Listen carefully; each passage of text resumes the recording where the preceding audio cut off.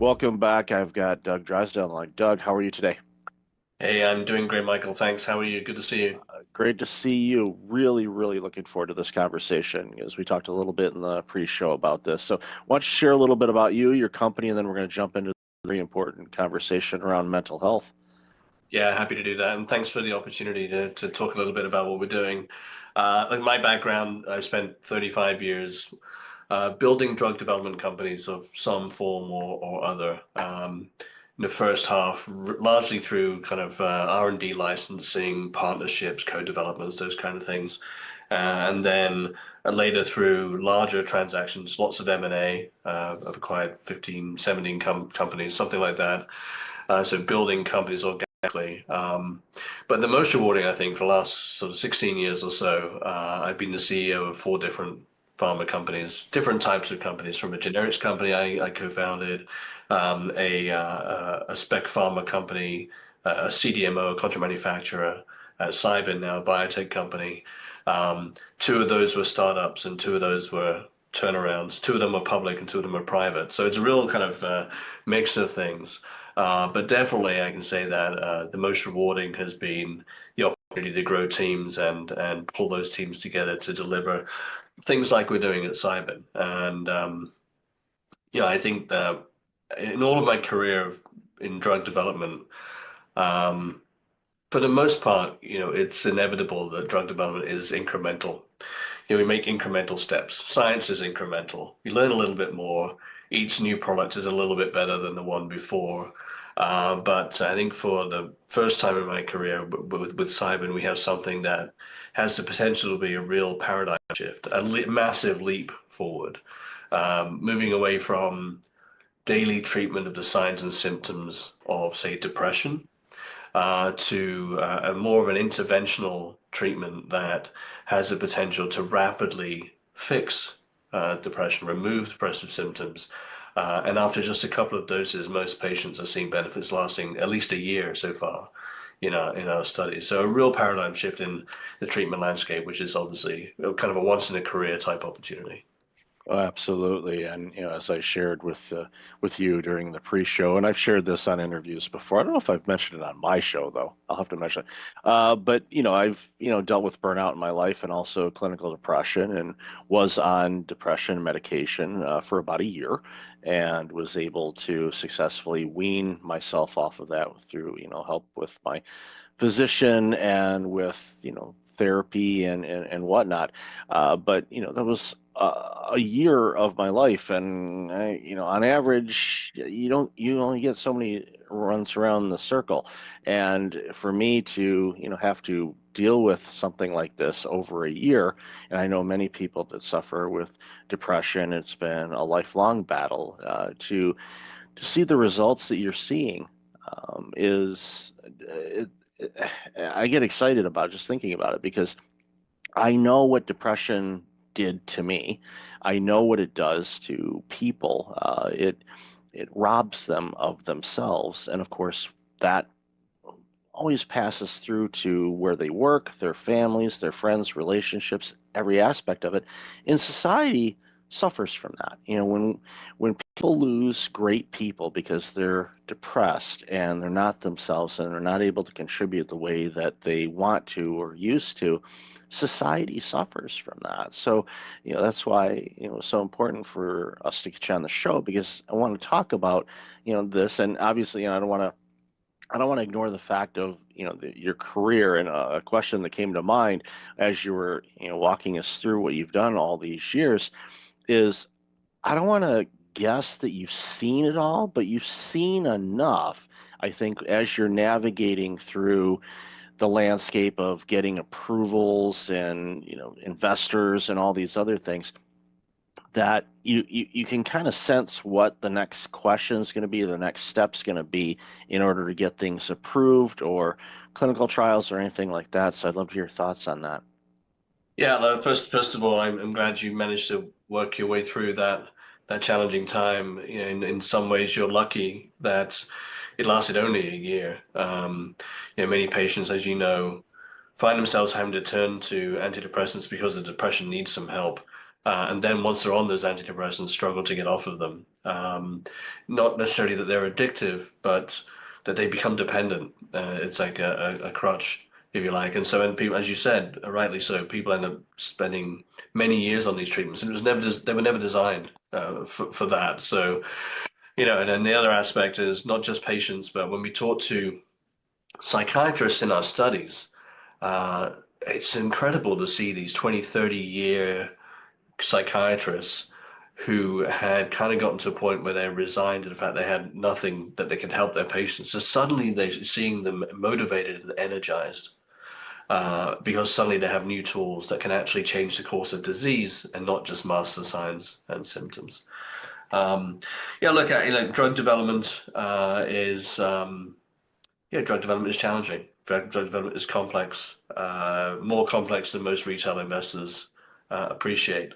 Clinical trials are complex. Our first phase 3 study, 40 sites in a dozen countries, and that brings a huge amount of complexity, as you can imagine. And all of that goes on behind the scenes, and the public just sees the outcomes of it. So we're very fortunate to have a really strong team that has developed 60 plus INDs with FDA, many mental health treatments. The team's had something like 37 exits between them. So that means, I think that's a good sign. It shows that they're able to create value for themselves and for investors.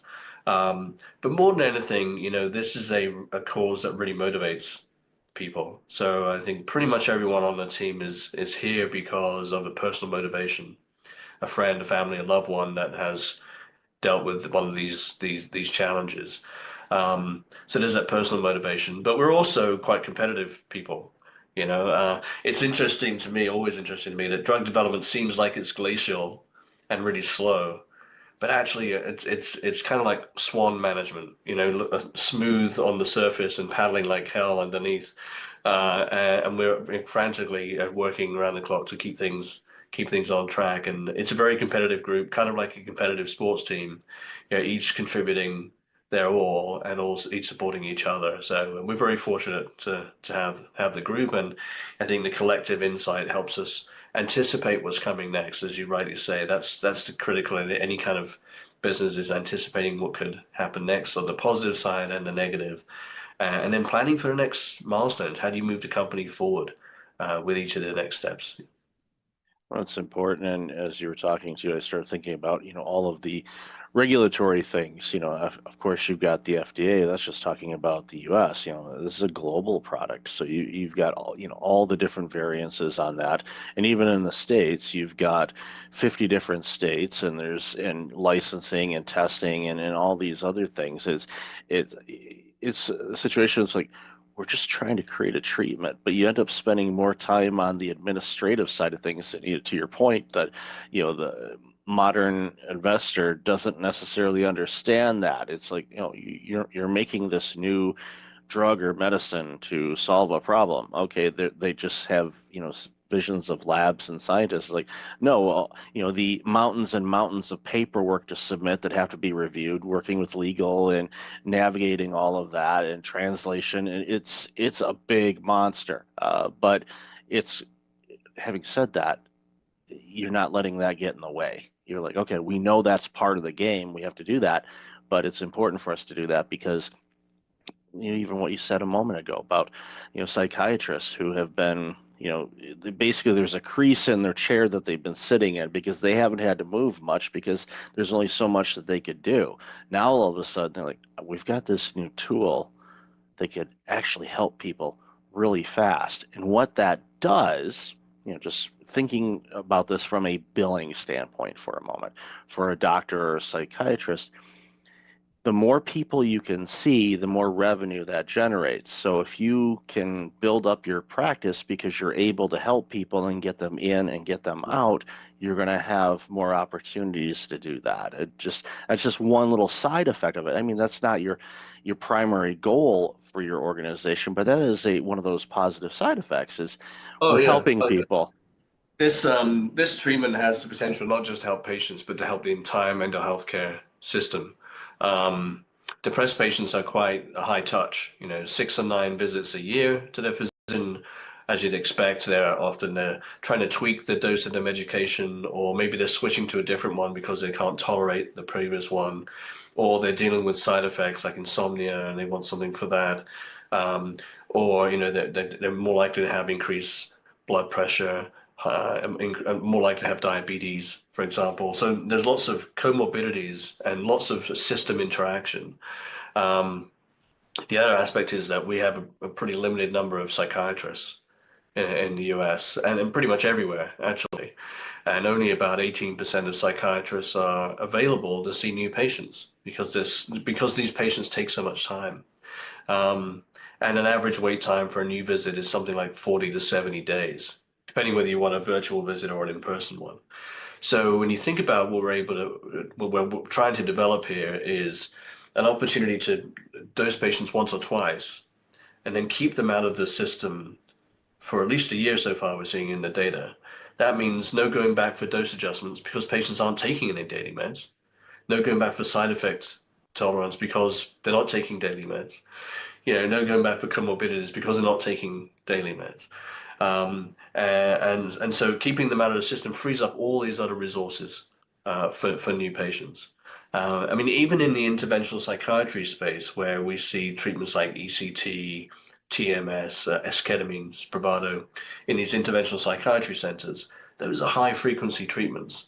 Esketamine dosed 26 times a year, so patients are coming in every 2 weeks. That's pretty tough on these centers that have very limited space. So if we can reduce 26 visits to two, these sites can see a lot more patients. We can deal with the problem a lot more efficiently. Agreed. And we know the stats of, people that are really struggling, just, case in point, I saw a stat the other day, it's, we're just at the time of this recording, we're just ending, the holiday season. So there's a lot of people that'll be getting their credit card bills in the next week or so. And there's financial stress, and the stress Mm. causes depression because they feel bad about overspending, or they feel bad that they can't, make the payments on time. And of course, that can get you down a rabbit hole of depression and anxiety and self-doubt and all of these things. And a lot of this, I mean, a lot of people, especially when I was going through it, you realize that, a lot of that is just, your brain and chemical challenges and whatever that's, adding fuel to the fire type of situation. And to be able to, take that and not quote unquote mask it with the pills that I was taking for a year, but to actually have something that can adjust things and correct it where, like you said, a visit or two, and all of a sudden I'm good for a year so far. Because it changes things. And again, it opens up the door because, again, I see so many people just in my daily walk of life where I could tell people are having a tough go of it. And I don't know necessarily what the reasons are. I do know that they're having a tough go of it. And I don't, my hope is that they'll be able to get the help that they need.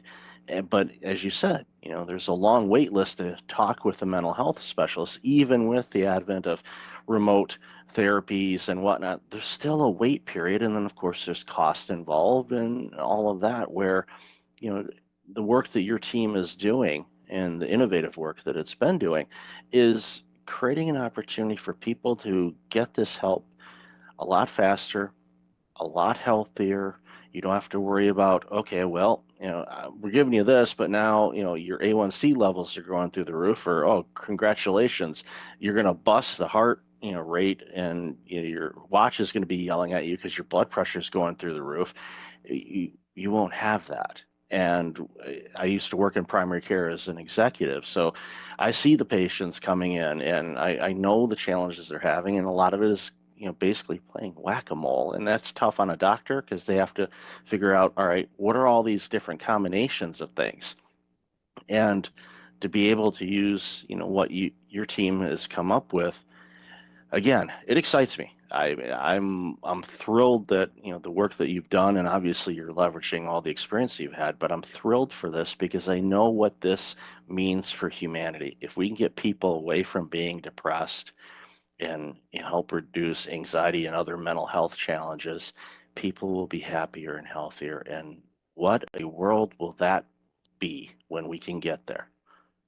Yeah, no question. And obviously there's a big link between metabolic health and mental health.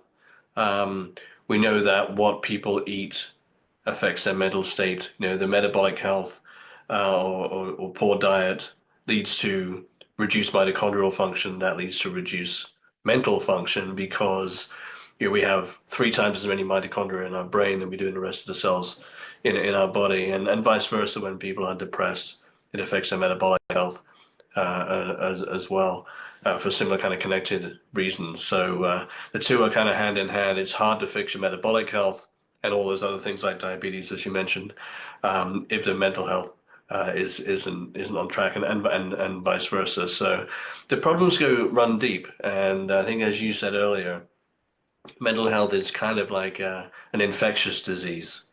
It doesn't just affect that individual, but the loved ones, the carers, their colleagues, their friends. It's very hard to know how to help someone that is suffering. There's really nothing much that we can do, and certainly the old kind of snap out of it attitude clearly it doesn't work.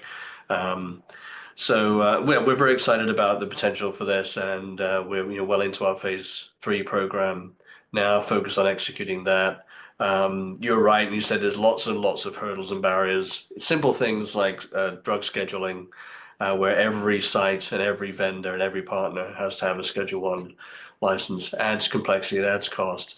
But we have a team of professionals, and we've been dealing with that for the last 4 or 5 years now, and we're just powering on through. Yeah, that kind of leads into a question I was going to ask to towards wrap up is, you know, and I already kind of know the answer to this, but what's the long-term vision on this? From your standpoint, obviously, I think this will spawn additional research in other areas as well. But what's the long-term strategy for the organization to navigate? And again, it helps when you have an all-star team that's done it before.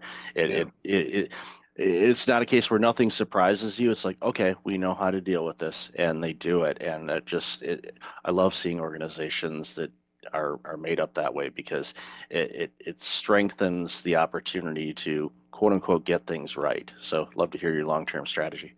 Look, I mean, we're fortunate in that depression studies can be quite challenging, typically, in that when you're dosing patients every day with a psychiatric condition, and then you're comparing that to a dose of placebo, those placebo patients are getting some kind of positive input, if you like, or, so they're taking this placebo, some reinforcement, if you like, and so the placebo effect can be quite large in these studies, and then you get a failure to separate the active treatment from placebo, typically normally because these treatments have fairly small effects historically.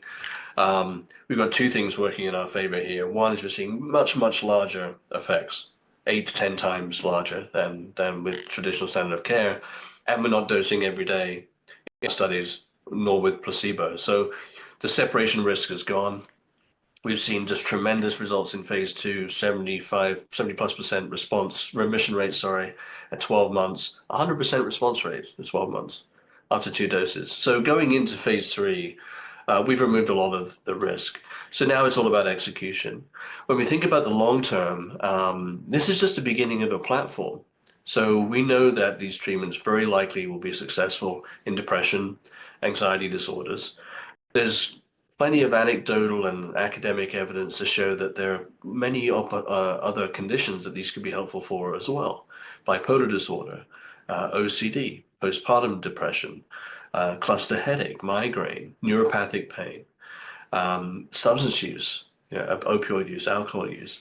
I mean, these are conditions that collectively affect in the US alone maybe a couple of 100 million people.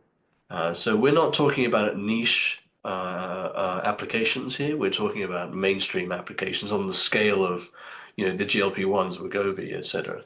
Ultimately, once we look a few years down the road. So our hope is to focus on this phase 3 approval in depression, and then leverage off of that experience and the impact we can have on the depressed patient community, and leverage that to help many more people with a lot of other conditions. and really try to change the mindset to move away from daily chronic dosing of pills every day to something that's more interventional. You mentioned whack-a-mole. I think it's exactly right. It doesn't matter what condition you're treating, if it's depression or a cardiovascular disease or whatever. As soon as patients start getting polypharmacy, multiple pills, then it's about, okay, well, this one's causing this side effect, this one's interacting with this one's causing another side effect, and you're adding in more treatments to deal with the treatments that are trying to attack the underlying condition. So, one major benefit of all this is maybe let's break the cycle of relying on a pill every day. Patients have to come in and do a bit of work and have a couple of visits and take these treatments, but 2 visits could perhaps last patients for an entire year, free from all those medications. So I mean that's the vision to create a platform, and we're very very excited about the opportunity to help not just depressed patients but all those other groups I mentioned as well. Yeah, I look forward to people throwing away their pill dispensers because they don't Mhm. need them anymore. So I applaud your work and celebrate it, and I'm looking forward to, seeing all the great things that comes from all of this. So, Doug, love this conversation. Where can people find out more about you and all this amazing work you're doing? Yeah, look, thanks for having me on, Michael. Enjoyed the conversation. You can always find us at cybin.com. That's cybin.com. And if you happen to be an investor, we're also traded on the New York Stock Exchange at CYBN as the ticker symbol. And I'll definitely have all that information in the show notes. So, Doug, thank you and your entire team for your part in helping people get better. I applaud you and I really appreciate your time today. Great. Thanks, Michael.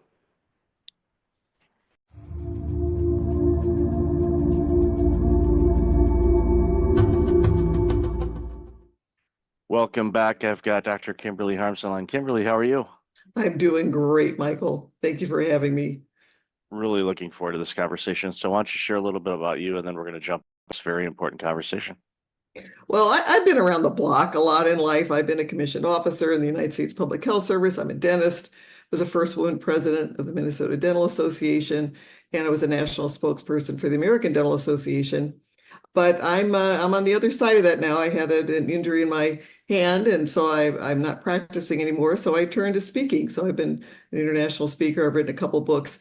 And now that I'm in the fourth quarter of my life and can look back, I've written a book called Are You Ready? How to Build a Legacy to Die For, because I want to focus on this part of my life and what's my purpose now.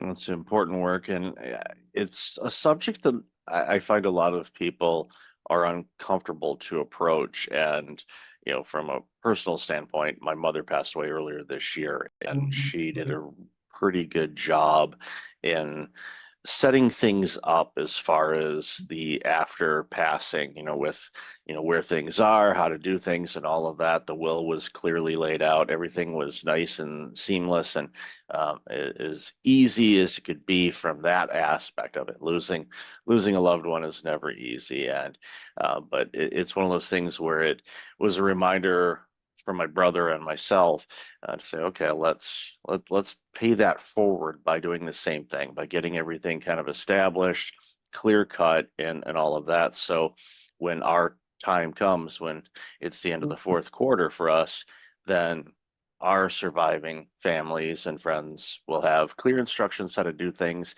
and have it set up in such a way where they don't have to worry about that. They just, can focus on the grieving and the mourning and all of that. So if anybody takes anything away from what I'm saying, go get your will or your trust set up, get everything laid out. I know it's not a fun topic, but it's going to happen. And the it's a gift that you're giving to not only yourself but loved ones, because it's peace of mind for yourself knowing, okay, I don't have to worry about any of that. When I go, then I don't have to, worry about that before that transfer, before I, expire basically. So important work for sure. So, and I know in your story, in your bio, you've, had to face, some significant losses over your life. And I they teach us lessons, at least from my perspective. And once you, learn how to grieve, and again, that's even another subject. I think a lot of people, unfortunately, don't really know how to grieve. So I'd love to hear your thoughts on that. Well, I lost my mother to suicide when I was 17. And then I lost our son, who was this brilliant student at Columbia University, came home first semester on top of the world. He had been named to the dean's list in engineering. He was in the place. He'd been elected to student government. He was just on top of the world, so happy.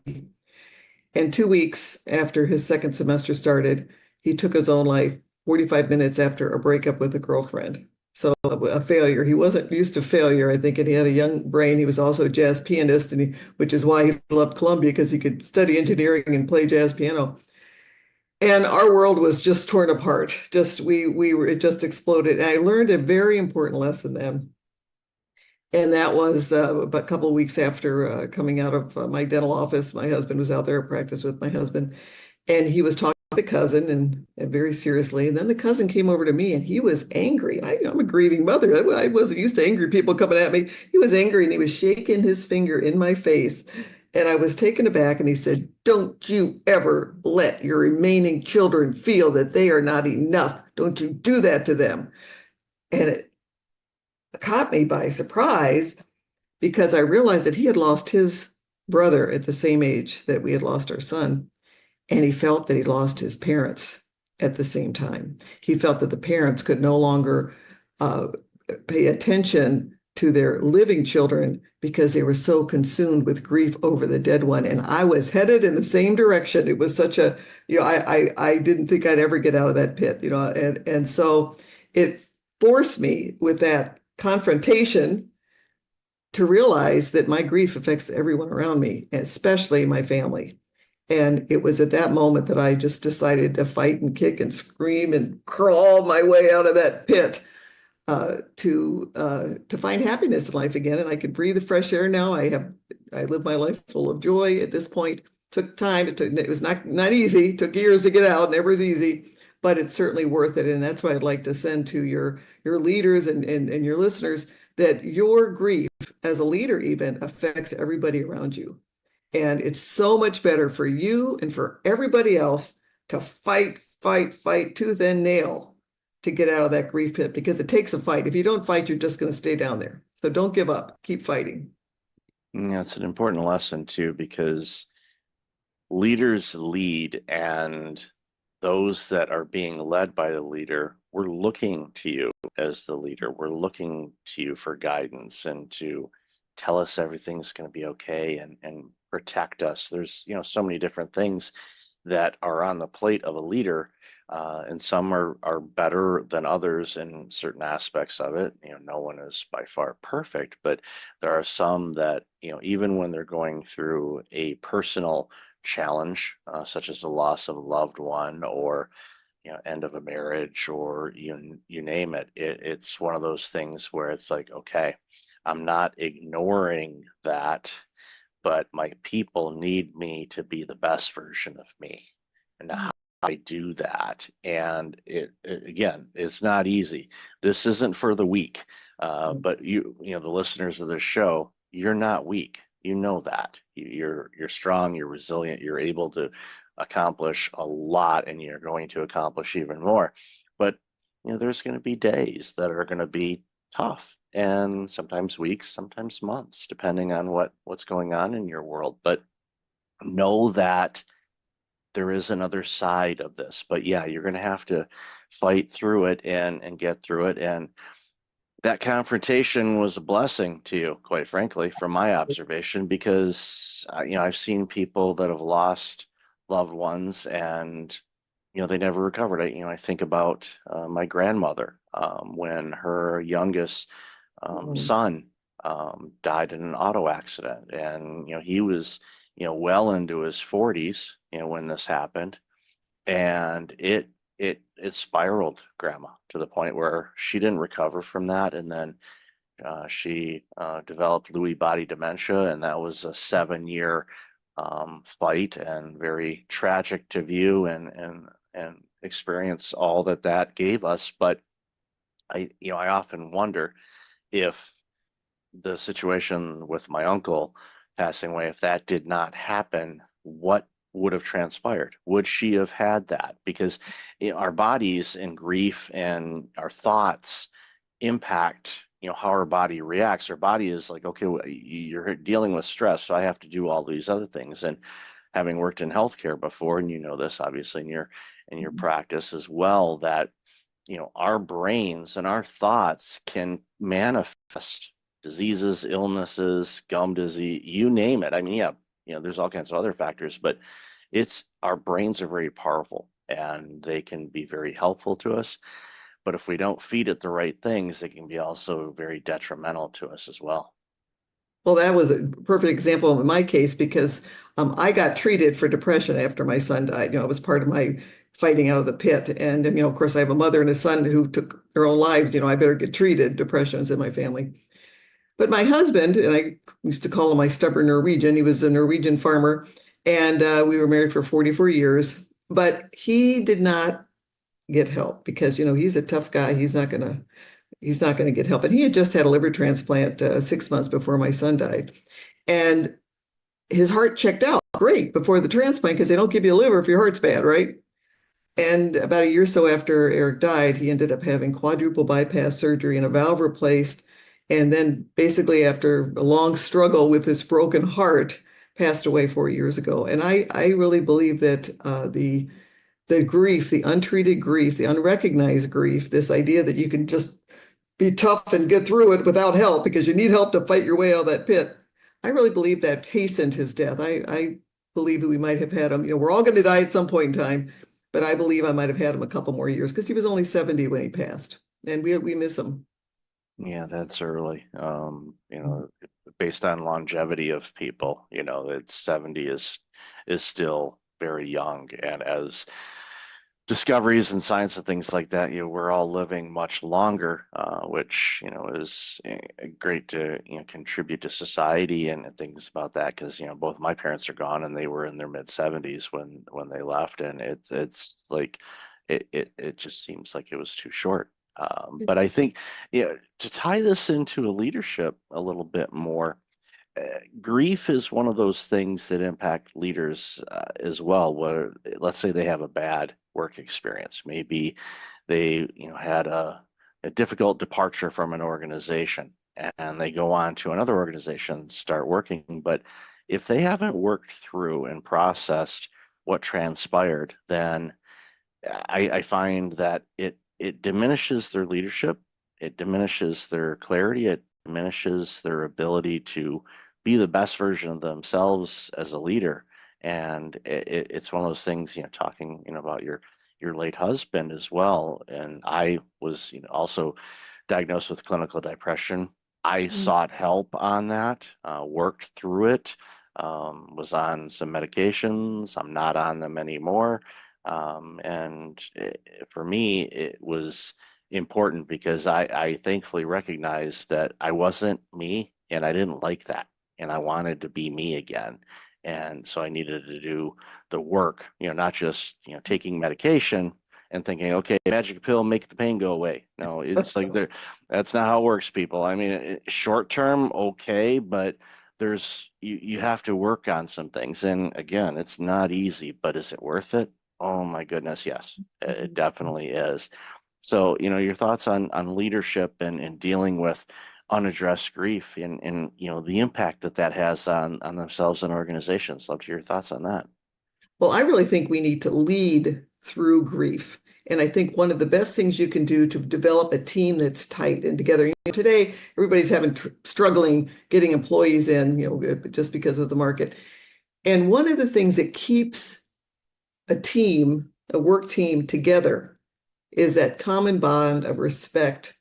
And when you're grieving, I would speak all over to dental organizations about this, but when you're grieving in the dental office, I recommended that we have a little huddle in the morning, usually where everyone just looks forward to the day and just admit, okay, Mary just lost her mother. She's a little on the edge right today. So let's watch out for her. Let's cover for her if something happens. We used to have signals if there was a problem. When my son died and we were trying to come back to work, we kind of had I call it a crying room upstairs where if I get triggered, because you're going back to work, you just lost your son, everybody knows who he was. They all loved him. They all would want to say something when they came in. So 30 times a day or so, I get, so sorry for your loss. And which is great. I mean, that's what you should be doing. But sometimes it was overwhelming.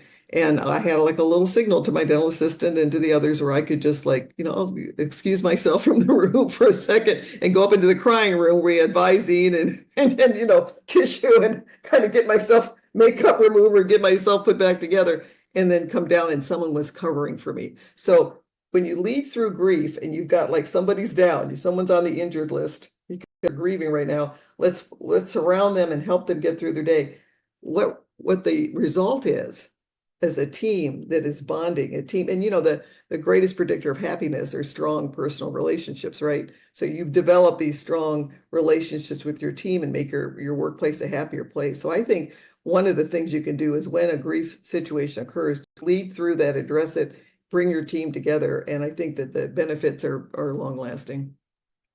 I love that approach to the team huddle. I worked in healthcare and we had huddles in the morning, but they were geared for, okay, who's the patients coming in today? Is there anything out of the ordinary? Or, okay, we have, Mrs. Smith is bringing in their son and he's autistic, and Nurse Jackie is the one nurse that he likes to work with. So we're going to shift Jackie's schedule. So when Mrs. Smith brings in her son, Jackie will be there to help, comfort the son, to mitigate any potential issues that may arise with dealing with somebody that is neurodivergent. But those were things that we did. I love your approach on, okay, yeah, we prep everything up. Okay, Mrs. Jones is coming in. She's afraid of needles, and she doesn't like the drilling stuff. So maybe put some headphones on, whatever may help that patient navigate through the dental scaries. Don't be afraid of the dentist, people, by the way, just a side note, but I get why people have fear on it, but I've used dentists all my life. I'm not afraid of them. My mom actually worked for a dentist before I was born, so I'm kind of in the DNA. But I love your approach because, yeah, okay, this is who's coming in today, but it's also how is everybody doing? And if you have a tight group, and you can do this with large teams, and of course small teams, you really should do it. What that does is it allows for, okay, Janice just got back from a trip and she's got a little bit of jet lag. We know that she's not going to be 100% today, but she's here. Okay, just help her out, check in, see, and you need any help on this? No, I got it. Knowing that you have backup Yes. it actually helps you overcome some of those hurdles. Like, okay, I'm not feeling great, but you know what? My team, loves me and has my back and can step in if I need the help. It gives you that little extra 10% as a person to go, nope, I don't need it, but I am so thankful that you offered it. I appreciate that, because there may be a time where you do need it. You need that crying room or comfort, or someone to pinch hit for you when, something comes up or your child's sick at school. Okay, I'll come in and help out with that. When you have that dynamic, you don't have to worry about retention of people. Your challenge is, turning down all the resumes, because people want to work in that, because people long for belonging. People long to be in organizations like that. When you have that, it's something that it takes work to keep it that way, but it's such important work to do, because it just improves every aspect of what that organization does. Doesn't matter if it's a dentist's office or a retail store or an accounting firm or whatnot. Right. And again, it's those relationships, building relationships, and you need to lead that. I mean, you give permission as a leader to develop that type of a system where everyone has their backs, and then just acknowledging that, there's an issue that's going to affect the team, because they do. And then that helps the person overcome their grief. It helps they feel they have people have their back, and that helps them. It gives them that courage to kind of move their way out of the pit eventually. So where do you, this is not the where do you see things in 5 years question, because 5 years ago we didn't know what was going to hit us. But I'm curious as to, what are some of the common challenges you're seeing right now in the workplace that leaders should really do their best to get ahead of and work through? And I know we've talked about a bunch, but is there any others that come to mind for you? Well, I think the most important one is to make your team feel valued to give them opportunities to work through grief, and building trust. Absolutely, you have to build trust. If you lose trust with your employees, you're going to lose your employees. And I think that working on the emotional issues, I'm as dentists, we typically are not we're very clinical people. We like we work in millimeters. We aren't typically as a group people that focus on emotions. And what for any organization, when you work and you handle the emotional issues and take care of any emotional emergencies, and when you see people in your office that maybe aren't getting along, kind of intervene there and help them get along. And when you do that, what you find is by developing an emotionally safe place where people feel valued, people feel protected, you increase loyalty of the customers because they feel it. They want to come. If people are afraid to go to the dentist, but they loved our office because they'd come in and people are laughing and joking and helping each other out. You build loyalty of your customers. You build retention for your team members. And ultimately, you build production, because if everyone's working together for the same goal and you're all on the same page and you care about each other and you're working together, you increase production. So it's a win-win-win-win-win situation to manage those emotional emergencies well, to take care of conflict, and to build trust. Yeah, trust is one of those things that can take years to build and seconds to lose. And and again, everyone, leaders to the front lines, everyone's a leader wherever they happen to be. But it's one of those things where when you present yourself at work, and I see this a lot, I think a lot of people struggle with, their own internal battles, their mindset, their egos, you name it. There's so many different things that get in the way of us living our best lives. But we have to remember that we are a collective. When we go into work, we're part of an organization that's doing great things, whatever you happen to be doing. And if you present it doesn't mean you have to show up 100% every day. It reminds me of an old joke that I saw a long time ago. It's like, I give 100% at work, 12% on Mondays, 10% on Tuesdays, and it's like, that's not what I mean, but I still, I should have I'm sure I could find that. I could print that out or create one myself, but that's not what it means. There's going to be days you're not going to be 100%. We know that we're just, that's how it's going to be, but give your best that you can at that moment and be there for people. And again, in the environment you mentioned, and with the huddles and all of that, when you're not feeling it, let your people know.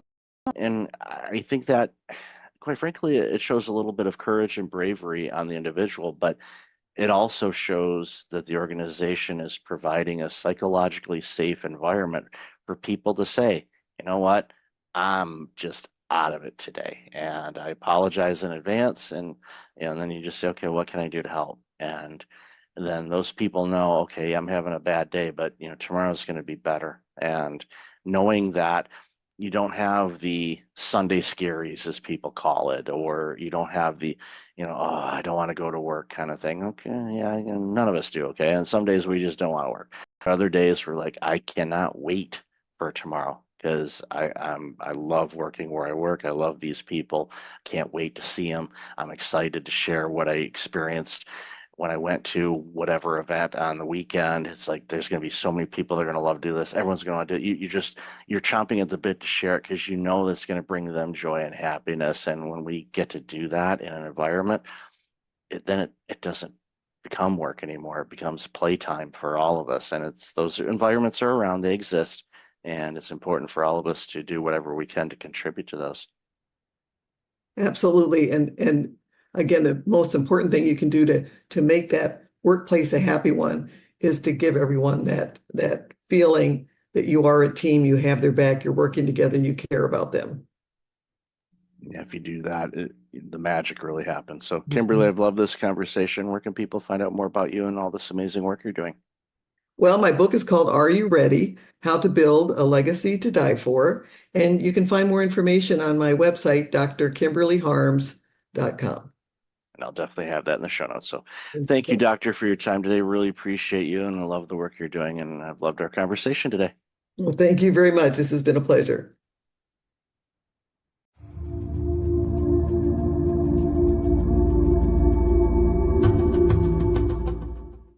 Welcome back. I got Neil Twa on the line. Neil, how are you today? I'm too blessed to be stressed. Thanks for having me on the show. There you go. That's the best way to approach life, no matter if it's full, it's just a challenge to grow and be Yeah. better. So I just look at it that way. And believe me, my life has been a whole lot better since I changed my mindset around It's that. all around the mindset, right? I only tell my kids, and we constantly repeat in our house, it's not that you have to do these things, it's you get to do these things. Therefore, you take a different perception of mindset and authority and accountability over doing them. Yeah, I first heard that and read that, and it was in a John Gordon book. I get Mm. to, that just stuck with me. And like, all right, I'm using that from now on. You And get to believe do me, it. It's all about changing. Yeah, into exa- control and mechanisms of things you can and can't do, and taking ownership over versus being victimized and having a victimized mindset. Misery loves company, as they say, and it's really easy to fall into the negatives. We just have to remain into the positive as well. absolutely. So, why don't you share a little bit about you and the work Yeah. that you do? Yeah, just in simple terms, 30 seconds here. I've been in business, building offline and online companies for the last 17 years.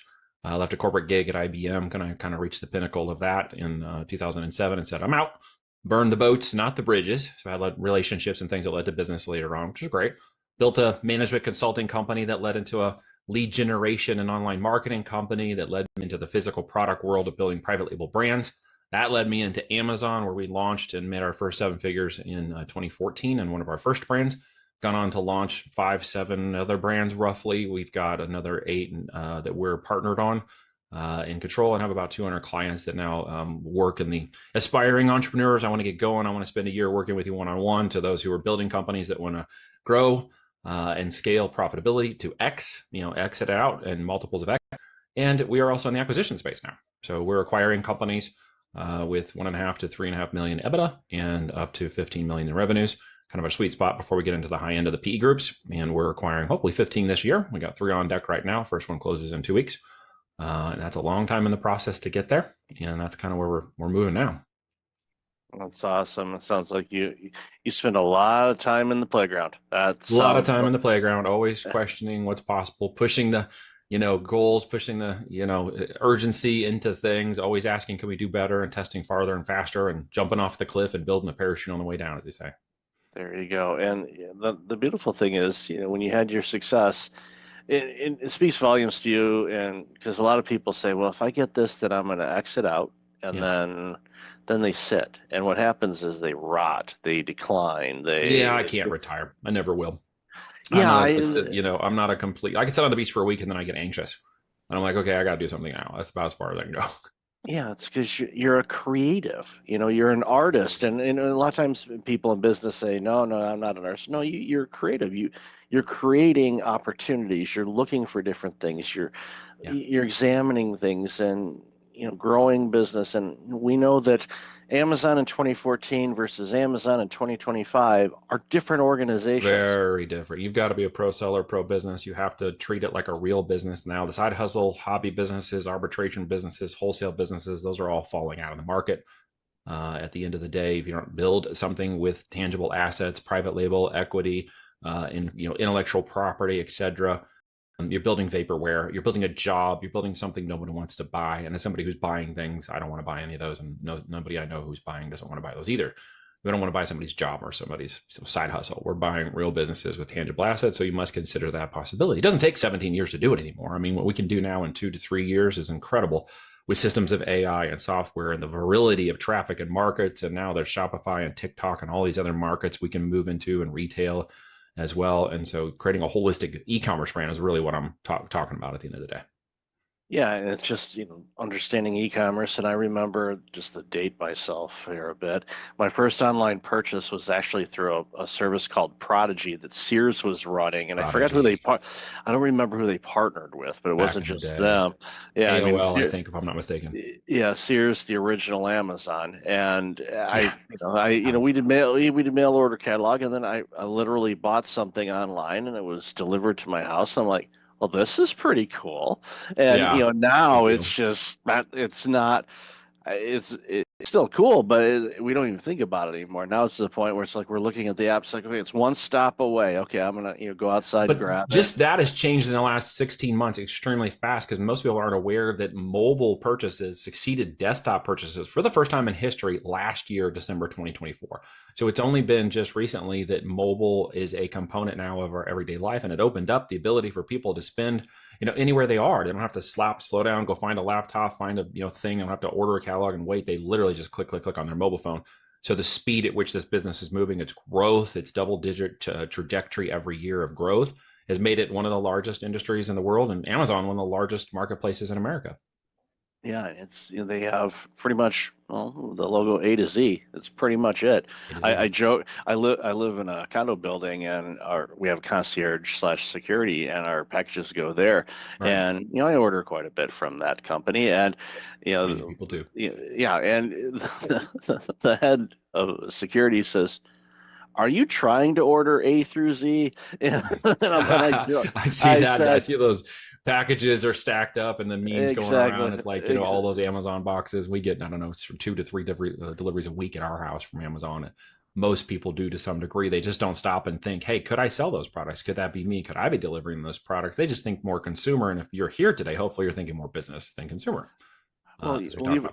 Yeah, even the White House orders it, because I saw a video this morning that Speaker Johnson videoed of Vice President Vance going into the Oval Office for the first time. I don't know if you saw that or not, but as they were walking down a hallway, there was this table on the side, and there was a tool bag and an Amazon box sitting on the table.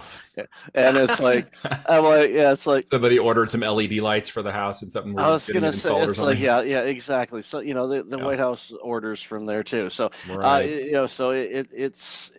but again, we both remember a time where that didn't exist. Oh no, absolutely. I remember when they ordered the first pizza online and all this stuff. And I've gone back to the internet when we were doing green screen inbox terminals once upon a time and building the first boxes in the computer lab at the school. And something you said earlier really struck me because I went to college on a full ride music scholarship. So business to me is like music and creativity. It's like Chopin or listening to Miles Davis and jazz. It has creativity and fluctuations. There's not really hard and fast rules. There's guidelines. There's if you've got creativity in your nature and you enjoy technology to some degree and you don't mind working on computers, then e-commerce for you could be an amazing opportunity. It took me out of that whole world and refocused and changed the way I thought about business and business online. And as I watched it grow, I just kept thinking, I got to get a piece of this somehow, somewhere, someday. But it was so soon in my walk that nobody was teaching it. No academia, no credits, no nothing. You had to literally do it yourself or go to the corporations that were spending money. And so I ended up in the corporate world, into Sprint and doing programming first, teaching myself how to program. And then when I got good enough at it, we jumped into a full-time corporate gig when they launched the PCS division and was on some of the first mobile phone launches when the mobile phones came out. And that was a fascinating time. I got badged as a 5,000th badge in the new division, and there was 80,000 employees when I left 5 years later, which sent me to IBM. That was the next pinnacle, and I got in there and was working in IBM for almost 5 years on technology, AI, systems, knowledge management, mobile, and all kinds of other stuff. And, I kind of reached that pinnacle in 2007. I was like, now what? Like, this is evolving. I want to keep going, and I don't want to keep going in the corporate world. And that's when I decided to pivot out and fire the man and keep going. And I'm really glad I did. Oh, yeah. Yeah, because even in corporate, even if you have a forward-thinking organization, there are still these plateaus or ceilings or whatever you want to call them that are like, we're not quite ready for that. And they're not going to let the entrepreneurial creativity spirit that you might have in you, or that desire, is not going to be nurtured. It's going to be squashed. It was for me. It is for most people.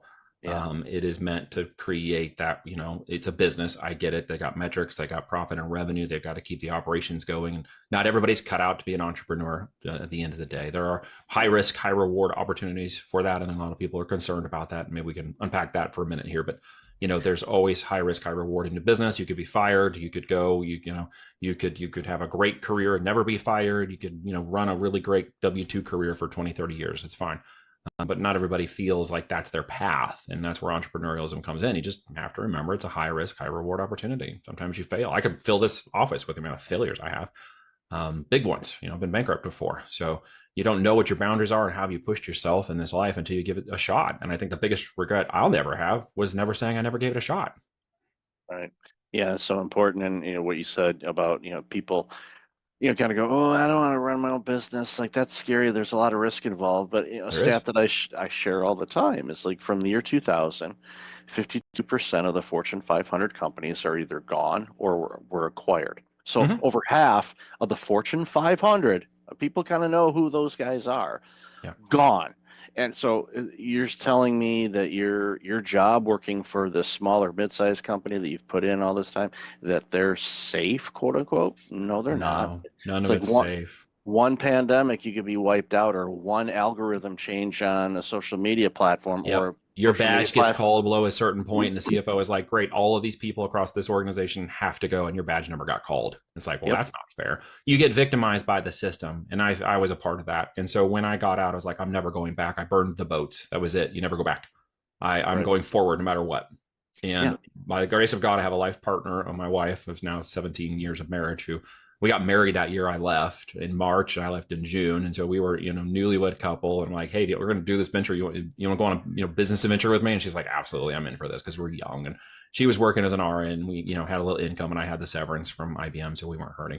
And then we got pregnant in that first year, which we wanted to do, but didn't expect it to happen that fast. And then by December of that same year, she had to go on full bed rest. So she had to stop working. So we went from high income, two people getting married, all life goals and everything. We're going to start this business. We're going to have this time. And all of a sudden it was like, whoa, everything changed. We got to pivot. We got to pivot. That house we built, the thing we moved into, that's, the one we customized and thought we were going to spend the next 10, 20 years in, we got to sell that. Like everything became about pushing the dream out, is giving us as much time as we could, and compromising the things that we needed to compromise. People are like, well, I wouldn't want to sell my house to do that. Well, maybe you don't feel the opportunity is great enough for you. Well, I don't want to stop driving my car. Well, then maybe you don't want to risk that. Well, what if I have to put my payroll on a credit card? Well, I've been there and done that. The level of risk is going to be, down to the reward. It just is the same balance over and over again. I wanted the reward of what I've now called my 5 Fs. Okay. That is faith, family, friends, finances, and freedom. If I can't have those things in the life, I don't want it. And none of those things really resonated with that corporate career and that stat. And I knew that I had to go off and create it. And I wanted to be a part of my family. I wanted to drive purpose and value into my life and my family's life. Now I have 4 daughters. We homeschool them all. We live on 50 acres in the country. Our lifestyle by design has now been and created and done. It took us a long time to get here. And it could be done a little faster, with experience and the help of experience from other people. But I had to do a lot of it on my own, and I had to figure out a lot of it on my own, and had to, circumvent those sharks in the water from going from my hell island to heaven island.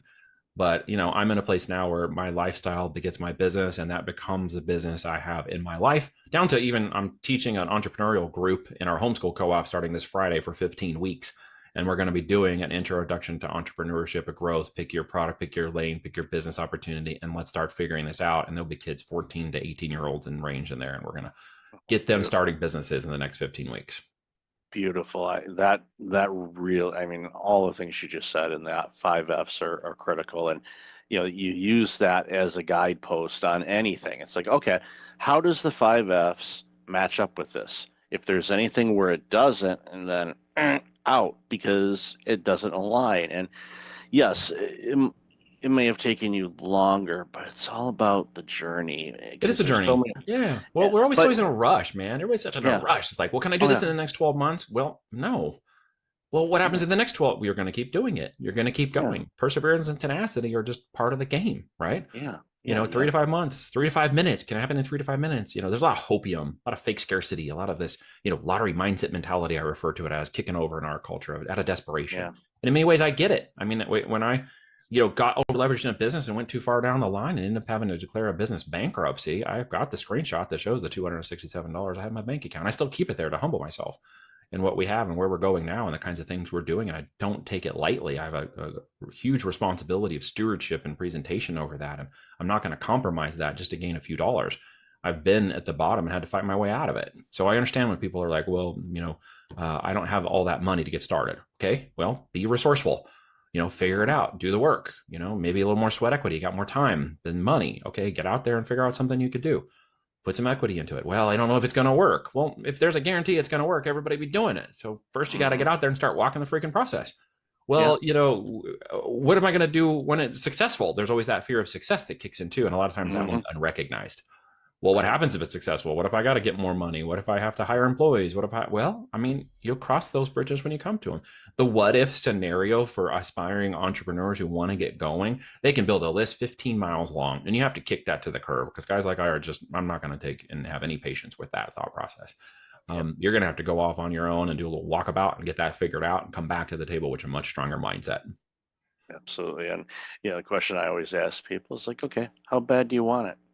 Because if Apparently you're not as coming up, bad as they want it. yeah, because if they're asking, well, what about, and it's all fear-based or 100%. All victim-based, fear and scarcity based, limiting mindset. yeah, Yep. Limiting it's belief like, systems. And yeah, I get it, dude. I grew up in a house where money, I jokingly say money in our house was a 4-letter word. Dad worked, man, 30, 40, 50 hours a week. He was a hard guy. He didn't graduate school, but went in and did a couple tours in Vietnam. He was a Navy veteran. He was, suck it up, buttercup. We got into the cars, we changed our oil, we did everything ourselves, as we had the time and the skill set and energy. So we learned, but we couldn't complain. And we certainly couldn't talk about money, although we had the things we needed. And there was food and I got clothes. Anything I wanted, I had to go figure out. So by the time I was 12, I'm out hustling in the lawns to make extra money so that I could even borrow his truck to go do things to pay for the gas. That was just part of the requirement. And didn't get my own car, of course, because we couldn't afford that. And so I just really learned the value of hard work and perseverance and dedication and tenacity. What I didn't understand was the time that I was trading for that money could be worth a lot more when I changed my mindset and perceived differently. And I actually had an uncle, and it turns out this was kind of a rich dad, poor dad scenario. I didn't understand that till much later on when I read the book. But my uncle was an entrepreneur, was a go-getter, was a guy who thought very differently. He started a boat company in San Diego and got to go down there and see his operation and talk to him and just started picking his brain and, asked him if I could call him more if I had questions. And for the better part of a decade, he was my mentor. He died in an ultralight aircraft accident in 2005. And that was one of the catalysts for my move out of IBM in 2007. It took me 2 more years to kind of refocus my brain and understand that this had to happen. But he had always encouraged me to get my own thing going. One way or another, buy a franchise, do something. He's like, you got to do something. Introduced me to a lot of wonderful people and really expanded my mind into the abundance thinking that I had been locked out of because I simply didn't have access to it.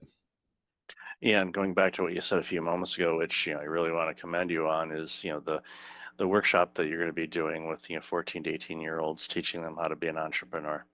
That is so lacking. We think about it because the small business is the heart of our country, It is.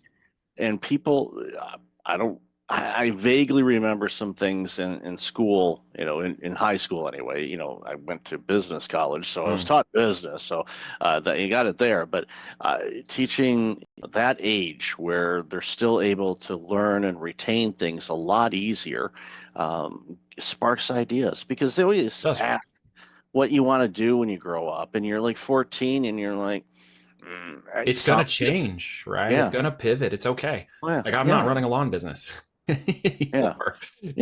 I ran for a while a game server company called Killer Game Servers, and I had to handle zero density. And before Twitch and YouTube and all this stuff was cool, I was out running the gaming forums and tournaments, raising up a business and getting people to subscribe to a $24.95 a month service where we could do a Zoom style call without the just audio only. So while they were playing the games, they could multi-channel conversation. And it was really cool. And I was setting up thousands of people playing these games, just leading the game board and telling everybody that I was from killergameservers.com. And they went and checked it out. And I raised up, 10,000 people into that service and had 20 game servers running out of Texas. So there's so many ways to make money that I think people acquiesce the idea that it could happen for them when the bar is so low now. I mean, we didn't have the technology. When I was running mobile campaigns in 2008, 9, and 10, we had barely any interfaces to run the campaigns. Just the systems were not there. They were coming online. Companies were putting on, the advertising campaign dashboards and stuff, and we were running them on spreadsheets. So we didn't even have the campaign dashboards yet. It wasn't until like 2010 that the dashboards were actually coming online and we could actually start seeing it digitally and track it digitally, which was a game changer, of course, as well. You have all that in front of you right now. And see, people just, because there's so many things, I don't think they know what to do. And so I would encourage anybody who's thinking about the long term, which in my world is 3 to 5 years, by the way, for a business to growth, trajectory, scale, and exit, okay, it can happen in 3 to 5 years, and it can happen at large scale, okay, because the internet, the virality, the traffic. I mean, Amazon does over 8,000 units a minute, okay? The first $1 million sales hour just happened last July, 2024 on TikTok. And that took like 30 years for QVC to have the first $1 million hour. So this is moving at lightning and breakneck speed. If you have a product, a narrative, and a service, and you can get in front of people, you can make a lot of money today selling physical products and branding products. Owning the IP and the intellectual property creates the assets necessary for someone like me to look at that company and say, okay, I'm willing to pay this much for that company. I'm willing to see the value of that company for the last 12 months, and I see where we can change it and modify it and enhance it and grow it through our connection. So within 2 or 3 years, we can raise it up to another exit. And by the way, here's your check, here's your offer, here's your opportunity. Let's go do it together. But you've got to build that asset or no one wants to buy it. And that's where physical products are great, because you've got both the digital aspect of the digital real estate and it's a physical product. So I'm taking inventory that is put, capital into fiat capital into a physical inventory that's worth 10 times what we paid for it. And so I like that model because I'm a little old school in that way. And I don't have a purely digital model, because I can appreciate the idea of physical, inventory. And I really appreciate when people get it in their hands and they love it and they want to tell us how much they love that, because that kind of completes the whole circle, if you know what I mean. Really feels like a really great value, a physical value that they love and talk about and tell other people about those products, right? And we sell everything you can imagine, dude. All kinds of different products. Well, that's the thing. It's like, there's that, tangible thing, and you get the feedback from it, and you go, even the other day, I bought a sleep mask, 'cause Yeah. Okay. and, it was, from, I think, a very small business, and, they sent out a direct message, and I responded back. I took the time and I said, this mask is amazing. I'm buying another one. There you go. Just, I have one in my travel bag and one at home, and it's like, it's great. I love this thing, and they're just ecstatic by it. It's like, so, but again, there's a physical product, and I tell people, it's like, if you're looking for a sleep mask, here's the one. I need to put that on, put an affiliate link or something on my site. It's like, go get this sleep mask. It's good. But recommendations and referrals are always great when it comes to that product base. People will trust that. That's why the affiliate side of marketing has grown so fast, so big lately, especially with places like TikTok and stuff, is because people are, reviewing these products and giving you lots of insight into how they work and what they do. And I met a lady just yesterday whose son is making great money at 13 affiliating products on TikTok Shop. Now he's too young to do it personally, and they don't want his face on there. So he actually makes videos where he doesn't even show his face. He just talks about the product and reviews the product, and he's making great money. She made like over 600,000 last year doing exactly the same thing, just recommending products, even though it's faceless, so they can be on there. And I'm like, dude, there's just so many ways to make money now. I personally like the physical product space. So if somebody's interested in that, that's, what the heck do I actually sell is their first question most people have. And I will tell you that there are millions of product opportunities to innovate and create and develop them. It's actually a little easier to do that, create and develop a product. We have it manufactured for us. It's created and manufactured for us. And then we sell the product. It's the three major components of a physical product business. Of course, there's more to that. And I don't mean to oversimplify it during the time we have here, but it is really building something of intrinsic value at the end of the day, not just vaporware. Building something, and they would say, well, it's already built. It's like, well, if that was the case, we'd still be driving around in Model Ts, and we're not. Yeah, we might be, driving around in a Tesla, or a Model S, or we might be maybe a spaceship to Mars. I don't know. Everything's happening now, right? Yeah, I mean, it's the things that we've seen in our lifetime. When anybody says this is possible, I look at it. It's like, you know what? I remember having to get up to change the channel because my dad said put on channel 7. I was the remote in my house too. Exactly. Hey, can you change that table? Can you change that? We only had 5 channels anyway, so it didn't happen very often. It wasn't a case where it's like I would hate life now if it's like, okay, change it to channel 265. Yeah. No way, dude. It was like we didn't have cable, so it's like you get your 5 channels, and when the president came on, you're like, oh my gosh, the president's on every channel. We can't watch anything else. That's exactly. So I love this conversation. Where can people find out more about you and all this amazing work you're doing? Well, Voltage, you could just search for me anywhere, or you can look at my name, Neil Twa. Yes, it is TWA, and as you can see, I'm not a small Asian guy. The voltagedm.com domain, voltagedm, that's digitalmarketing.com. You can check out a 45-minute presentation where I go with my partner, Kevin Harrington, over the As Seen on TV strategy. We've got our book there called Almost Automated Income with FBA, Creating a Lifestyle-Driven Business Model through the physical product world. And you can check that out. It's, I think it's only like $5 on my website, or you can get it on Amazon too, of course. And that talks about the different strategies of the 4 pillars of success within building an e-commerce company. Plenty of free information, virtual summits, the books, and other resources for anybody who's, aspiring entrepreneur with the idea of building an e-commerce company, or somebody who's building an e-commerce company and might want to grow it to an exit and maybe have us take a look at it. Yeah, that's great. I'll definitely have all that in the show notes. So Neil, thanks for this conversation. Really love the work you're doing. Thanks for having me on, Michael. You've been most appreciate you. Thank you.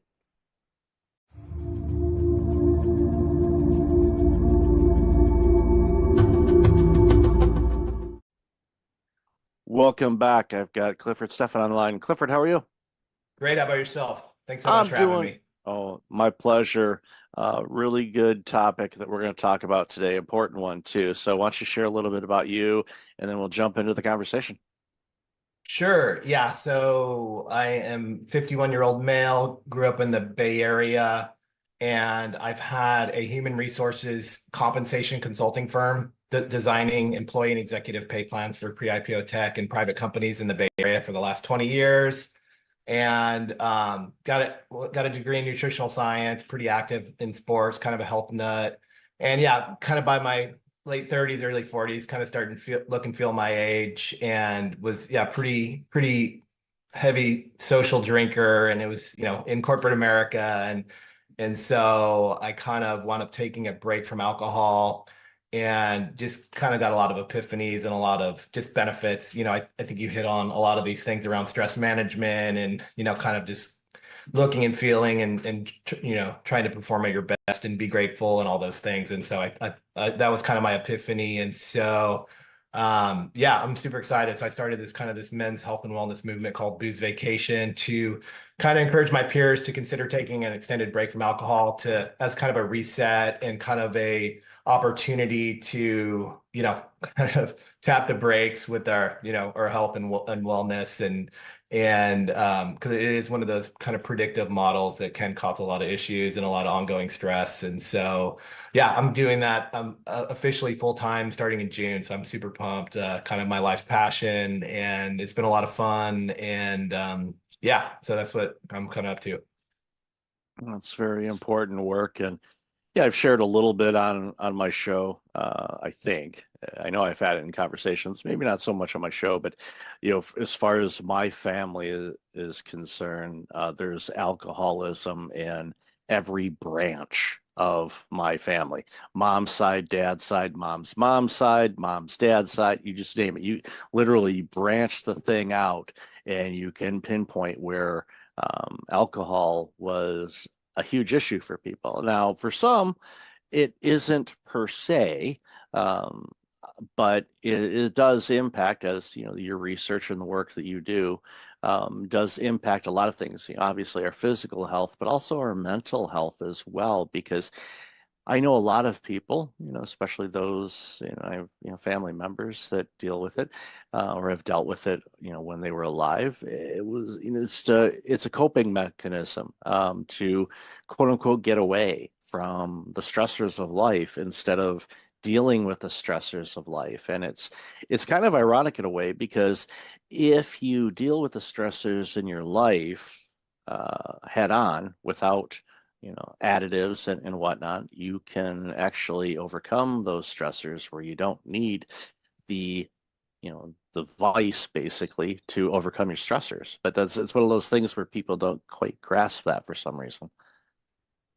Yeah, it's a really tricky substance. And yeah, we're not targeting alcoholics. We're really targeting men of success that, I think have a difficult time navigating our alcohol obsessed culture, where it's at work, it's at play, it's at your sales meetings, it's at all the dinners.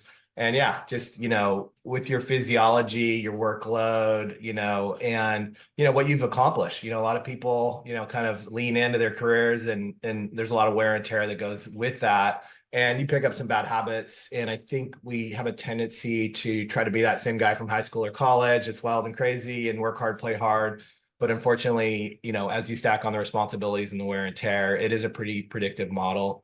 Like you mentioned, obviously stress, it's essentially even small amounts of alcohol, couple drinks regularly, every week will rewire your neural circuitry. So we're talking your baseline levels are higher stress, higher anxiety, lowered mood, lack of impulse control and discipline. So that's a pretty big deal in and of itself. And then you have sleep, you have brain fog, you have how it's affecting, again, through that impulse control, your diet, your blood sugar. It goes down a pretty far rabbit hole when it comes to just, looking, feeling, and performing at your best, being grateful, being present, and not just kind of moping around waiting for the weekend, where you have all your stuff to do during the work week.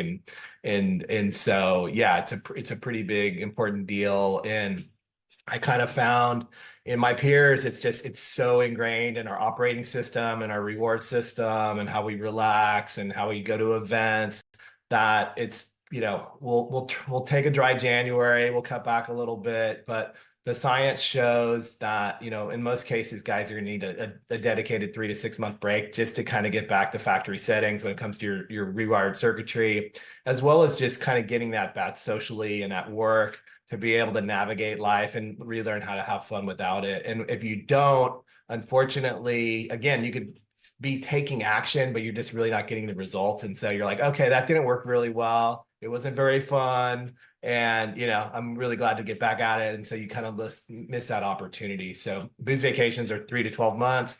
We're kind of more offense than defense. We're not making up with lame excuses. We have, a game plan. We know what to say. We have, good non-alcoholic drinks at the ready. And it's really a land grab around all the things that alcohol is diminishing, as well as the wear and tear that comes with success. Really just fixing the core principles around your health and wellness when it comes to your sleep and your diet and your fitness and your operating system, really. And so it's really important. And if you don't, life happens, you get kind of spun up, you have less time and space and, more frazzled brain, and it's not great outcomes. It's not a lot of fun when chronic disease starts showing up, unfortunately, in your 40s and 50s in a lot of cases, depending upon, lifestyle factors. So that's kind of the reality. So we're not cool with that. So we're kind of talking some trash on our favorite social pleasantry and having some fun with it. It's important work. And, for somebody like myself that deals with, individuals and teams that are burned out and stressed and fatigued and all of that, it's a common denominator. Like you said, it's very difficult to go anywhere where it's not front and center, promoted, marketed, from commercials, watching sporting events, at the sporting events, you name it, concerts, at dinners, servers are saying, hey, would you like, here's our latest wine collection, or whatever they happen to be pushing that day. It's front and center and everywhere. And it's a cultural norm. So for those of us that don't drink or have stopped drinking, that's when you notice it, if you're paying attention. And sometimes there's that element of peer pressure, but there's also like you said, you wait, 3 to 6 months, you stick to it, and your body, repairs itself and rewires itself. All of a sudden, in many cases, you feel better. You taste foods differently. So, just naturally, your eating habits change because there's certain foods that pair with adult beverages, as I like to call it. And you find that you may not like to eat those types of foods as much. So you improve your diet, you start feeling better. When you start feeling better, all of a sudden, those stressors that you were facing, those stressors are still there, but they're not impacting you the same. And you're able to navigate through them or around them easier because you're not in this fog. You're getting good sleep. You feel better. You start looking better in many cases. And if you're in your 40s and 50s and you're successful, it will become noticeable for a lot of people. Like, Cliff, what are you doing differently these days? And like, well, I just, taking care of myself and doing this, and, I've cut back on this, or I've stopped, drinking alcohol for a while, and, I'm seeing some amazing results, and I'm enjoying life without having to have, an adult beverage all the time. Yeah, and that's exactly it. And again, we're not targeting alcoholics. It's a purposeful break to essentially get you up to 100%. A lot of these guys are dragging ass. They're at 50, 60%. They take a month off. They get to 70%. Oh, I feel great. I'm ready to have another drink. And so they don't really ever get that momentum. They don't they're not able to address all these issues that honestly are overwhelming, because again, you could work out, you could eat a kale salad, but with regular alcohol use, you're just down regulating so many different systems that you're pissing up wind with your physiology. And so we want to ultimately, it's not about pointing fingers or pushing sobriety, but it's really about getting guys to 100%, seeing what it's like, and really giving them a choice, because it seems like the current system is like, what's your favorite brand? You want beer or wine? But it's not like you don't get that choice to really get out of that, social construct. Because again, I'm not drinking tonight. That's kind of an awkward conversation. When you're doing these short breaks, they're defensive, you're on your heels, and they're not very effective, and you're not getting back to 100%. And so there's really no way out. And it sounds kind of dire, but again, just the typical male, like, I don't know about your peer groups, but I mean, go to a football game, go to a corporate event, go to a cookout. It's like, it's not like, we're having a couple drinks every hour. Some of those drinks have multiple servings of alcohol in them, and it's 6, 8 drinks, and like that's gonna really do a number on your work week. You're gonna be less productive. You're gonna be sleeping. You're gonna miss workouts. You're gonna have more aches and pains and strains and stomach issues. And after that crappy week, you're gonna be looking for another drink, And so it's kind of, you just get stuck in a lot of these negative feedback loops that I don't think people are aware of. Again, how deep that rabbit hole goes when you're just messing up so many different systems. It's super common to see, a lot of CPAP machines and snoring appliances. You're dysregulating your autonomic nervous system, your respiratory rate, your heart rate, your stomach. You're creating a leaky gut, chronic inflammation. So there's a lot of Advil and Tylenol, in the gym bags. And ultimately, again, when you're crushing testosterone as males. So, when you stop getting results at the gym and stuff like that, you're like, whatever, I'm kind of a sore shoulder. I'll just, stick with work. And it's like, you wind up, you have plenty of money. And then once you lose your health, then you're pretty screwed, because things can kind of go sideways pretty quickly. And you realize you haven't been spinning the right plates. And so I think it's just really imperative as guys, we kind of target guys in their 30s or 50s. We were talking offline about how I think some of these younger generations, they have dating apps, they have, they have weed, they have all kinds of different stuff that, back in the day, I think we were more indoctrinated into the alcohol type stuff. And that, it's a very predictive model. You use it and it works really well. And then when you stop using it for a period of time, it doesn't work well. So you kind of break that system. And again, ultimately, probably most of, probably 70% of our members will go back to drinking, but they're just drinking way less and for different reasons. And they've had that opportunity to restore their health, which is a limited time only offer. Once you hit chronic disease, a lot of people are going down with cancers and cardiac events and arrhythmias and all kinds of, autoimmune diseases and stomach issues. And, once you kind of start playing with your doctor and pharmacist and surgeon, it's kind of like all bets are off. But we really want to give guys a lifeline and an opportunity. And again, I'm kind of sounding like a nervous Nelly, but the reality is that, success, wear and tear, age, and regular alcohol use is a very predictive model. And it's not just the alcohol, but yeah, it just really erodes your diet and lifestyle. And like you were saying, it's like, yeah, it's really kicking your metabolic health in the groin. And there's a lot of sugar spikes with IPAs or just you're just craving a lot of junk and a lot of processed food. You're eating after dinner. That's dysregulating your sleep. It's spiking blood. It's just kind of sitting in your gut. It's just a lot of negative things that you get stuck in, and it becomes normal, and it's not, it really tanks your quality of life that, now, because you're more stressed, you're not as grateful, you're not performing and looking as well. And then later on, when these chronic disease states start showing up, it's not a lot of fun. And this is for guys that don't really have a drinking problem, they're just kind of a normal guy. And so that's kind of the scary part. Yeah, having worked in healthcare for over a decade, I saw as time was going on, younger and younger people dealing with chronic diseases. And it scares me, because assuming that they do live a longer life, if they hit the average lifespan of what we do today, that's a long life to be dealing with taking medications and all of the side effects and everything else that comes from it. And even a public disclosure, which I have not shared this with anyone. There's only a handful of people that know this. Next month, at the time of this recording, we're recording in the middle of April. Next month, I will have been dry for 1 year. I have not had any alcohol in almost a year. And the things you've talked about, I noticed, right away. But then as time went on, I just noticed just improvements without necessarily making any other adjustments.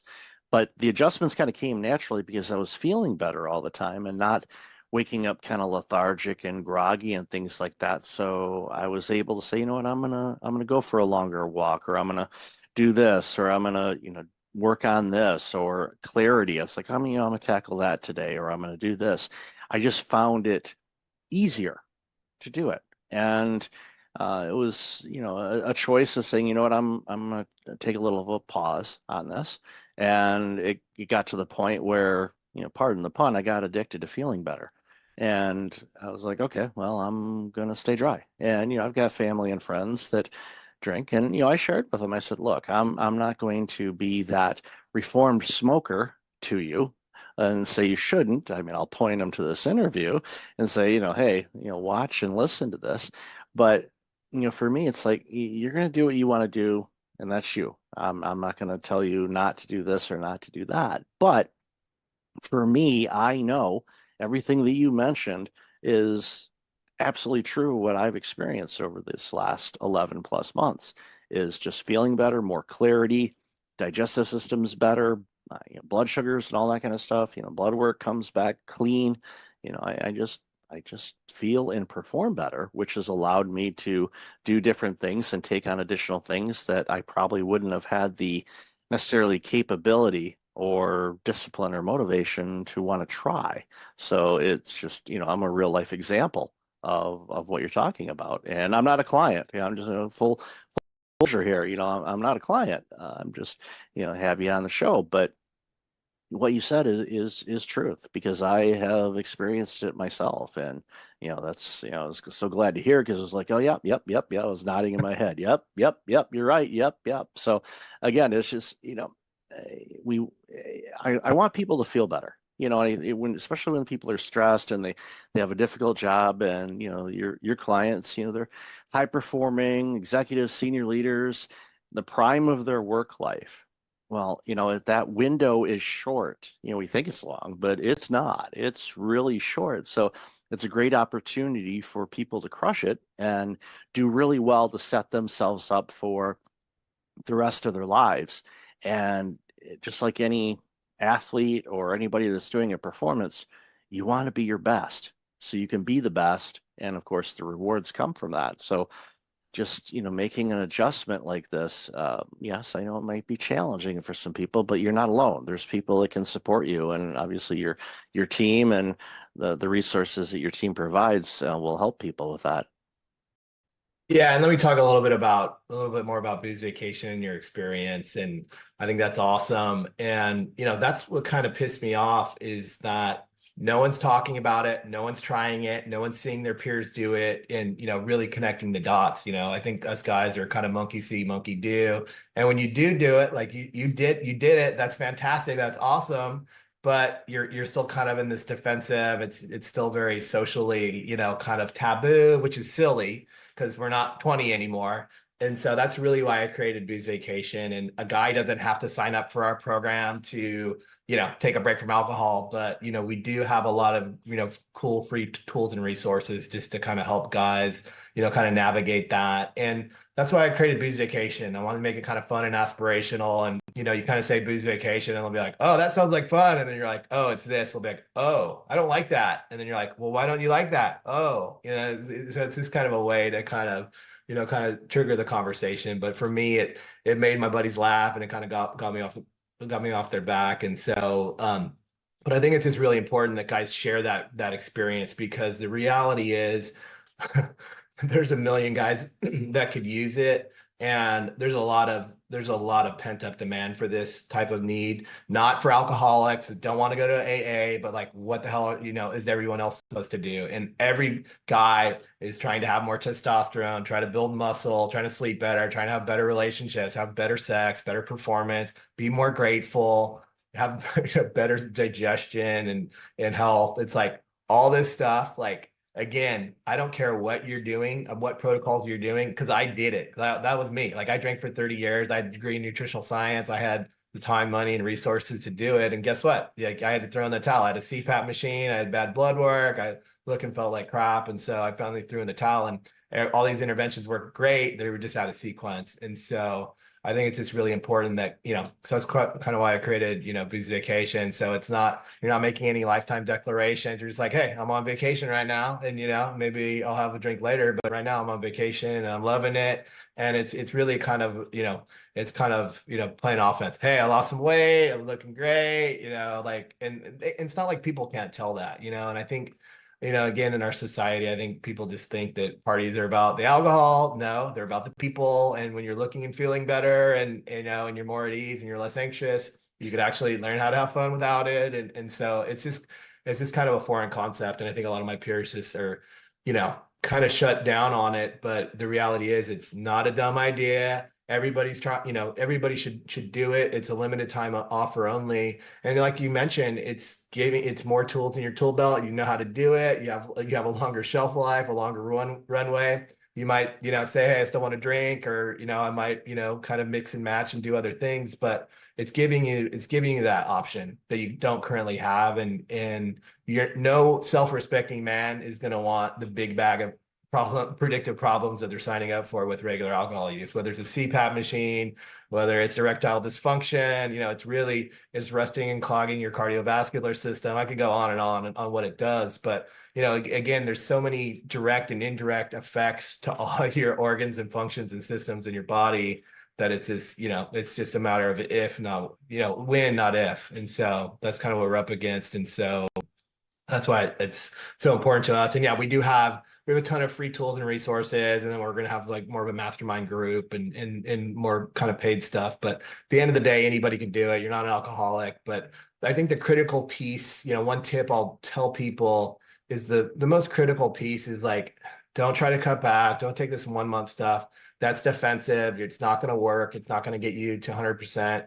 You really need to, the hardest part about taking a break is not the taking a break. It's the deciding to take a break, and then just make sure you take it, get 3-6 months, and ideally even longer. And it is kind of dose dependent. If you've been drinking for, 20 plus years, 3 months probably isn't long enough, but just start with more of a dedicated break to give yourself that runway and that opportunity to really heal, and then take that extra time, money, and energy like you did to work on all these other things. And so that's where it's at. So it's not about sitting around, moping around, waiting for the clock, but it's really about getting after it and using all that extra time, money, and energy to really, stack as many wins as possible. So you're going to want to keep them, and that's going to change how you drink long term, no matter how you choose.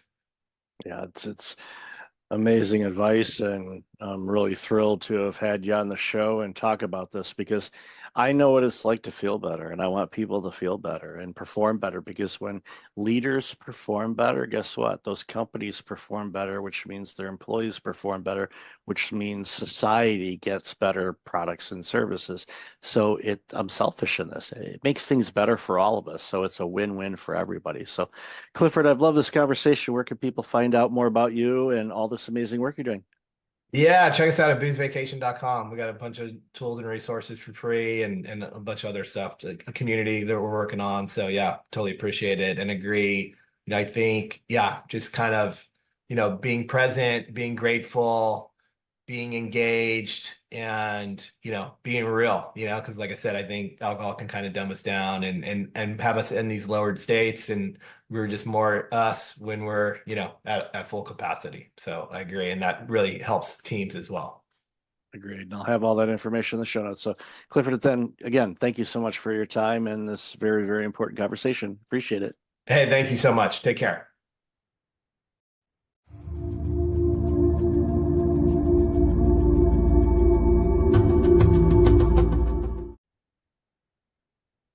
Welcome back. I've got Erica Ziegelman on the line. Erica, how have you been? Hi, I've been all right. I'm so glad to be here. Thanks for having me, Mike. Been looking forward to this conversation for quite a bit. So, we interacted on I forget what platform it was, but Club. oh, that's right, Lunch Club. That's right, and realized, both have San Diego ties and all of that, but we're not originally from that area. So, why don't you share a little bit about you, and then we'll dive into the conversation. Yeah.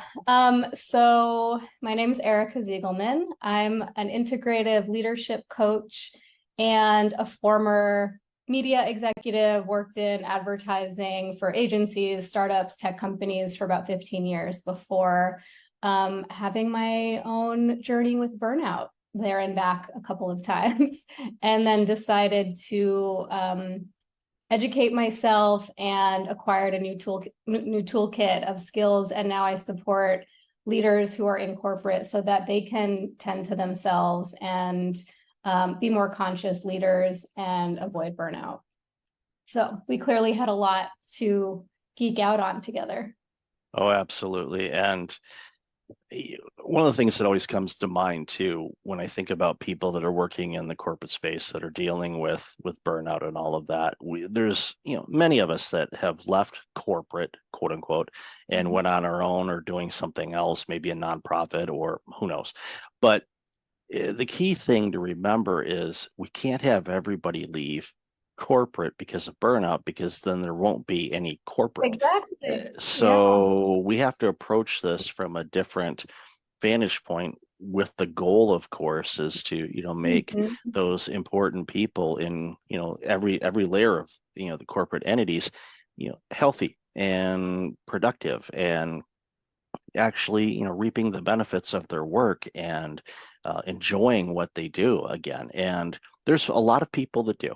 And it's not, we don't want to paint this picture where 100% of people are burned out. We're not there yet. And I certainly hope we never do get there. But depending on the industry and depending on the role, the numbers are higher than other areas. And it's alarming because you know what burnout tastes like. I know what it tastes like. It's not fun. I don't like seeing people go through it. I don't want them to go through it. I know you don't either. So it's, that's why it's so important for the work that we're doing, is to show people, there's a way out of this, and you can still, stay in the type of role that you're in right now. Maybe not at that company. Maybe you will stay at that company. Hard to say, but at least you got to have the tools and figure out why you're burning out, what you're doing, what are the external factors that are contributing to it, and sort through it that way, and ultimately hopefully end up being wiser and healthier and just a better employee and a better person after doing all the work.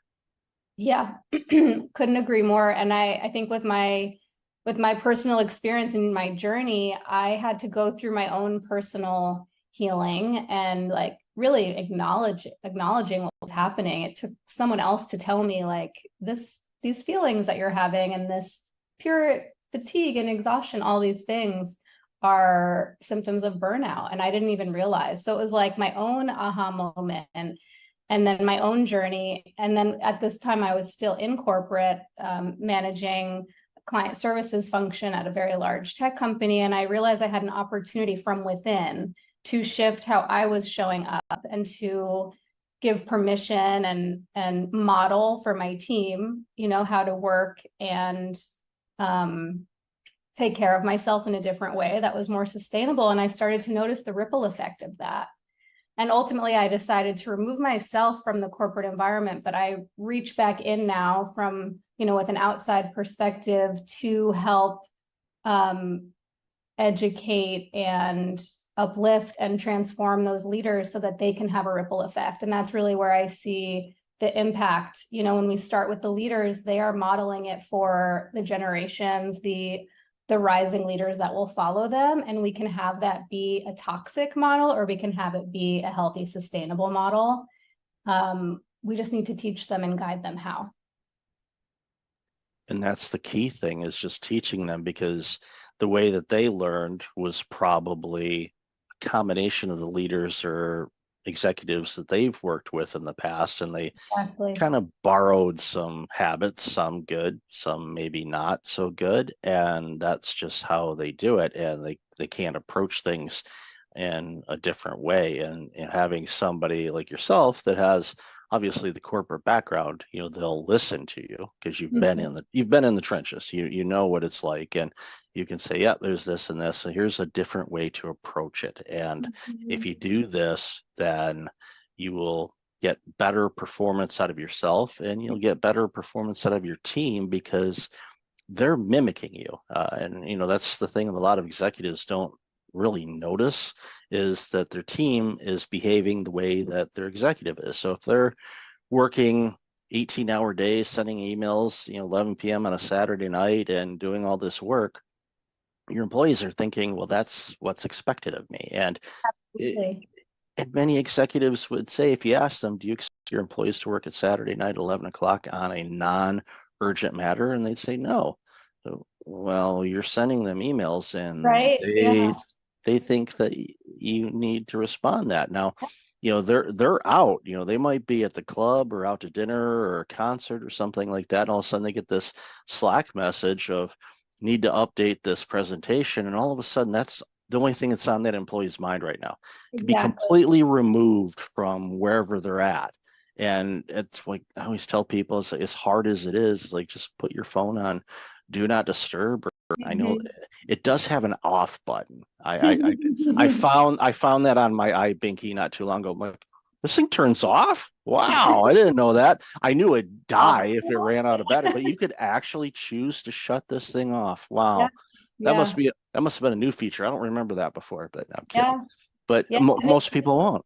Exactly. And the percentage of time, depends on the industry and the field that you're in. If you're in healthcare, this might be very different than you work in media, but it's very rarely a true emergency, right? A true business emergency that needs to be attended to in that minute. But like you said, it hijacks your attention.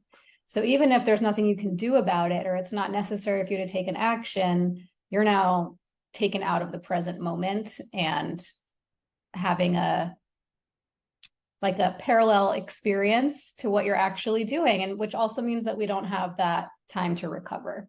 So I think staying in that constant state of vigilance and like always waiting for that next Slack to come in or email to come in, or urgent request from your boss or your client, like keeps us in this elevated, activated state with adrenaline and cortisol constantly running.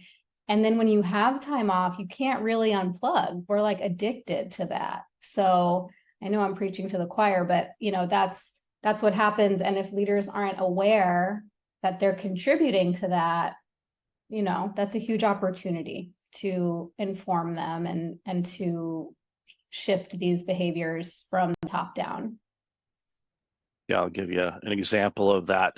I called it, I actually published an article not too long ago on my blog about addiction to email, basically. Mhm. And what I purposely did, not with your email, but with most of the emails that I get, I set up a separate email account if it's a newsletter or it's a lead magnet or something like that. So I have everything driven to that email address. That way it kind of keeps my business email account relatively clean, other than just business inquiries and client work and things like that. So the other day I went to log in at the other email, and there were 60 new emails that came in that morning.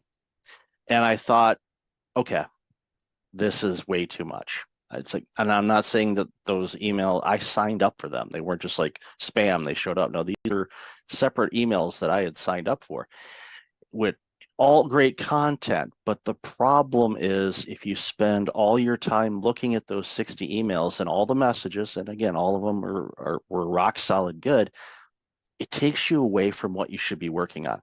Pick 2 or 3 things that are your most important things to do that's going to move your business, your career, whatever, forward. If it meets the criteria of those 3, then by all means, sign up for it, read the email, but apply it.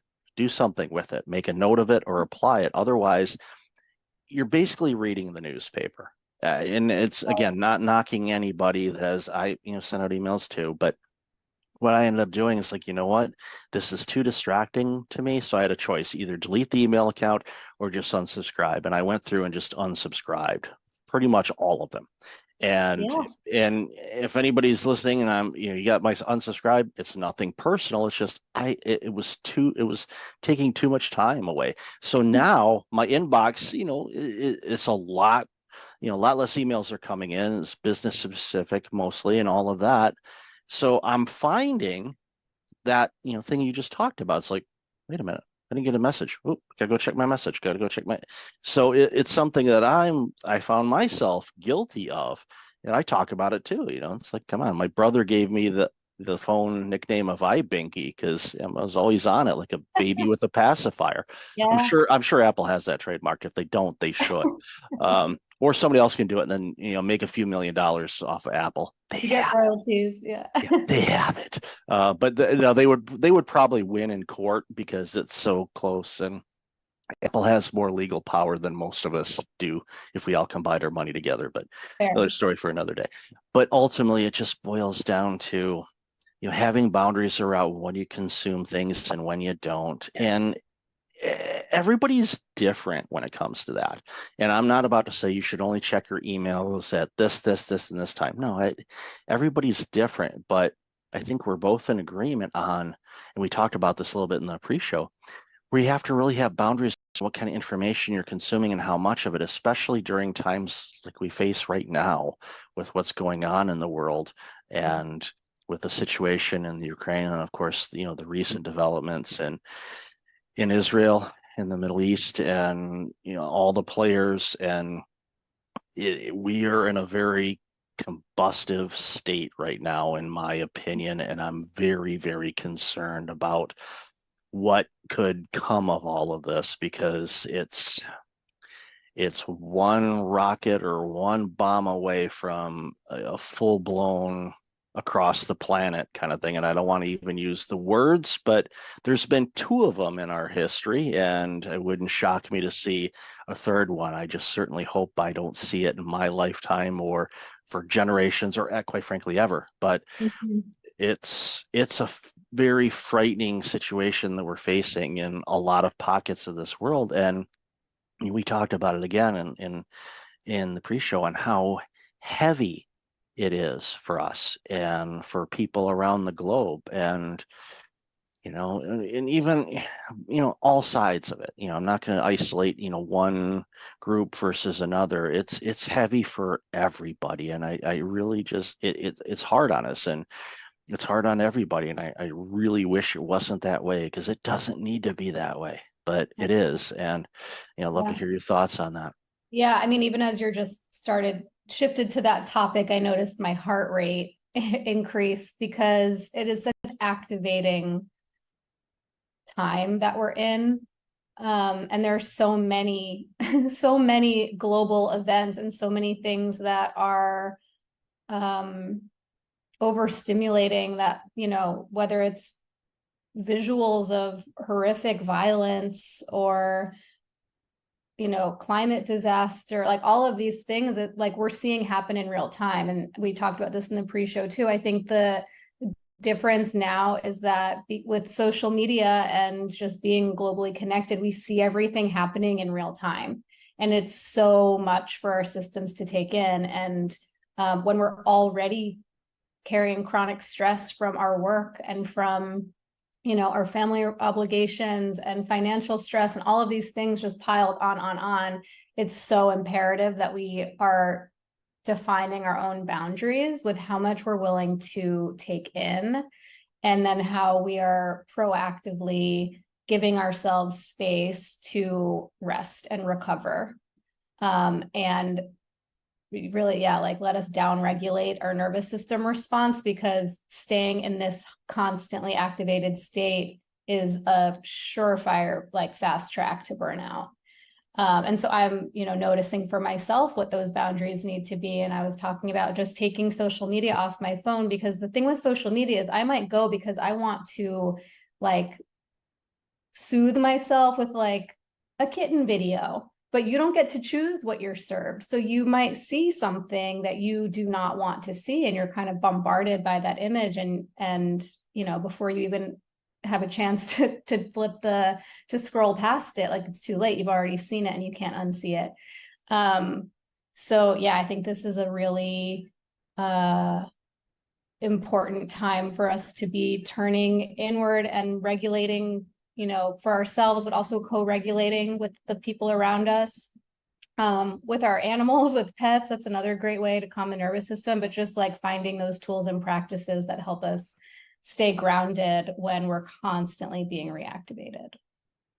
Yeah, and you make a great point, compared to, previous times of war and strife, where the information would come to us through news channels, cable news or broadcast news and whatnot. And you, of course, working in the media, you're well aware of this. There's a review of what we can put on the air and what we can't. And Mhm. sometimes they'll say, there's a warning, this is pretty graphic, but there's certain things that they will not put on.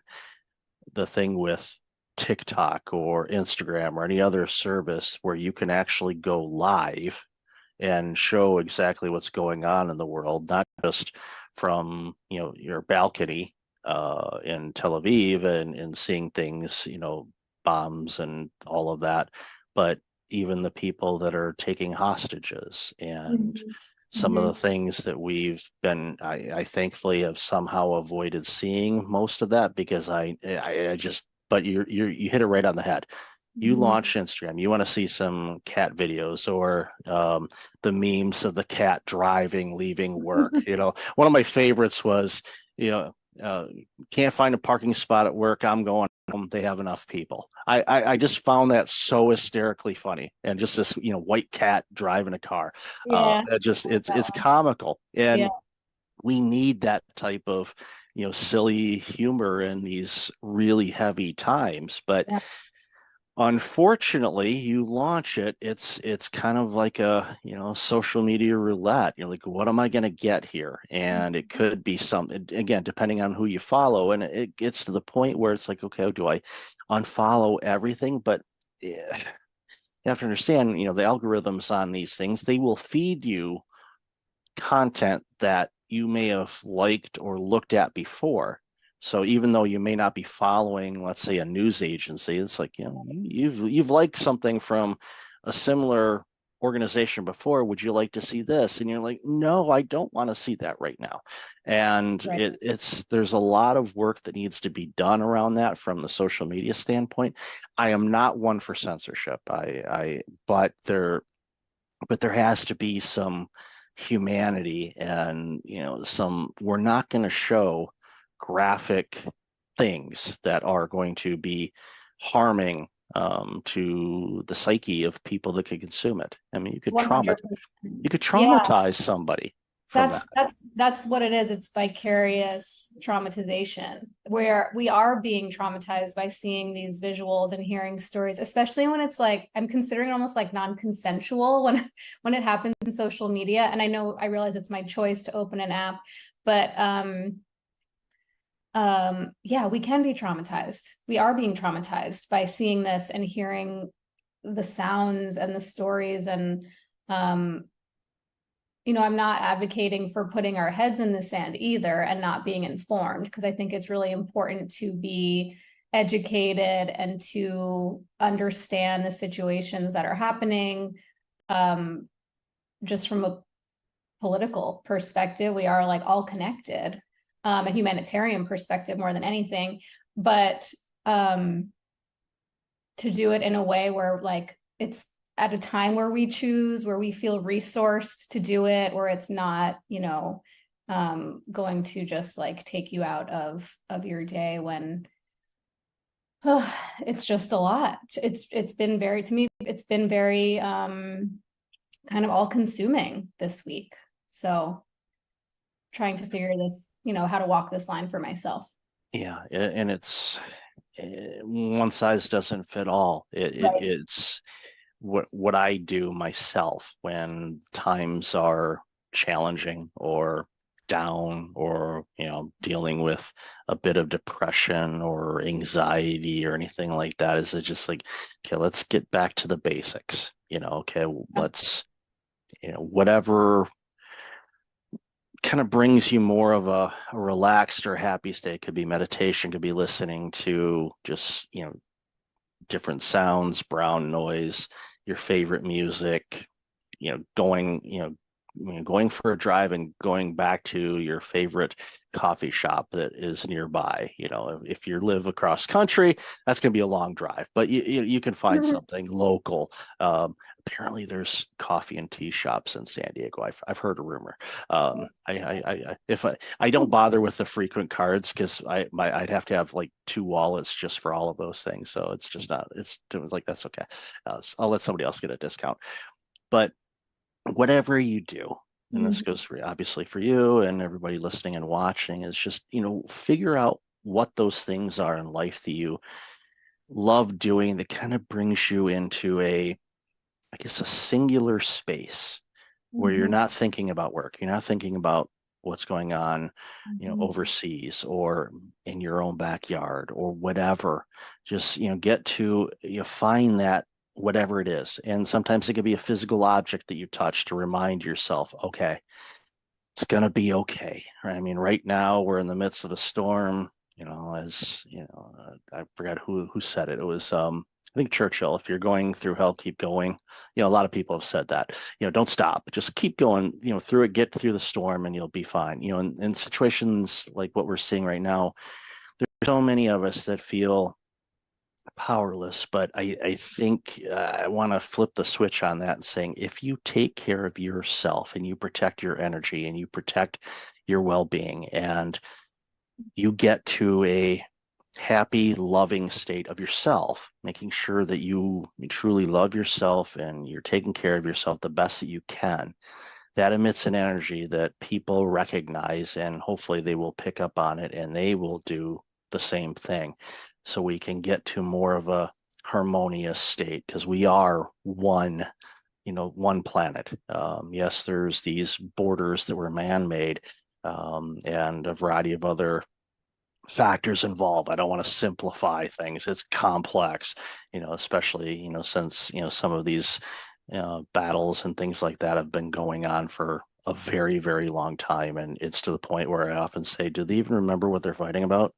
And it's there's it's just again, that's a simplification of the dynamics of everything that's going on over in Israel and Palestine, the Gaza Strip, and all of that. But it shouldn't require harming people.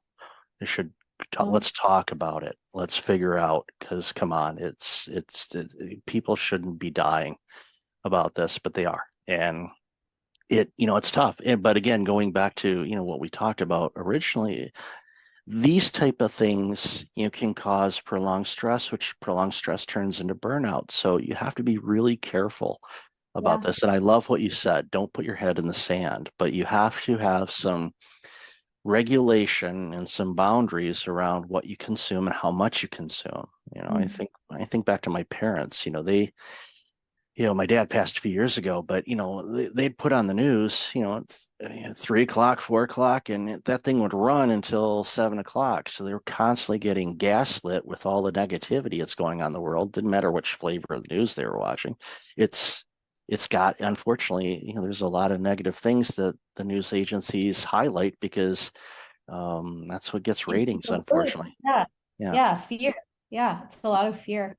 And I mean, rightly justified right now, but I wanted to just go back to something that you said about like finding those resourcing activities, meditation or being out in nature or taking a walk or talking to a friend. I think it's really important that we identify where these sources of safety are that really calm our systems, that help us come back to a sense of connection to ourselves, but also, I think, most importantly, to other people.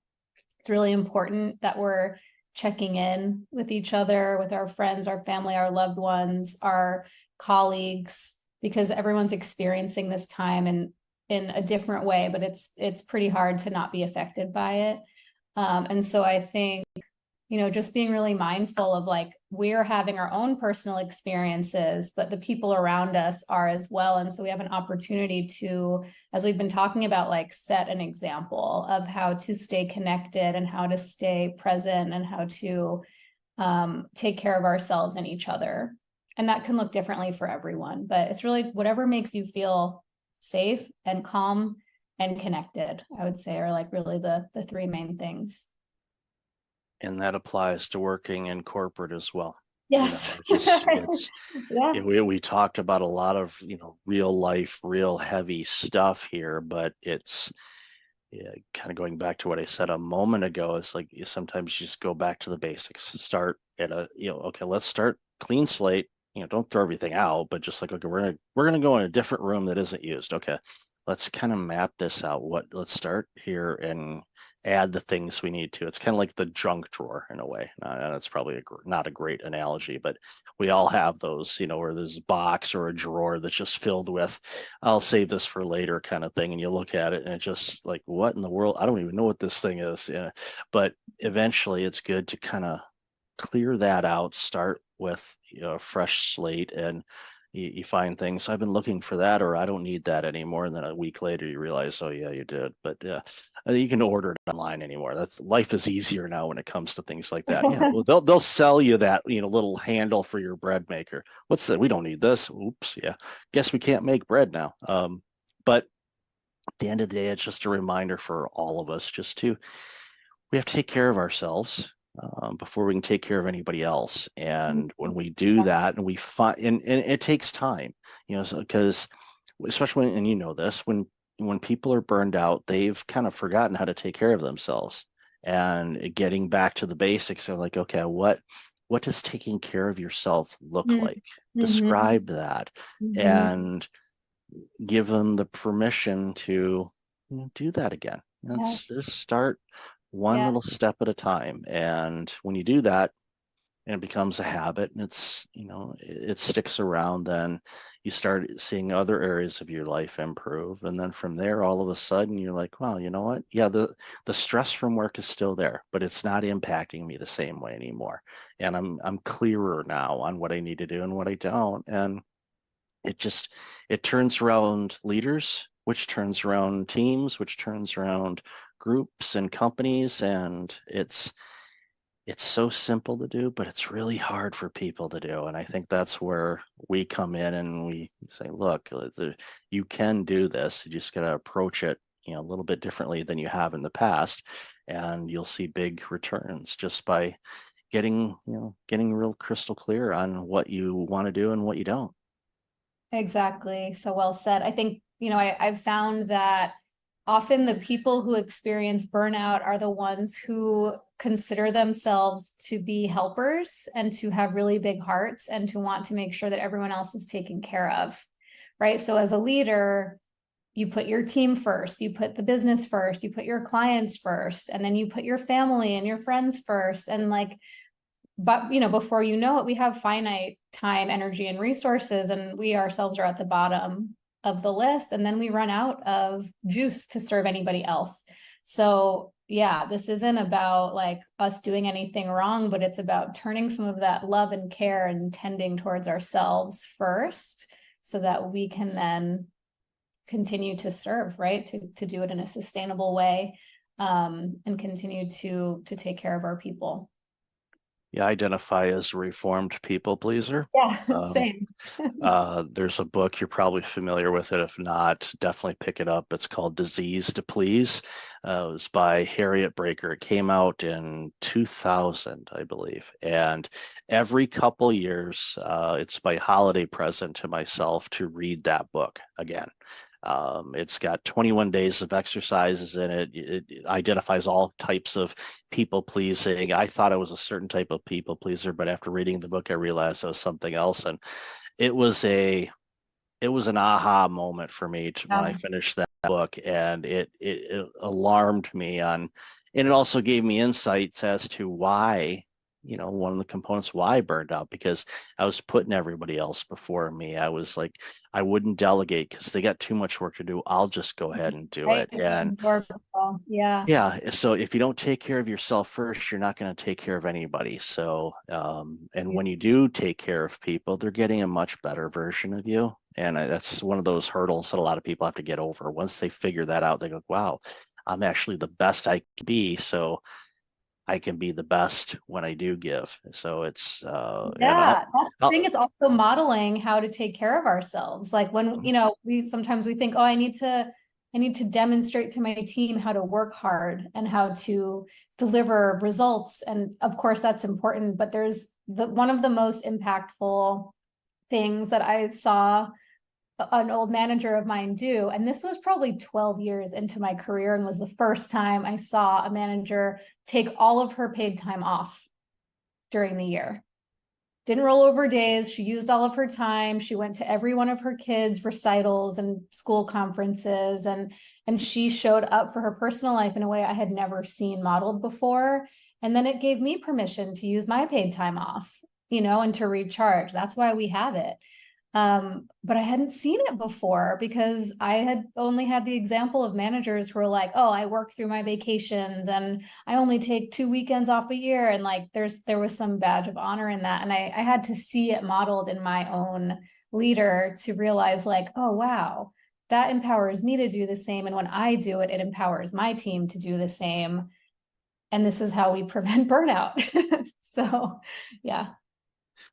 Yeah, I had that badge of honor. Then it was turned into a badge of stents in my left anterior descending artery. So I don't want to do that again. Oh, That was not fun. oh, yeah.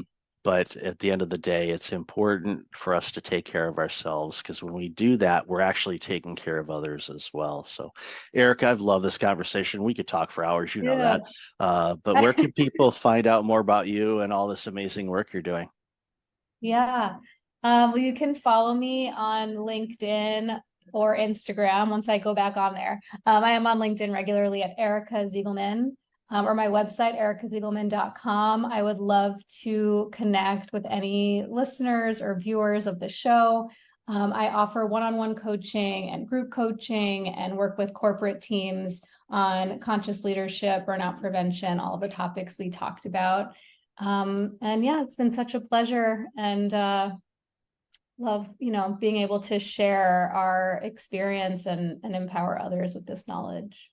No, thank you. And I'll definitely have all that information in the show notes. So, Erica, always good to talk with you. Thank you so much for your time today. Really appreciate it. Likewise. Thank you so much.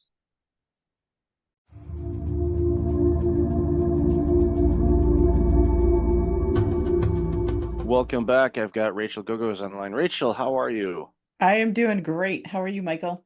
I am awesome. Been looking forward to this conversation for a while, so I'm looking to dive into the work you do and jump into the conversation. Absolutely. Let's do it. All right, so share a little bit about you.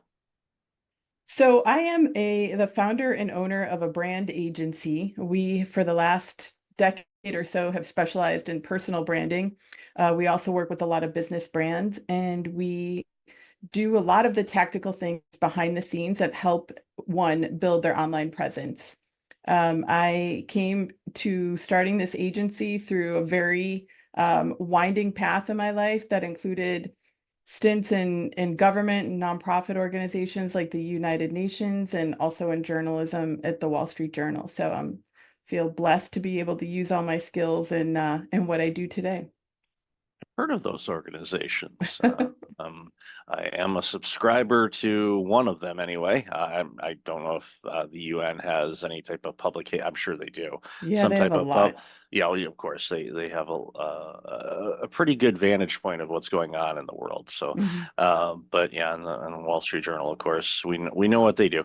Mhm. But it's important. I always love talking with people, because no one has a direct path to what they are Mhm. doing now. Everything was from twists and turns and opportunities and choices, sometimes moving forward, sometimes maybe taking a step or two back. And it's one of those things, and even in my career, what I've done over my life, I look at the tools that I picked up along the way, and some of them were when I worked in accounting, some of them were in IT, some of them nonprofit, Mhm. some of them consulting, some of them doing audits. When my original career as a public accountant, auditing all kinds of different organizations, which I never thought would be beneficial to me in the work that I do today, but it is, because Yeah. when you speak with organizations regarding workplace culture or burnout prevention or whatever the case might be, I have at least somewhat of an understanding of the nuances of what that organization, as far as the type of organization it is, might be running into. And when I bring it up sometimes in conversations, people look at it and they say, did you ever work in this field before? Mhm. No. Well, how do you know that? Well, I'm an auditor, or originally was an auditor. So you ask questions. You Yeah. want to understand how organizations work. And I think one of the things when it comes down to personal branding and Mhm. and building your presence online and even offline. And yes, there is an offline world. I know Yes. for many of us, we forget that, but they're still out there. But I think, and I run into this a lot, and I'm sure you do too, and I'd love to hear your thoughts on this, is when it comes to boasting about what Mhm. we do or who we are or what we do, we struggle. Now we can explain, like I just did a few minutes ago about, okay, this type of organization has these aspects to it, all these parameters, and I can articulate it that, without a problem. But then you ask me, okay, what do I do? We kind of get that, second grade stage fright kind of thing. Mhm. So Mhm. love to hear your thoughts on that. Mhm. So think the question, what do you do? Often, really, for people, they answer why they do what they do versus the what they do. I mean, I think the immediate reaction is I'm a pharmaceutical rep or whatever the thing is. But I think the more important answer actually is the why somebody does what they do, because then you really start to get to the heart of a person and the soul of a person, and it's a much more memorable conversation. That's one thing. The other part I want to address here is this boasting piece, right? And many times when I talk to people about personal branding, they immediately go to that thought, right? Oh, I don't not comfortable boasting about myself or bragging about myself or whatever that might be. And that's actually not what personal branding is. So I'd love to share that personal branding is really about, we all come to different relationships with a reputation already in hand, right? So part of a personal brand is our existing reputation, which if someone doesn't know someone, right, they can easily Google them and get a sense of somebody's reputation very quickly nowadays. And the other part of personal branding is the personality, like the real essence of the person.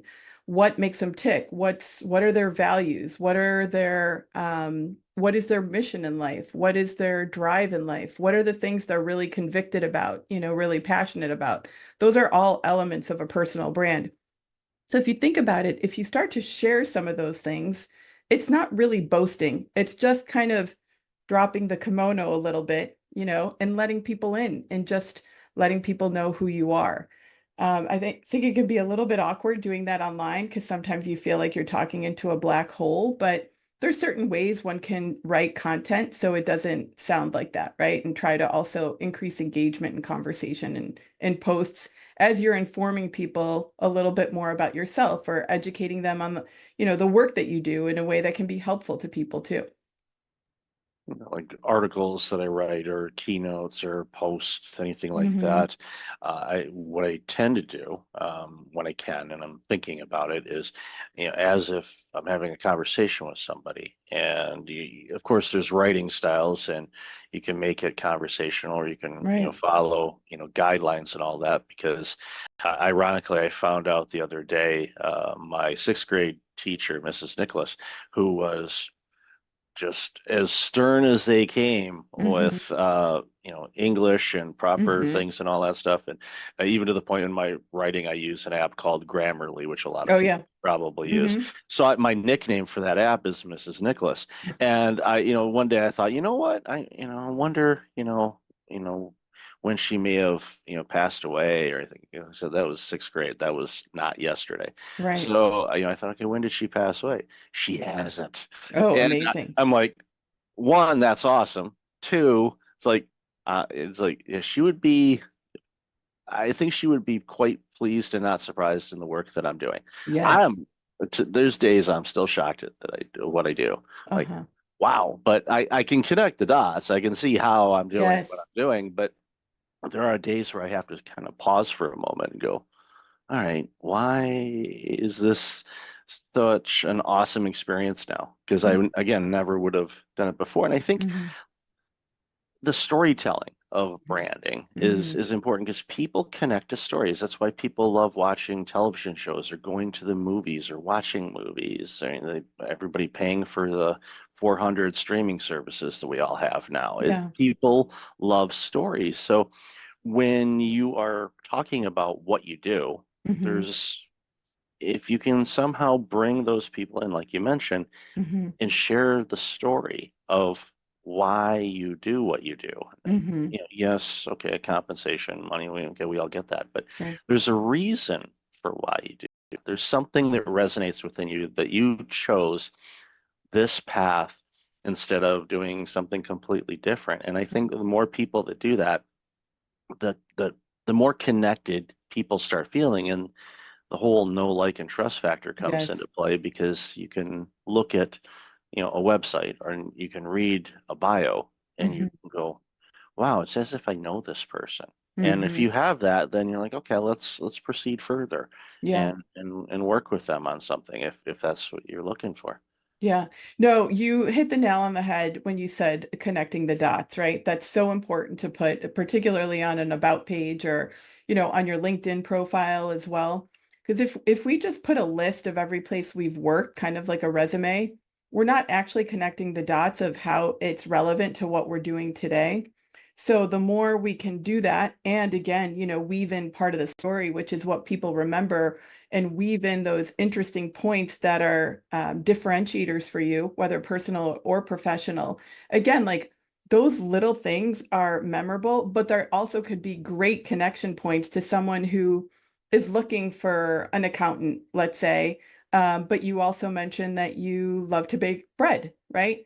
Someone else might have that passion. It's certainly going to stand out because you don't really think about that when you're looking for a numbers guy, right, to help you with your business. So it's as you unravel the story, unveil the story, and connect the dots, just make sure, that you're also keeping a little bit of those personal elements in that also communicate your reputation and communicate your passions, right?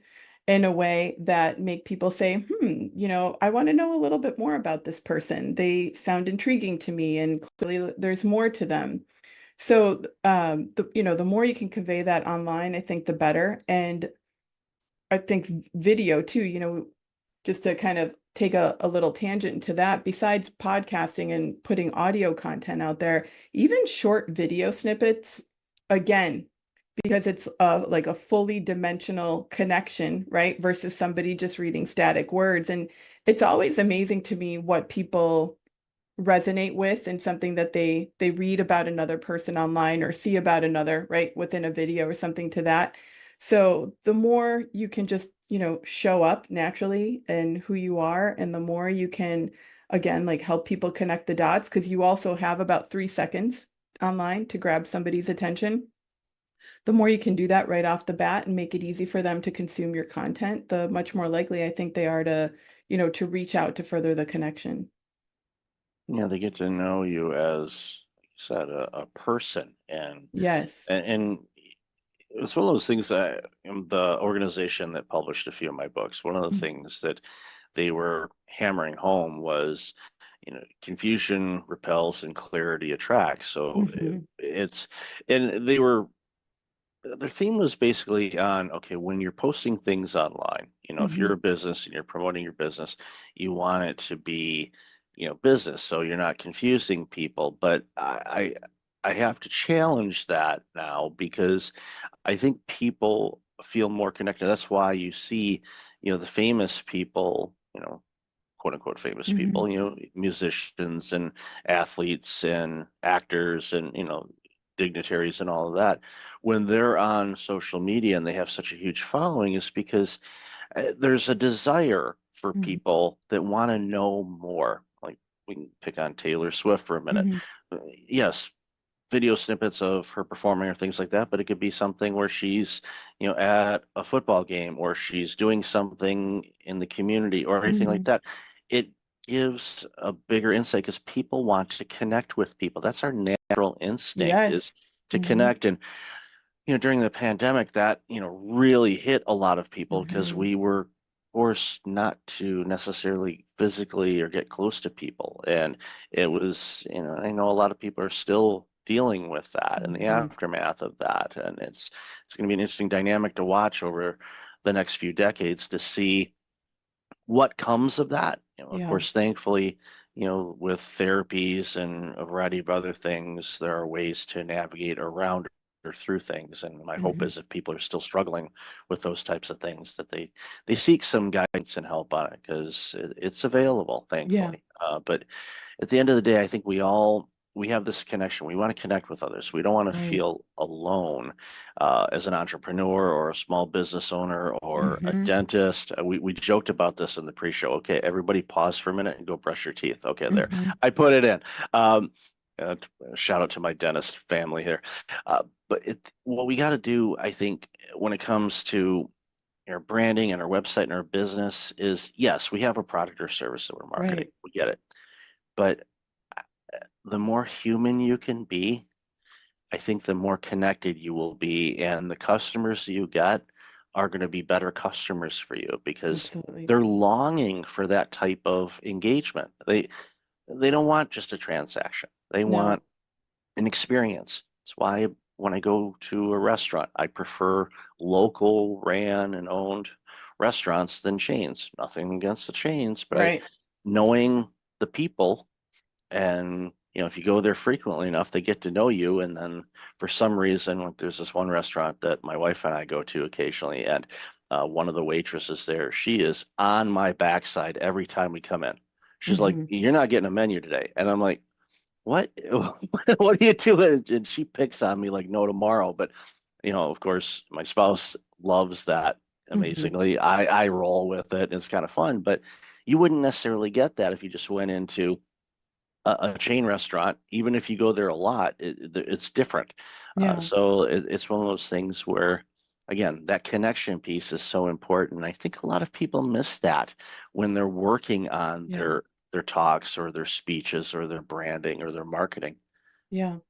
Yeah, and that's why it's so important to put things like the causes you care about, right? Or your convictions or your values out there, because those are opportunities to connect more deeply with someone.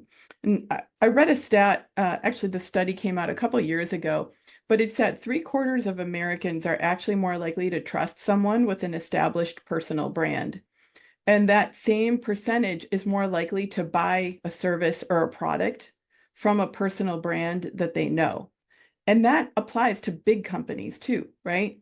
When you have a sense of what that company or the founder of that company stands for, just like you were saying about supporting certain restaurants, right? Because they're local versus the chain.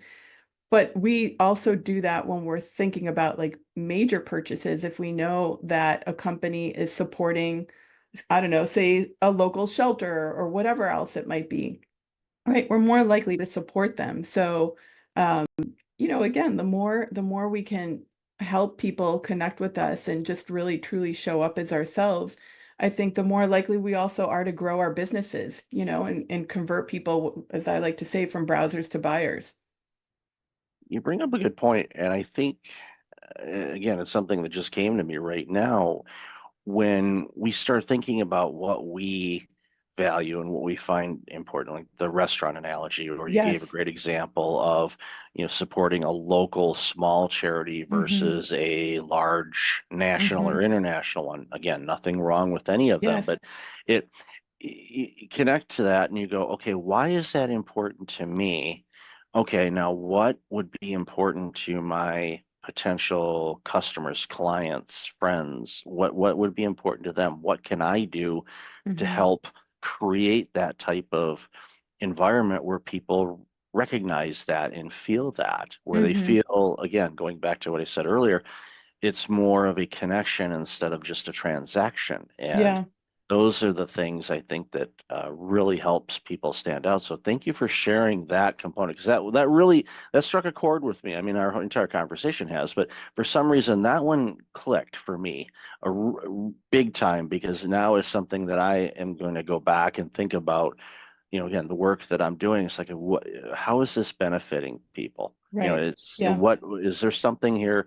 Am I doing it for an ego stroke, or am I doing it to provide benefit and value to Of somebody where it course. can help them Yeah. get to where they want to go? Right. And one more thing about that too, the values and sharing more and expressing more. I think it needs to really come from the core, from a real true place. it's great to think about what's important to your customers, especially if you're a local business, right? You really want local to survive and thrive in every industry, and that I think a lot of companies have been suffering since 2020. But back to the piece of thinking about aligning with others around those values, I think it's okay to be polarizing. Meaning, I'll give you a specific example. We're working with a client who is very convicted about certain things going on in the world, around COVID, around rights, around medical rights, around schools, school districts, what's going on in those places. But she also has a part of her personal brand where she's a holistic business person, right? Talks a lot about gut health and certain other things in that arena. And we were talking about how much of those two pieces, right, do we make visible, right? You've got these real strong beliefs here that can be very polarizing for some, but you're also this incredible business person with great experience in building up these health and lifestyle brands. So, what we deducted is like, it's okay. And this is what I would have advised her, but I was so glad she was comfortable doing this, you have to put it out there because they're both parts of you and they're such an integral part of that person that you want to attract those business clients that are okay with these strong polarizing beliefs here. And the fact is, her audience is going to be a lot easier to market to and way more niche because of her strong feelings and values around certain topics, right, that are polarizing today. It's not going to make her lose clients. It's actually, she's going to lose the right clients, right? She's only going to be working with the right people that she can totally help and fully show up as herself with and help them grow in other ways too. So I just wanted to share that because I think it's very important. I think a lot of times in today's world, especially the last years as things have evolved, is like we're self-censoring a lot because we don't want to make waves. And I'm not ever saying make waves for waves' sake. I'm just saying find ways to really put your values out there and your the causes that you're passionate about in a way that is true to who you are and really helps attract your ideal clients. I love that you said that because it can be polarizing and there's definitely a fear where they say, okay, if I am on one side of a political fence versus another, or based on causes or beliefs or rights or anything like that I could lose clients. And and you put it quite well, where you'll lose the wrong clients, or you'll lose the right clients, or you'll lose the right I almost clients. said that too, though. But it's like they're wrong for you, but they're right to lose because they're not in alignment. Because it's like if you're hiding something back, and let's say you are, an ultra conservative or an ultra liberal, it could be either side, and you're working with a client that is maybe the opposite of your beliefs. Doesn't mean you can't work with them, but a lot of times you think that maybe you're acting on eggshells and you're afraid to say something or mention something because it can easily come up in conversations, even if you try to say, we keep this, politics free. We don't, come on.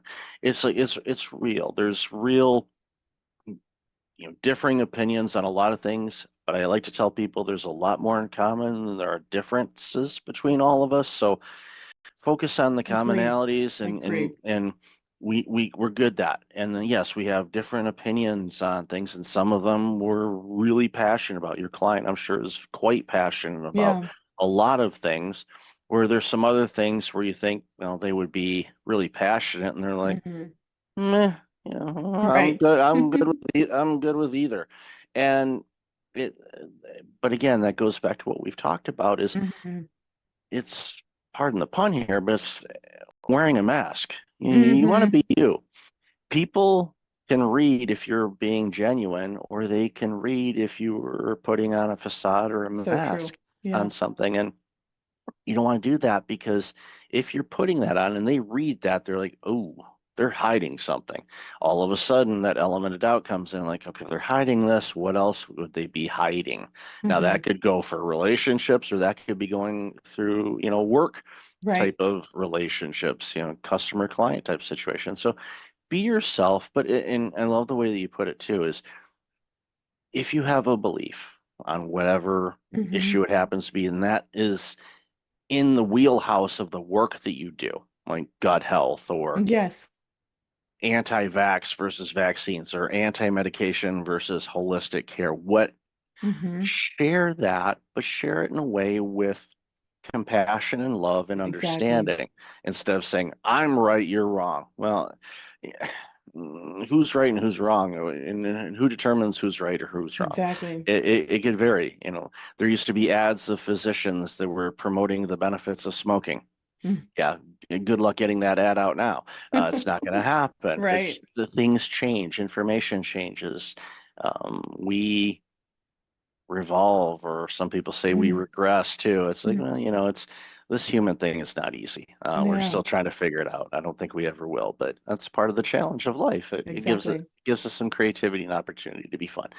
But I think it boils down to, and what we've talked about a lot this morning is just, I think the more you can be you, I think the Mhm. better you're gonna be, because then you don't have to pretend. You Yeah. just you show up every day being you. Yeah. And that goes a long way, and it comes through in your messaging, your branding, everything that you do. Yeah.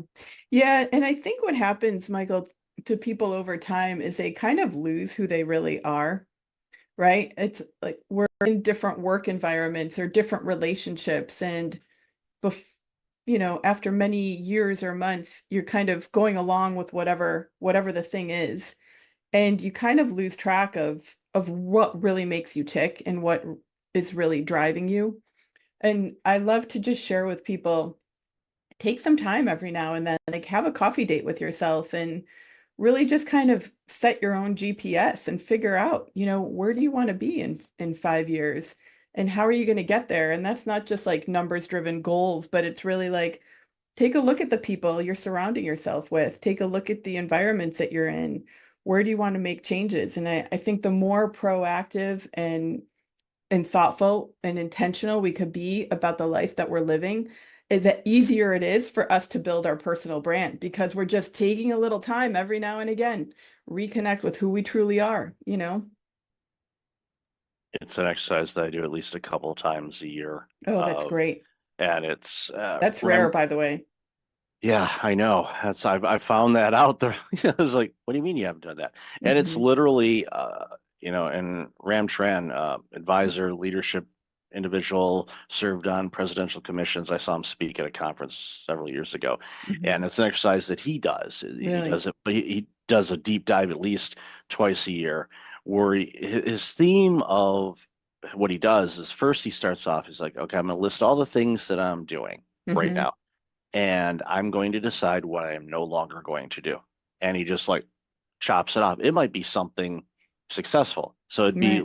we'll be wild here, and we'll say, okay, in December I decide I'm shutting the podcast down. No, I'm Right. not. Mhm. But that would be the extreme of it. But there's some things like, okay, I'm not going to do that anymore. I'm going to focus on this. And a lot of it has to do, and this is something that I know a lot of people have a really hard time with, is that looking within. Mhm. And they start beating themselves up. I should have done that. They start shooting all over Yeah. themselves. Yep. Stop that, people, please. Approach it. And this is something I learned years ago, and I originally did it when I was a kid, and then Mm. you lose it as an adult. But approach things with childlike curiosity, Mhm. and wonder why. What do I want to do? What would I like to do?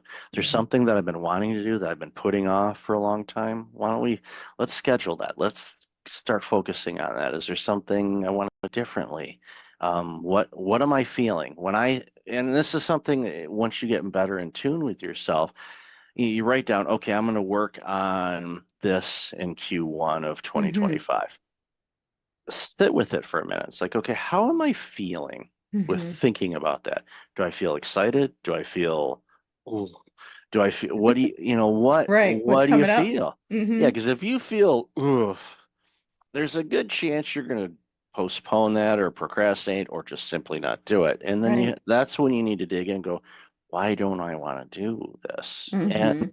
just might not be in alignment. It might be something that, well, I saw this on a social media post or somebody Right. said that I need to do this and Gary V's doing this. Nothing against Mhm. Gary. He's a great dude. He's been very successful. It's like what works for Gary may not work for you. Right. So figure out what works for you. And when you do that and you get more in tune with what works for you and what Mhm. lightens you up and gives you the excitement to come in to work, whether you go somewhere or you walk into a different room in your condo, whatever. Find those things, but check in with yourself and list all the Exactly. things you're going to do. How do they make you feel? And if there's something that's like, dig in deeper and figure out, Mhm. okay, why am I, dealing with that? It could be a past trauma. It could be a variety of different Mhm. things. I don't Mhm. know, but sit with it and figure it out, and then you'll realize, okay, this is a hurdle. And I tell you what, and from personal experience, when you get over those hurdles that Mhm. were a big block for you for a long time, and you get over it, and now you thrive in that arena, I tell you what, it's an amazing feeling, and I Yeah. really encourage people to do that. Yeah, absolutely. I couldn't agree more. And I love that you take the time to do exercises like that. Yeah, it's important. I highly encourage, and people can send me a note and ask for. It's not really a framework, but it is kind of a framework. I'm more than happy to share, how I go about it and what I do. And Mhm. I probably should just write an article about that and put a info Totally. sheet on there and say, Yeah. here, you go get it free. Give me your email address. I promise I won't spam you. Right. It's like, and there's a link there. It says unsubscribe. If you don't like it, just click that. I do it. I do it all the time. Don't tell people. But anyway, Rachel, I've loved this conversation. I could talk to you for hours on this. So where can people find you and all this amazing work you're doing? Well, the best place is either on our website, which is thebrandid.com. We've got a form on there on the contact page that comes right to me and a couple of my teammates. And I'm also pretty active on Facebook and LinkedIn, just under my first and last name, Rachel Gogos. And we also, back to the soul searching piece, actually, we've got a personal brand guide that outlines our framework for your audience if they want to take a little time with themselves, have a coffee besides your amazing methodology, which I'm sure will be great when you share it. They're welcome to also use this tool. It can also help them professionally in how to position themselves too. Definitely. I'll have a link to that in the show notes. So, Rachel, Perfect. thank you for being you. Thank you for your Thank time you. today. Really appreciate all the stuff you're doing and enjoy the rest of your day. Thank you so much.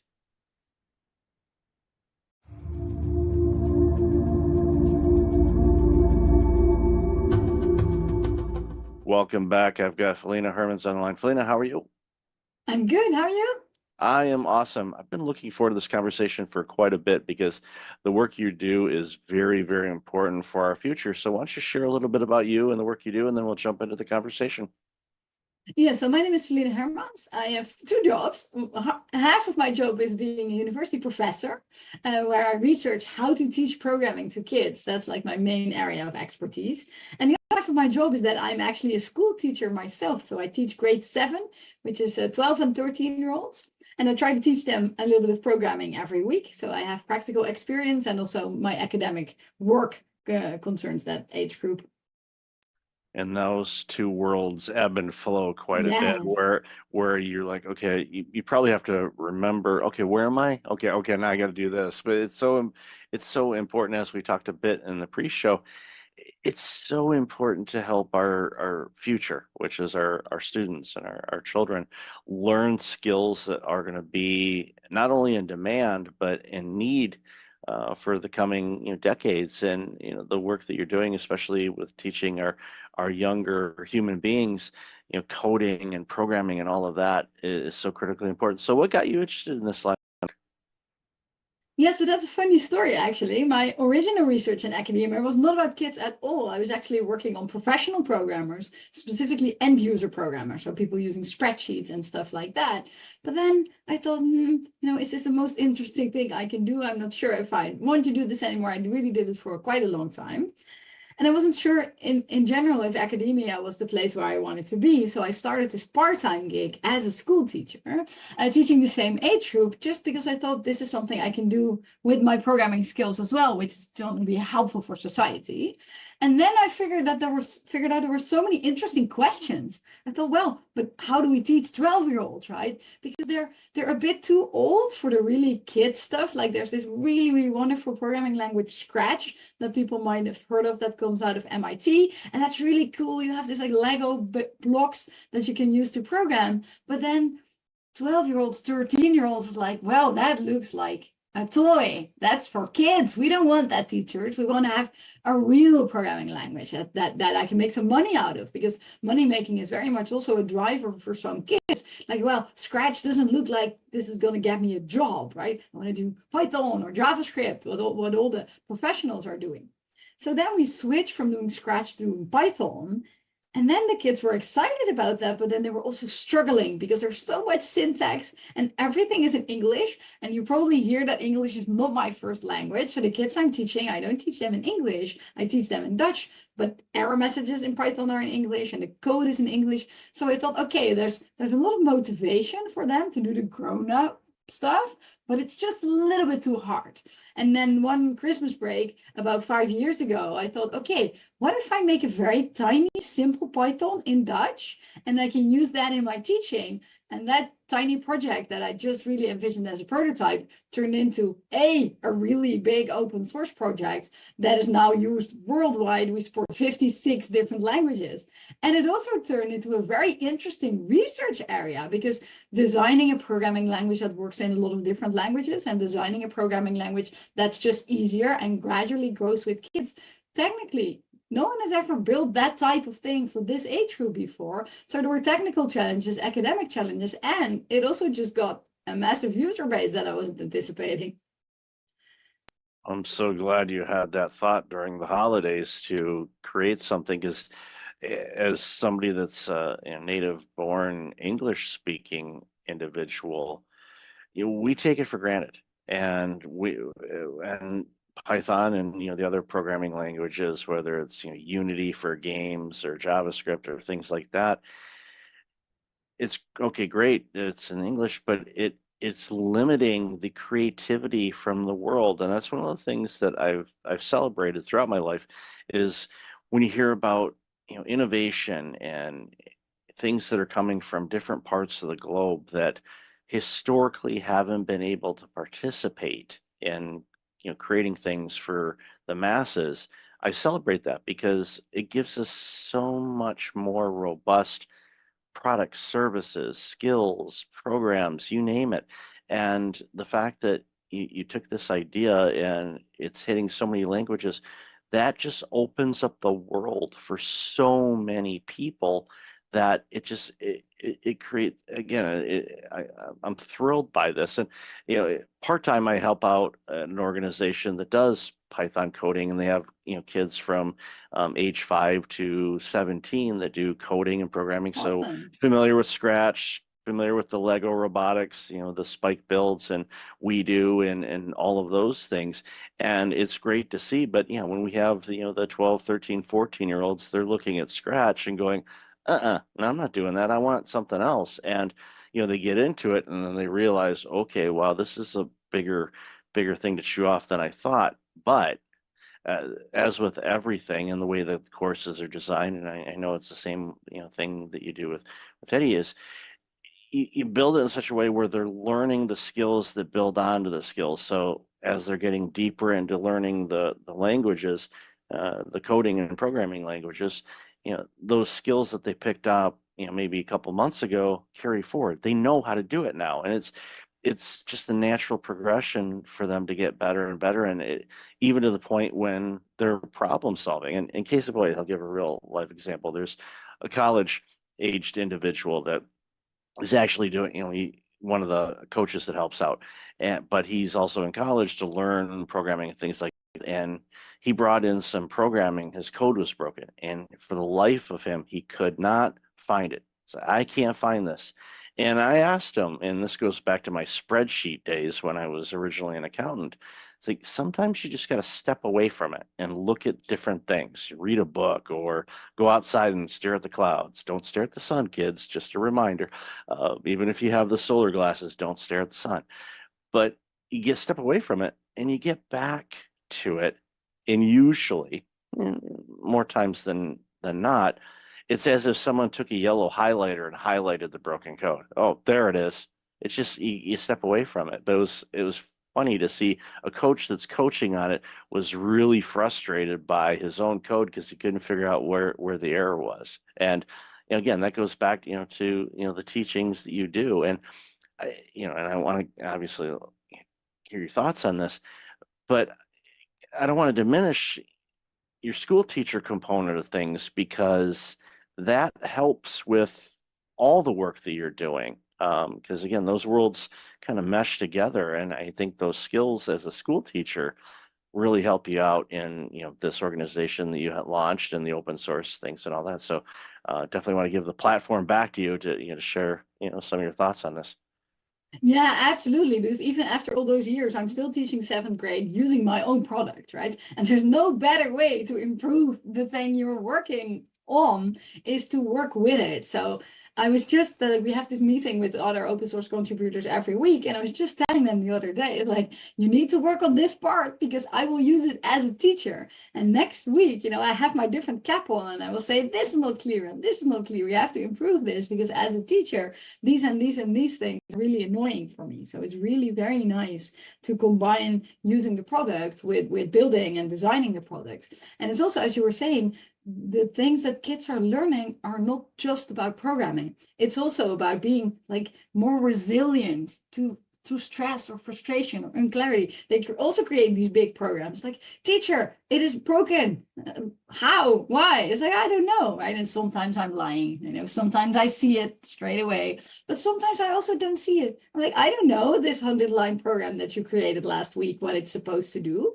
I don't know, but here's a debugger, right? So we can step through the program and then it will tell you at least what it's thinking it should be doing. Or here's some techniques, you comment out this code, you look at the values of variables. So we give them these techniques, and these aren't heady techniques. They are programming techniques. And maybe they're even techniques that go a little bit beyond programming. We're like, okay, what is this supposed to do? Why isn't doing that? Just taking a step back and doing some analysis work. And it's really very, very fun and valuable to have kids then come back 10 minutes later say, teacher, I know what's wrong. Like, awesome, right? I didn't do any work. I just told you to use these techniques and then you figured it out. That's very, very cool.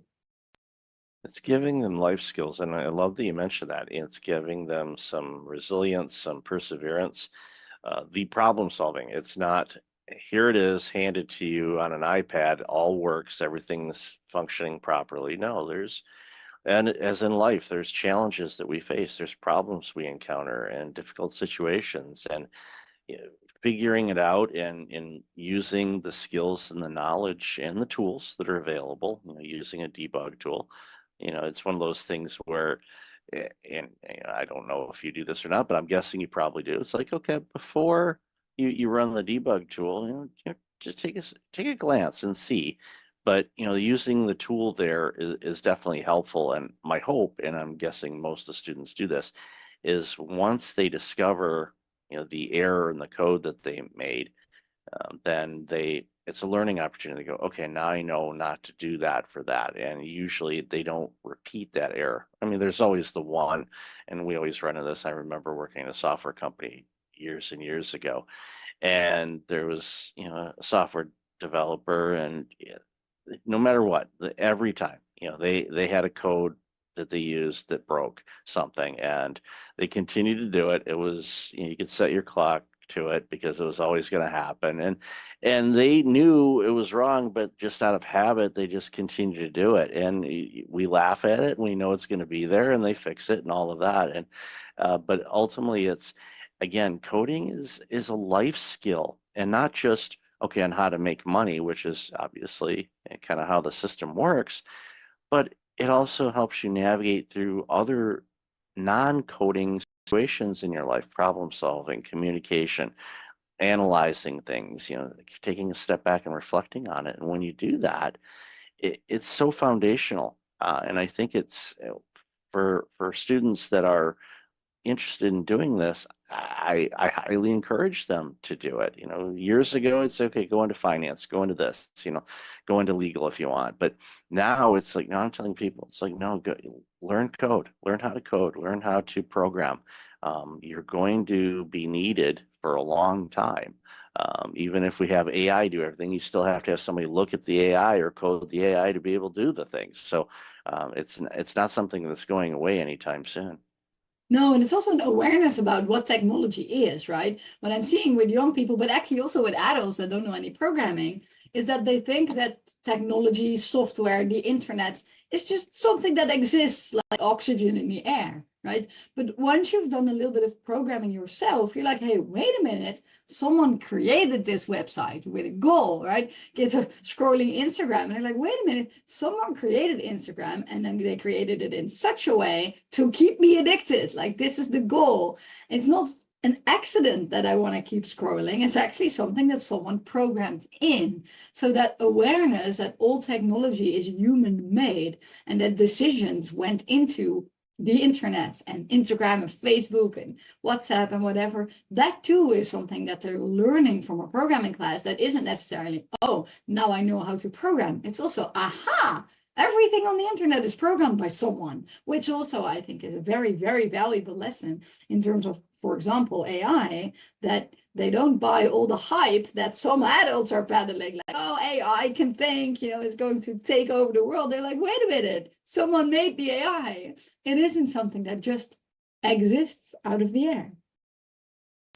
It's important to remember that. And you know, some people say, are you afraid of AI taking over the world? It's like, well, if it can do my work without me having to do the work and I can relax, I'm okay with that, I guess. But as long as I continue to get to create, that's what's important. But Yeah. no, it's as with everything. And we remember when the internet first was launched to the public and all that. Oh, this is going to take care of this and eliminate these jobs. And no, it ended up creating a lot more jobs. And I think AI is going to do the same thing because it's going to open up some creativity for opportunities to do different things and free up people to create other things that they can't because especially in the administrative side of things, you know, where you know, it's like, okay, research or building up websites or things like that, you know, but again, it boils down to this. It's like, yeah, if you give it a simple instruction, it's going to give you a simple output. If you want it to do additional things, it's just like anything, you know, you have to give it the right amount of instructions to do what you want it to do. And sometimes even that, it doesn't do that. We see it with image generation, for example. It's like, okay, create an image of two people sitting at a cafe. Well, it'll probably get that right, but you never know. It might come up with something like, okay, that doesn't look like a cafe.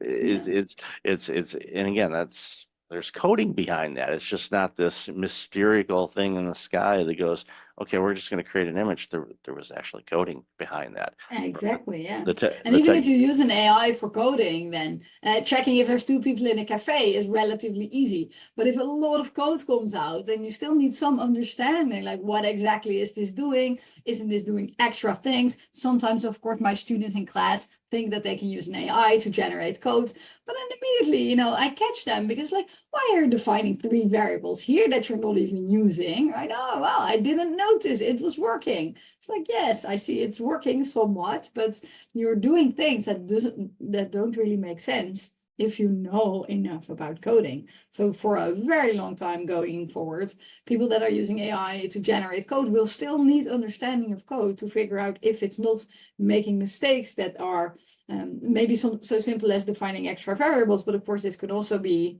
security vulnerabilities, accidentally leaking information. So you will still need this knowledge, even if you're using an AI for coding, to evaluate the code. I'll use this simple analogy. You have a fancy coffee machine at home where you put in a pod and you push a button and it makes you a cup of coffee. Okay, great. That's easy. But if that machine breaks and you have to make coffee, you're like, okay, how do I make coffee without a machine? Yeah. A lot of people like, I don't know how to do that. And it's like, well, I do because I've done it. And as long as you have coffee grounds and a way to filtrate it and H2O, you're good. Will it be as fancy as that pod? No, but it's still going to be coffee, and it's a simple analogy, but it's Yeah. important for you to understand if you have AI do something, you should be able to do it without AI, and that's what's really Yeah. important for people. I don't want people to forget how to do things, because if things happen, internet goes down or things like that, it floors people, and they're like, "What do I do?" Well, we're both of the age that we remember a time in life where we didn't have a smartphone to look something up, or Yes. Or the maps internet in or general. we how do you know how to do this? Like, we learned how to do it before technology made it simpler to do, but I still want to know how to do it in case the internet's out or anything else that happens. Ultimately, that's important. And it goes back to the coding. Yeah, you want to understand it. Yeah, oh, it does this, but why does it do that? Get to really understand the commands and the instructions you give, because it's a life lesson as well, because things we say or things we write have an impact. It's going to have an output, and people or a system is going to respond to what you put in, whether it's relationships or code. It's so critically important. So again, yeah, I'm hammering this, and I know I'm preaching to the choir here, but coding is so critically important for people to learn, because it's going to teach you life skills, not just coding skills. It's going to teach you life skills as well.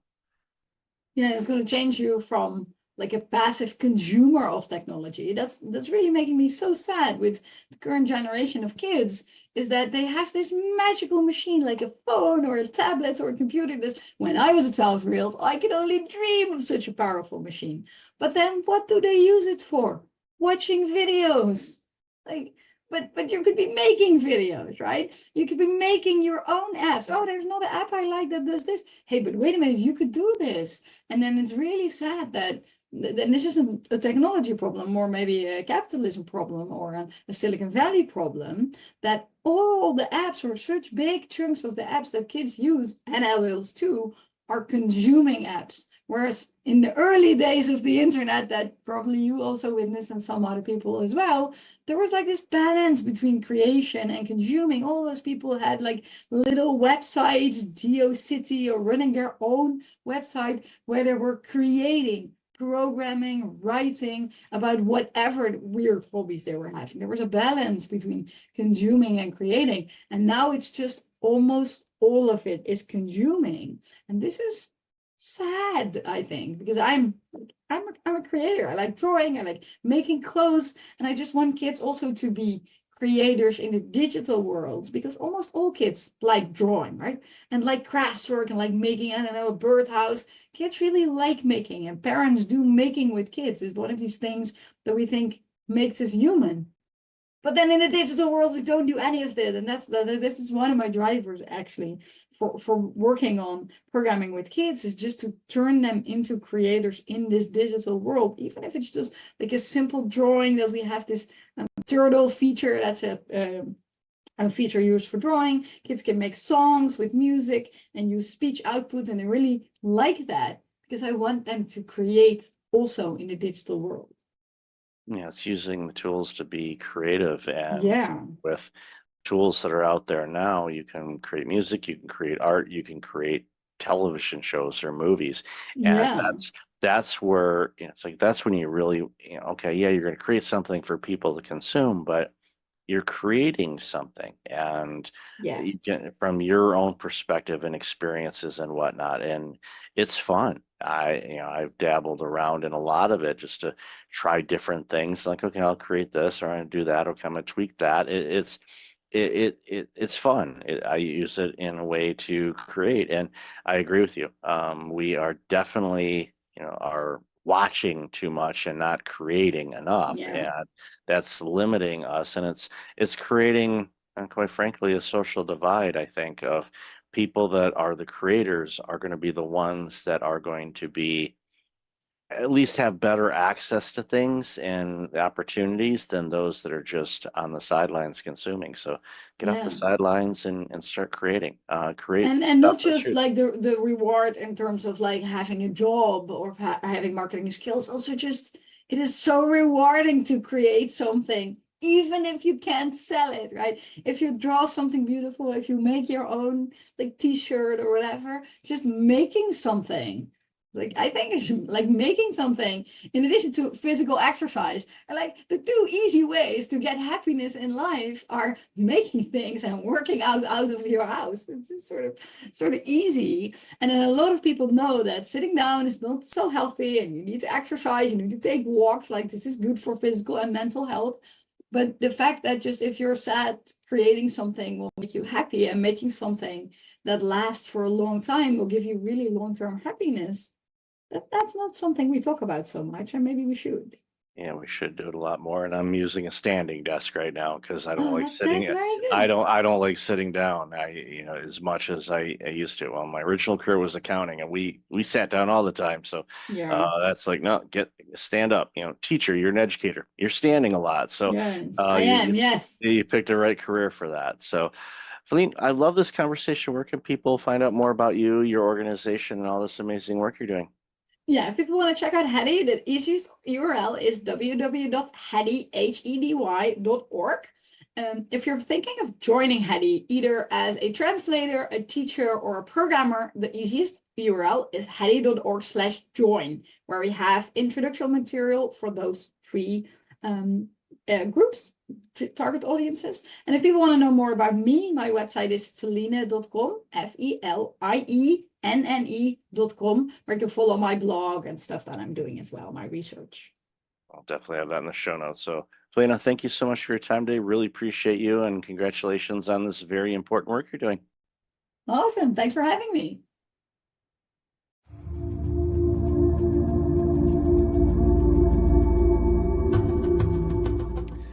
Welcome back. I've got Scott and Tammy on the line. How are you two? Oh, doing great. Nice to be here, Michael. Yeah, pretty fantastic. Thank you. Awesome, awesome. Great to have you. Really looking forward to this conversation. So why don't you share a little bit about yourselves and the organization, and then we'll jump into this really important conversation. Scott, do you want to go first? You go first. All right. I'm Tammy Rogers. Age before beauty. Oh, thanks so much.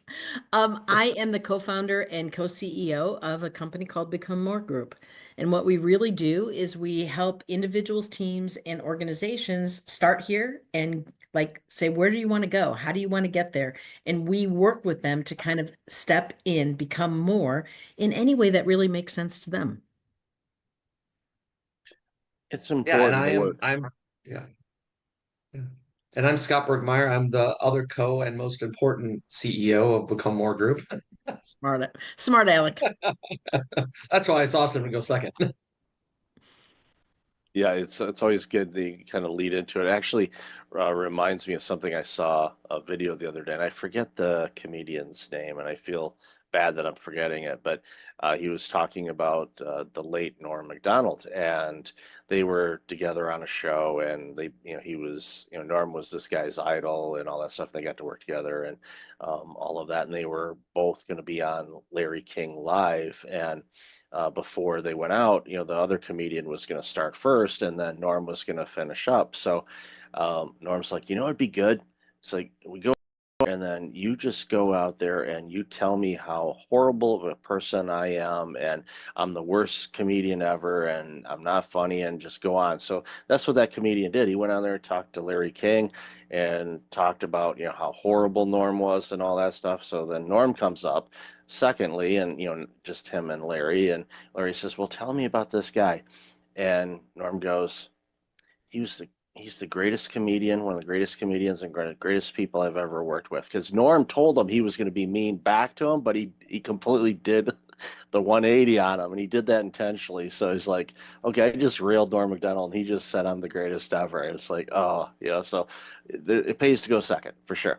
But your company, Become More, and appropriately named, because one of the things that I want for people is I want them to be the best version of them, whether it's an individual or a company, there's always room for growth and improvement because, life always throws us opportunities to become more and be better. And I from a society standpoint, we deserve better companies and better individuals We do. because and we see too often, companies just they don't do that.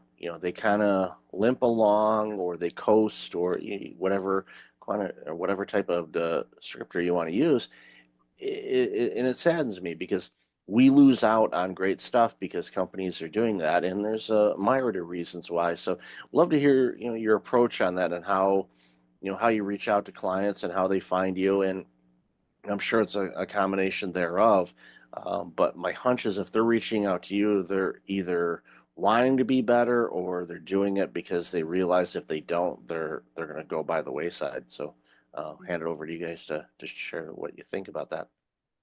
Yeah, Michael, I love this because part of what you're talking about is what we would call the status quo. We accept some level, which might be a good level or a mediocre level or a bad level. We accept that and we just kind of ease into it and just allow that to happen. And the reality is, when we allow that to happen, even when we're doing great things, someone is going to pass you. And so if you're not always looking at how can we evolve, mature, move forward, at some point, even if you're currently making dust, you will be eating dust at some point. It's true. And the side of that, if you think about it, is people traditionally shift off of the status quo because they are inspired or because they're in dire trouble, right? Inspiration or desperation. And when you're desperate, there is this piece where it's like you'll do almost anything. And it's hard to work with an organization that is in that spot because time and fear are kind of knocking on the door, and it gets louder and louder and louder, and they're freaking out in that spot. Inspiration is a much better place to be. And yet many of us don't make those changes because we're inspired. Many of us make those changes until we can, we wait until we can hear that knock on the door. And that is, that's not, it's unfortunate in that particular space. So one of the things that we actually work with people on is we talk with them and say, all right, we can talk about pain. What's the stuff that's not working for your organization? But let's also talk about gain. What is it that you want to be? What is that? If you could dream for a little bit, what would that look like? And what would be the things that you would like to see and experience, and the way that you would like to interact with customers, and the way that your staff interacts with one another, and the products that you would want to bring out, or the production, and how would that flow? And when we ask them about dreaming, and sometimes I can't use that word, it depends on the CEO and whether that word is comfortable for them or not. But when they can vision out or dream into that future, that's a way that we get people to be inspired instead of waiting for that time period where something's knocking on the door and they have to do something. When the water's coming in, a lot of times, so, what do you think about this? All they're thinking about is that water, and they're not going to have the clarity to be able to dream or imagine a different future because all they see is the water rising, and they're like, okay, this is problematic. It's like, so you end up becoming a disaster recovery type of place, like those companies that come in after floods or fires and do a restoration, get you back to the state, and then it's like, okay, and I see this all the time. They're like, okay, you're recovered. And they're like, okay, we're good. No, you're not. You're back to where you were before that happened. And unless you do something, that's going to happen again. It's like if you have a foundation, your house that always leaks, and the rainstorms come in during rainy season and floods your basement out, and You dry it all up. It's like, okay, we're all good. No, you're not. You just cleaned up. It's the situation is still there. You're going to have to do the foundation work on that. And too often, like, nah, I'll deal with it later. And then later shows up, and well, guess what? They're grabbing the mop buckets again. And I see that time and time again because we're creatures of habit, and status quo, or comfort avenue, as I like to call it, is a very, very dangerous place to hang out in.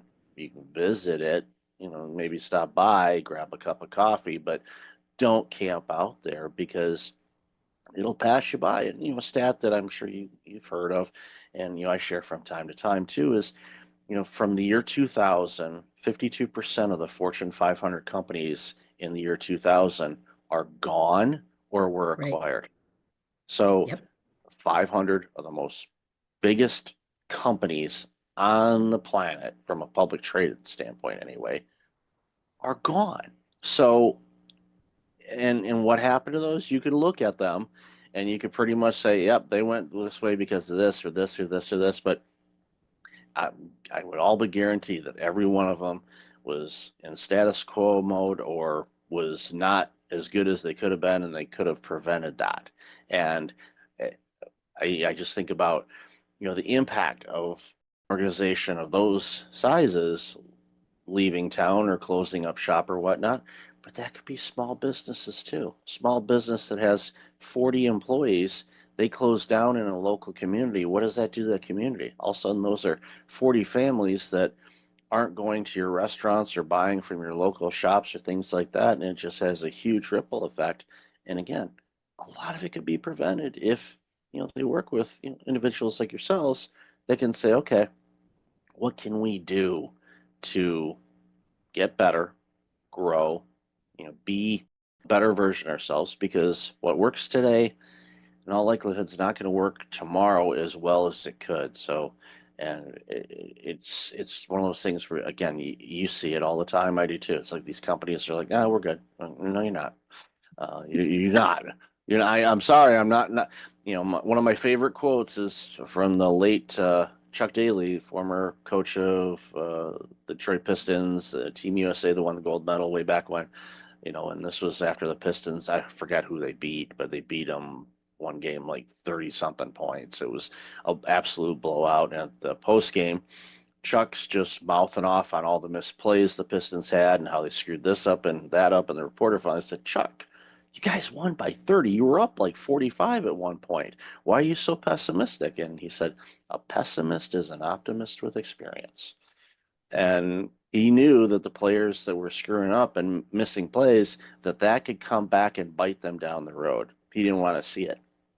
And you guys see it all the time, in companies. It's like you're doing some things that's going to bite you down the road.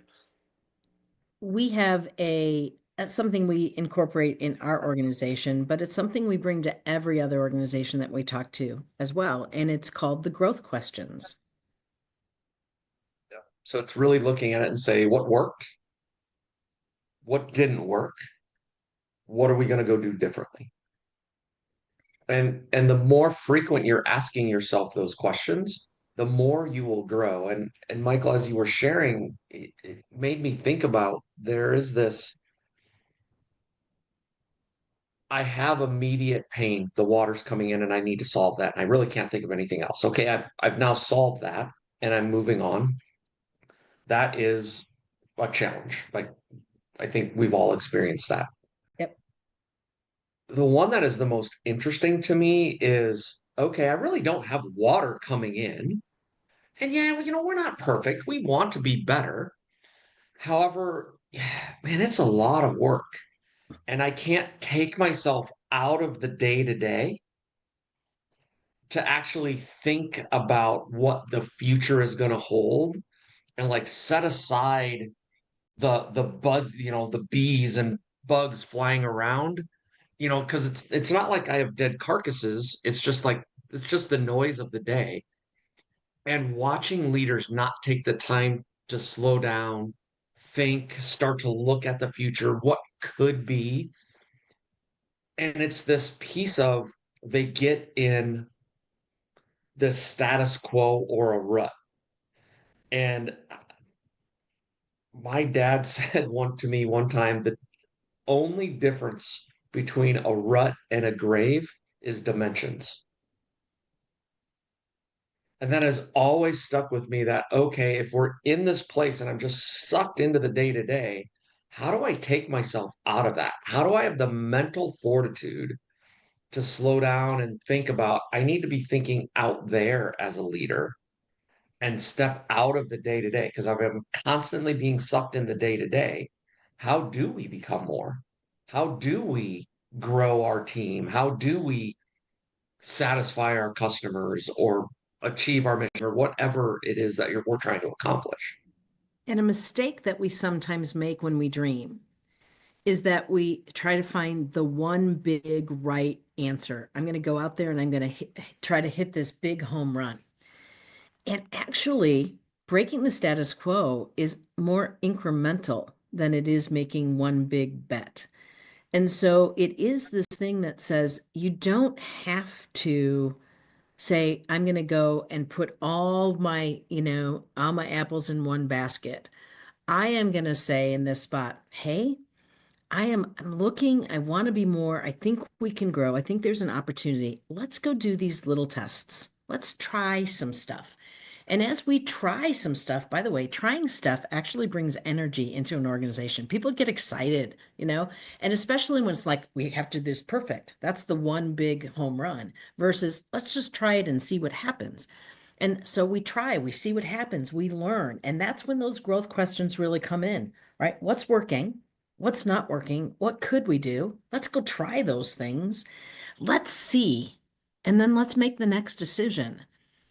It's not so scary then, and it pushes us out of being in that rut or that grave because we're trying some small incremental things that we can manage, and we can, in that space, we're not betting the farm on it. And let the information from that help us make better and better bets as we move forward. It's like the improve by 1% kind of Right. mentality. It's just a little increment. A lot of people, 1%, oh, that's easy. No. Maybe. No. Maybe. It's not. But we don't tell them that because we want them at least to try. It's Because true. otherwise, like, oh, 1%, I don't know. But it's the little stuff, and you stop and you pause and reflect, and it's where, meditation in a way, the pause and reflect is meditation. A lot of, leaders say, well, I can't meditate. And I said, well, do you ever, reflect on things and think about how a project went or some ideas of what you want to do in Q3 or Q4? Oh yeah, all the time. I hate to spoil it to you, but you're meditating, and it scares them because they're figuring some yogi's going to come and hit them over the back of the head, But it's like, no, that's not going to happen. Well, I can't promise that. Likelihood is not going to happen, but depending on where you happen to be, anything's possible in this world. But ultimately, and I love that way to do it. It's like let's look for the momentum. It's little steps. It's one step here, one step there. Using the baseball analogy, it's like, you have a really successful inning. Yeah, you could be hitting a bunch of home runs. That's fine, but base hit after base hit after base hit, it's like body jabs. It just wears them down, and then the pitcher ends up leaving one right over the middle of the plate, and then it's about 520 feet out in right field, and it's like, oh, okay, now we've had a 7-run inning here, and you've just beaten them down. But it's just those little incremental things that add up, and it's pausing and reflecting too. I worked for a company. It's alarming how many years ago it was. But it was one of the first companies ever. Well, it was 20. Oh my gosh. When was that? Yeah, 26 years ago. Yikes. That's, yeah. Lifetime. You tell me about it. Yeah, there's like a lifetime, and that lifetime could have started having a family lifetime. That's how long ago it was. But it was, a company, Fortune 500 organization, and it was a division, and we were in asset management, and we went out and did asset management work for other Fortune 500 companies. And at the end of every project, we would have a project debrief meeting, which is not out of the norm, but we always brought in a handful of other project managers and team members from other projects to sit in on the meeting that had nothing to do with the project. They never opened up a single spreadsheet or look at a presentation slide. They had no knowledge about it other than when they walked in the room. And we'd go through and all of that, and those people that were outside would offer some insights and things that they did that helped streamline some things and lessons learned. So basically, it was like a team meeting where everybody kind of contributed. Well, what we ended up doing by doing that is, after implementing that new procedure, within about 6 months, we were able to increase the number of clients that we took on by 20%, and we didn't hire any additional advisors. Needless to say, and I'm not going to mention the company, but headquarters in Germany were really pleased about efficiency. Not that Germans are all about efficiency or anything like that. I know it might be a breaking news alert there. Didn't mean to shock people on that. But they were thrilled, and they're like, "What did you do?" They're trying to figure out, can we mimic this? And again, that was an example. Okay, there's something we learned. Could that be applied in other arenas that we work on to find the ability to do more without overloading people and with the same amount of people? And it was one of those things where I was obviously much younger then, didn't pay much attention to it, but upon reflecting, looking back, thinking about ideas, it's like, that was great. So anywhere that I was a leader, didn't matter what role I was in, I did that. I would bring in some outsiders and say, okay, what's your thoughts on this? What do you see? And it just improved things. And it was a simple thing to implement. A lot of people thought I was crazy at first. Like, well, they weren't on the project. Why are they here? Like, you'll see, just work with me on this. And then they realized, and then all of a sudden they wanted to be part of other meetings, probably because they didn't want to work and they just want to sit in the meeting. But oh yeah, because people love meetings, Michael. Yeah. My brother, and this was years ago too, worked for an auto sector company, and you'll get this, they actually had a meeting to determine why they had so many meetings. And they didn't come up with a solution. So because it was an ineffective meeting. There you go. Yeah. Is there an agenda? Could this be an email? Do I need to be there? Yeah. Yeah. I do like that methodology that you're talking about, outside eyes. I mean, it's great, especially if you have enough internal staff to be able to have an outside perspective. That's phenomenal. If you don't, that's what you kind of need consultants about, right? Because an outside perspective says, I don't have any skin in the game. Here's just something to think about and consider. It's not like you did this wrong and you did this wrong. It's not like an audit. It's this thing that says, here's something that you might want to consider. Here's something that we've done. This is what our experience says. And that's how you get better incrementally, but you do it very quickly. And so that's what's really interesting about that. That is growth, very specific, a growth plan to help us see what we can do differently and not just get stuck in, well, this is the way we do it. Well, it worked last time, we'll do it this time. And having the outside in, whether that's a consultant or whether that's someone from the next department over, right? Ideally, like, they have the ability to ask the quote dumb questions that we just make the assumptions on. We assume we do it this way because it's the best way, but having someone say, well, why? I was with a financial organization and they were talking about, oh yeah, when we do mortgage work, they, like, if you pay, you have the ability, you could pay every 2 weeks, and actually that reduces your overall interest, etc. Well, when someone chooses to do that, they have to take that money and put it in an account and then wait until they have a full payment. And I'm like, so they're like double, triple work that they're having to do. And I'm like, help me understand why. And they all look at me like, what do you mean why? It's what we're supposed to do. I'm like, yeah, I understand that's what you're supposed to do. Help me understand. You have made the decision to do that, or there's a legal, regulatory reason to do that. And there is actually a legal, regulatory reason to do that, to make it compliant if they want to sell it on the outside market. Versus a car, a consumer loan, a car loan or something, you could make $1 payment every day, and that will be applied. And it's so interesting, like the process hoops they have to do. However, they have never thought of, like, in their mind, it's just, well, we just do this. And it's just normal. Like, why are you even asking? Well, because number one, I don't know, because it sounds really stupid. And Michael, you don't know about us, but we have an acronym that we use. It's SLL, sorry, I did that totally wrong. It's SSL, stay stupid longer. And that place where you stay stupid longer and keep asking questions, seeking to understand, helps us to actually innovate. It helps us to make those incremental changes. It helps us be better. And that's one of the great skill sets of being a leader, not just a consultant. When you have staff, right? Don't give them the answer. Stay stupid longer and help them figure it out. It's kind of cool.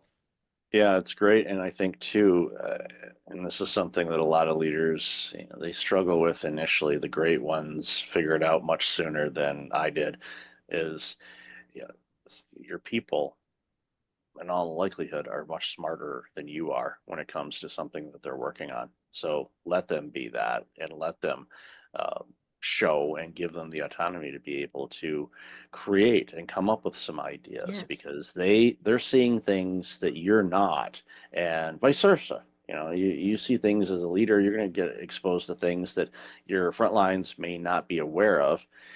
What you share, obviously share as much as you can so everybody can kind of be rowing in the same direction. But there's opportunities where it's like, okay, I'm not seeing this. What am I not seeing here?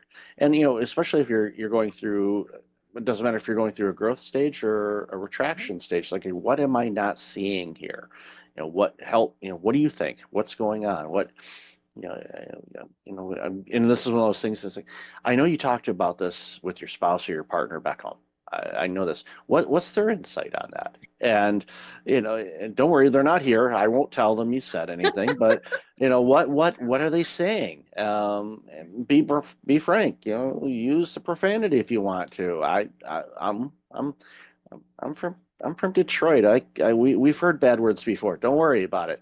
So what do you need? And again, it's more perspectives can, sometimes they can open up that particular sliver of an idea that can spawn off into, something absolutely amazing, or turn the tide to make things, even better for everybody involved. So before we wrap up, a question that came to mind, while we were talking is, here we are in Q1 of 2025, and in the last few years, I'm sure have been, what's the word, interesting, I guess, for your clients, and because it's been interesting for all of us. But what are some things that you're seeing that customers or your clients are doing, whether it's something they're struggling with or something that they're looking to do? I'm just curious on that, because I want my audience to kind of hear some things and maybe shed some light and give them some ideas on some things that they're working on. So I'd love to hear your thoughts on that. Yeah, I think we're seeing, if I think of a couple themes that are common.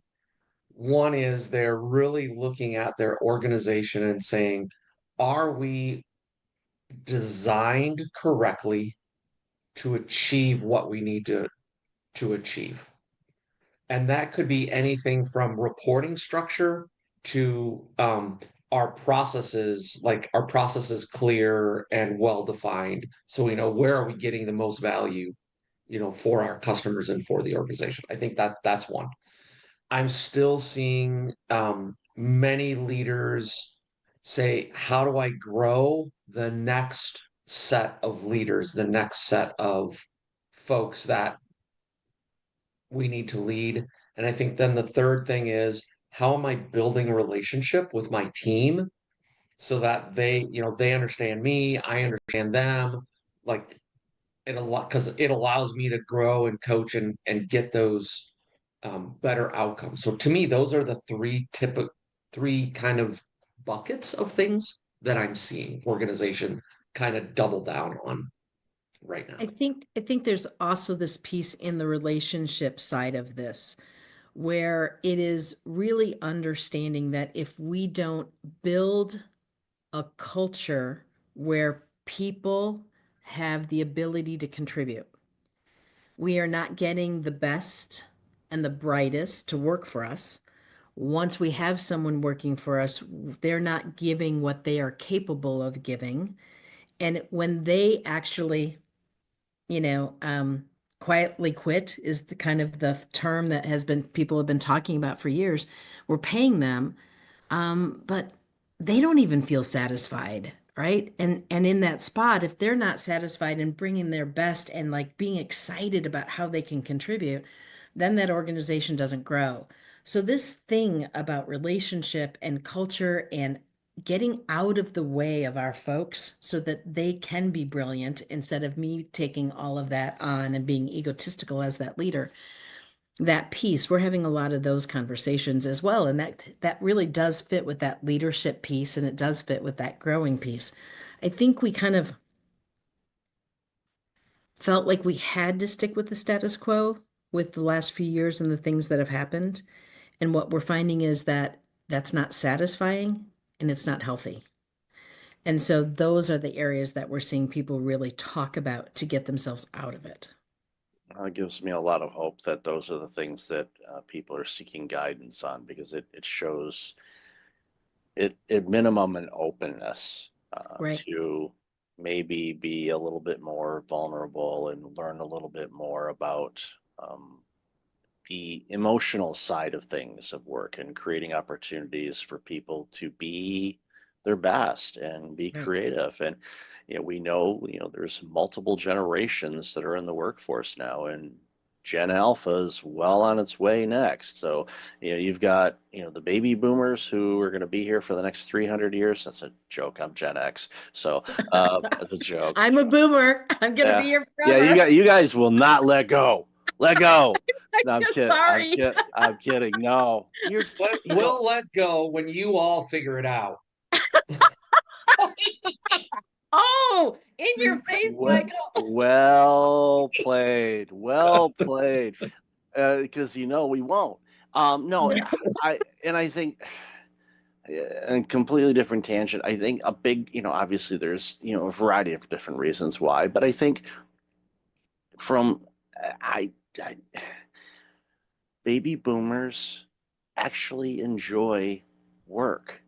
It's sickening, and it's true. I am a perfect example of that, Michael. They- Sorry. Well, it's in many cases, you're an artist, but your paintbrush is not necessarily a paintbrush. You're an Right. artist, and I see that with every generation. Every generation is creative in their own way, and ideally is. And if Jonathan Shepard's listening to this, so shout out to him, because he does a lot of legal work and works with different generations on different things. It's when you take all of those skills and you put it together and you let it mesh and form into this ecosystem, that's when you see some absolutely superb organizations. And I know It's a that's beautiful thing. it's literally you take it back and go, you want to, in a way you want to bottle it up, you want to go, and say, oh well, how does this work? It's like, because it works. And I know that's a very simplistic answer, but there's a lot of ingredients to it, but it's by design that it does that. So I've loved this conversation. We could talk for hours on this. So where can people find about you guys, and where would you like them to check out? Yeah, easy, three places. Easy. One is our website, becomemore.gp.com. Or if you're like, hey, I want something specific, you can email us at becomemore@becomemore.gp.com. Or if you want to hear some more of our rants and raves, you can listen to our podcast, The Leadership Line, on your favorite podcast thingy.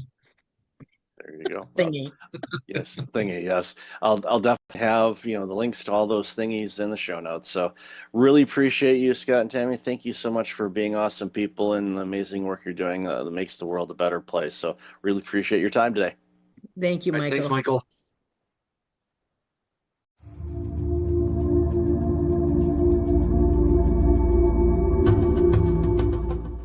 Welcome back. I've got Jonathan Shepard on the line. John, how are you? How are you? How's it going, Michael? I am awesome. Really looking forward to this conversation because, as we talked about a bit in the pre-show and our conversation we had earlier, this is some important work that you're doing, and it's bringing awareness to an issue that I think every organization is facing. So, why don't you share a little bit about you, and then we'll jump into this important conversation. Sure. I live in the recruiting space. I'm the president and CEO of J. Shepherd Associates, a full service attorney search firm in New York City. And I own a support staff company called Daybreak Staffing. And our perch is mid and large size law firms. Kind of built my entire career in that space. Started recruiting when I was 19 and had kind of seen a lot. But about 5 years ago, I started to notice that generationally, everybody was kind of pulling apart. And I've always recruited from the space of like, get the biggest, best group of people together. And what I kind of stumbled on was this conversation about the generationality of work. 4 generations working together for the first time in American business. And everybody has a different need set, as I refer to it. And everybody is generationally judgmental. You know, I joke with candidates like this pops up on screen and the cartoon bubble pops up and says old guy. But then you get to talking to me and you realize I have this generational lens to what I do. And you're like, where'd you come from? People your age don't talk like you. And I found it to be really, really interesting. So I started weaving it into my recruiting. And the more I did, I found that there was an appetite for it. I found that it was a message that was resonating. I contend if you have boomers with vision, Gen Xers with ability, or high revenue producing people, 42 to 58, if you have millennials with potential and Gen Zers with drive, then you have the best of all 4 generations. And no matter what business you're running, you owe it to yourself to get the best people in the right spots. So it's been a really interesting ride. And I'm having conversations with people closer to my age, right down to people just coming out of law school. And they all have something to add to the conversation. So when you and I connected, I was like, this is a great platform for me to talk about this with you, you know, you being in the corporate burnout space, you know, and trying to get people to kind of not get burnt out, or what to do and recover from getting burnt out. I think it really does tie in very much. Oh, I agree. And as we discussed before, you work in the law space, but this is applicable in every industry, and everyone having a voice and input based on their observations, because they're going to see things differently than other people. And it reminds me of a conversation I had several years ago with Maestro Roger Nierenberg, you know, who, you know, is conductor, conducted in New York and Philly and other places. And he's a leadership consultant now. And one of the things he does is he goes to organizations and he brings a small orchestra with him. And what he does is he sets up an orchestra pit wherever they happen to be. And then, of course, he goes up on the podium and they first start to practice, and they kind of sound like a second grade band at the beginning, you know, no rhythm whatsoever. And then they start harmonizing and everything sounds amazing. And they have the employees of the organization in management sitting in with the pit. So they're hearing that music. And then what he does is he brings up people either one by one or in small groups up to his podium, and he has the musicians play the same notes, the same music again. And everyone is absolutely blown away on how completely different it sounds from that vantage point. And he said, that's the thing. From my vantage point as a leader, or my vantage point as a baby boomer, or I'm a Gen X or a millennial or a Gen Z or Gen Alpha is coming, we all see things differently. And the thing is to focus on that. What are you seeing from your perspective is an opportunity to see things in a different light, or maybe a different way, that could be completely a game changer for your organization as far as teamwork, interaction, your deliverables, you name it. Yeah, 100%. You know, you use the analogy of an orchestra. You know, the piece of music the orchestra is playing is the end game. It's finite. How you get to playing that music is infinite. And that's really the thing now in the work life of America. You know, people are redefining things like shifting expectations in the workplace. What does productivity look like? What does engagement look like? And all of those things. And they're all seen through a different lens. And what I've been trying to tell people is if you communicate effectively and you respect the opinions of everyone, their view of looking at the musical piece, then you're going to bring things to the table to make your business stronger. Just like the playing of the notes is one thing, but really the fulfillment of the piece of music is really the bigger thing. And that's what I'm finding now in corporate America. And, you know, my perch again, you know, it's the law firm space. So there is a hierarchy there in law firms between partners and associates. But at the end of the day, you can learn a lot from everyone. And if you're open to that, you're not going to take every policy and everything like that from somebody who's only been in the workplace 2 or 3 years, but you may take a piece of that policy and apply it and win over the entire workforce. And I think that is now post-pandemic where firms find themselves and they don't really know the way forward. Why? Because you have 2.5 generations or 2.25 generations on the younger side who are basically saying, yeah, I know we're a successful firm. I know we've been around a long time. Everybody's made a lot of money, the boomers and the older Gen Xers, but we don't want to do it that way. We want to have a different experience. We want to do interesting work with good people at a fair wage at a company or a firm that we believe in. And then we want to go home and we want to have a life. And we don't want to be defined by what we did for a living, unlike the baby boomer generation, who was very much defined by their occupation. And now the push-pull of that is that there are other options out there for people in the workplace because there are progressive companies out there that are embracing everyone and not saying, well, we did it this way. I mean, you and I are old enough to have parents that said, wait till you have kids, right? And, you know, and at the end of the day, it's really now about the kids telling the old uns what to do. So it's a really interesting time in that regard as well, because it's a time of opportunity, like you said. Yeah, agreed. And it was a post, I don't know if it was a podcast interview I did or an article where, you know, coming from a Gen X standpoint, it was basically an olive branch to millennials and Gen Z and to the baby boomers as well. It's like, look, we all have gifts to bring to the table that's going to make this world better. Let us all figure those things out together, share our experiences, and it makes such a big difference. And, you know, I think back early in my career, I originally was in public accounting, so I worked for a CPA firm, similar kind of hierarchy situation to legal, where you've got your partners and you've got your associates.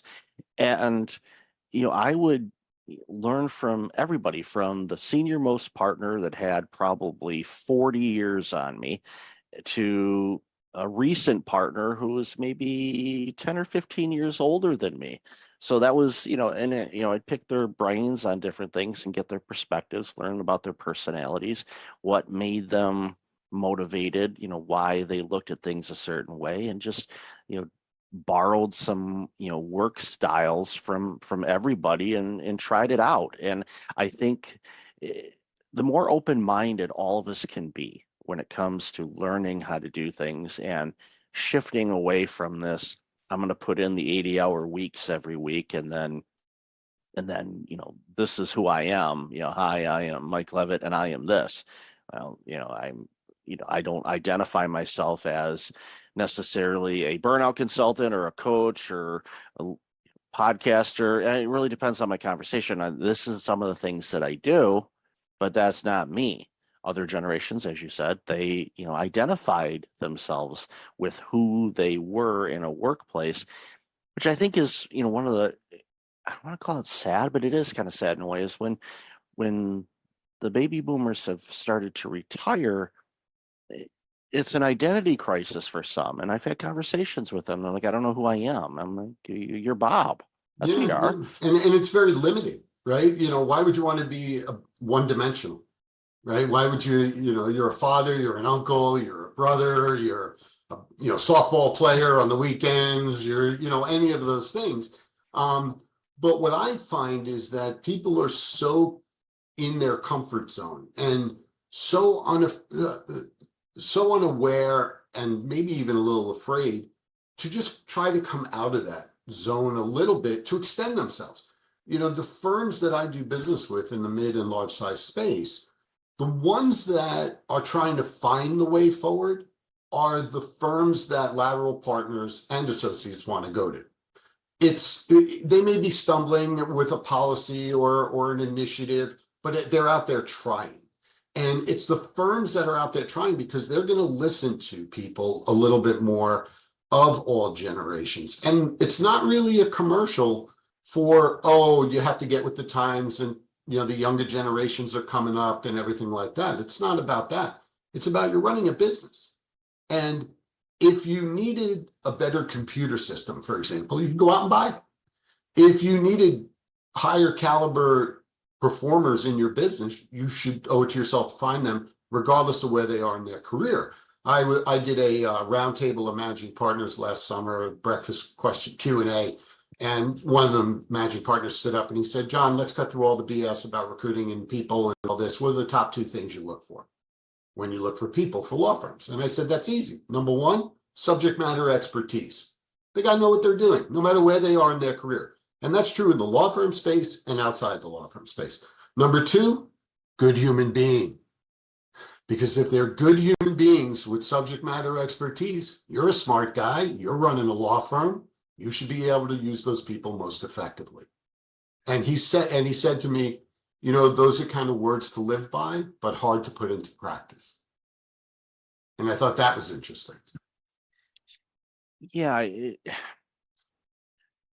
and I can see where from, and I think about, you know, my experiences in hiring when I worked in healthcare and hiring, you know, people that may, excluding clinicians, again, they have to be a subject matter expert. They have to have their licenses. They're going to be working with needles and medicine and things like that. You want them licensed, please.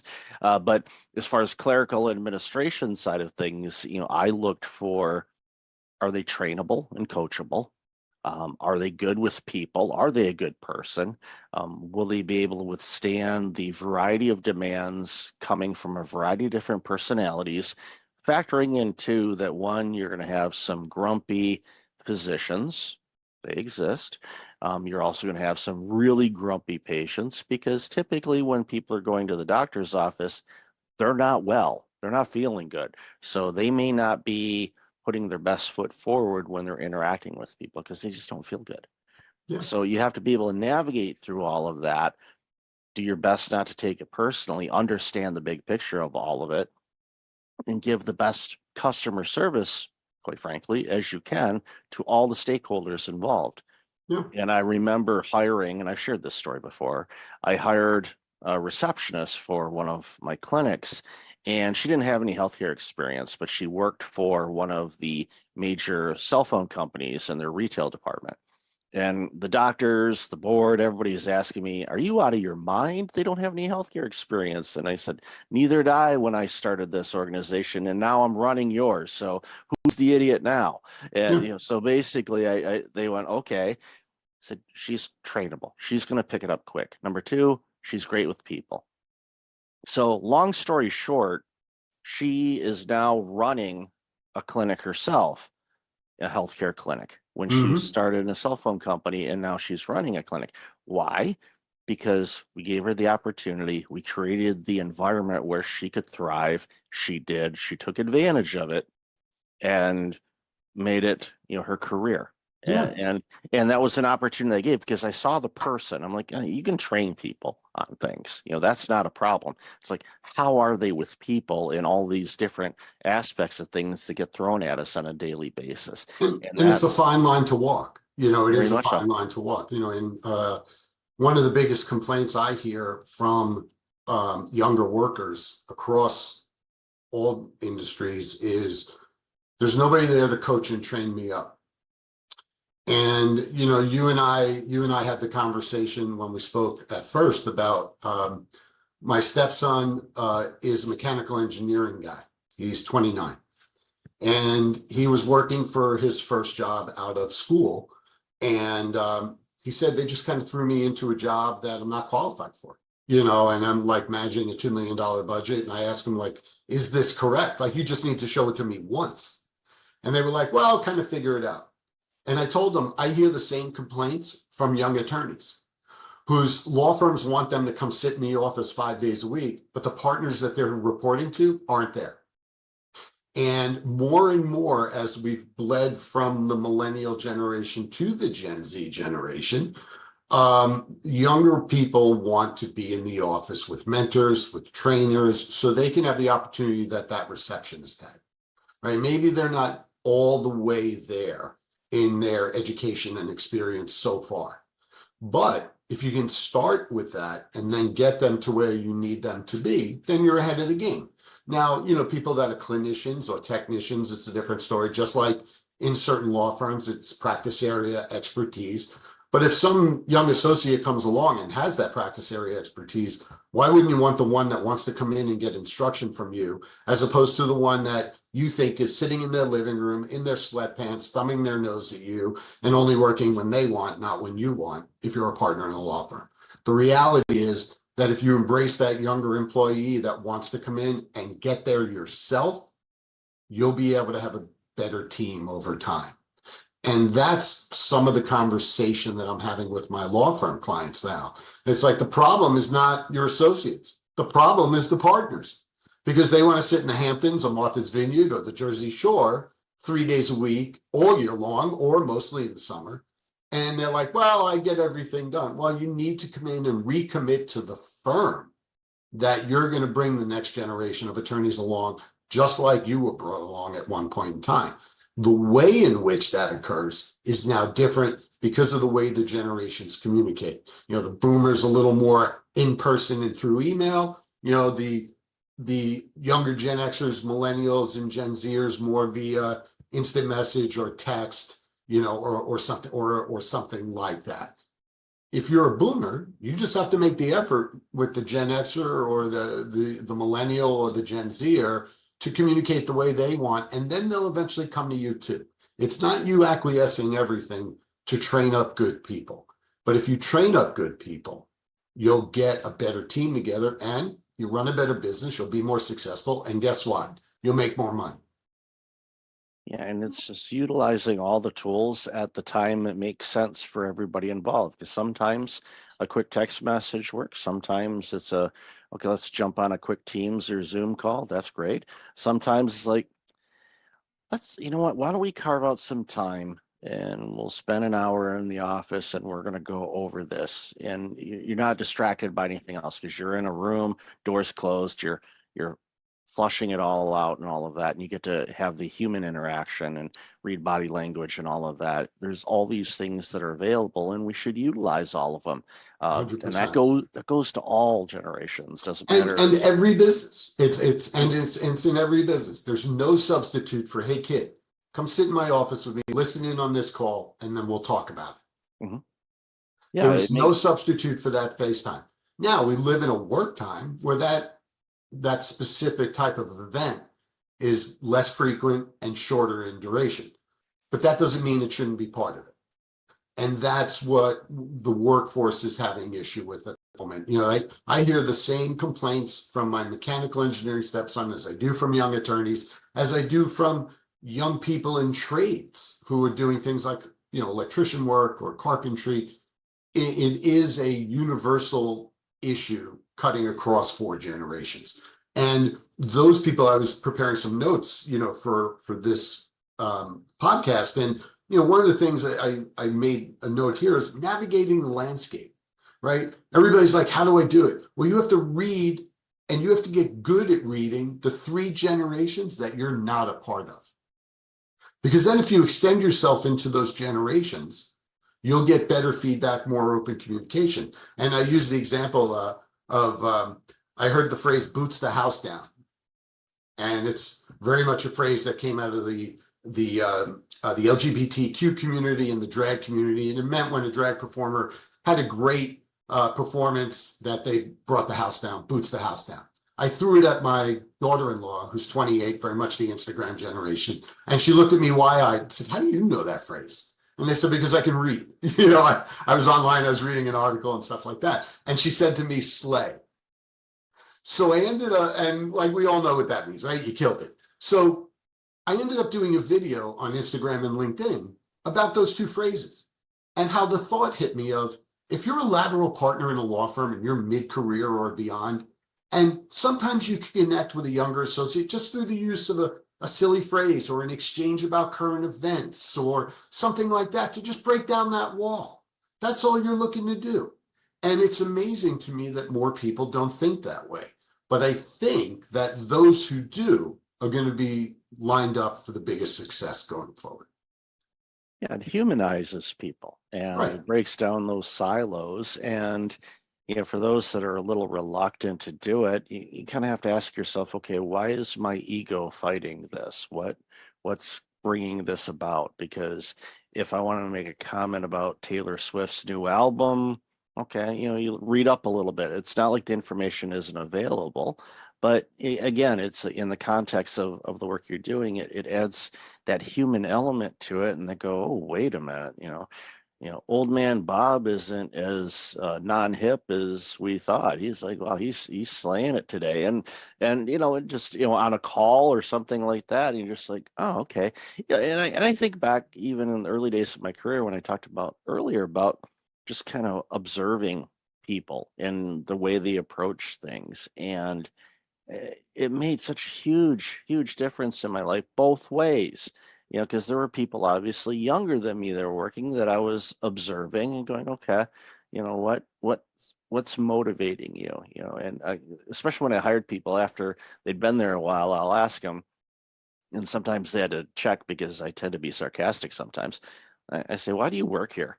And I had to frame it and use a tone that it sounded like I was curious and not Mhm. being sarcastic.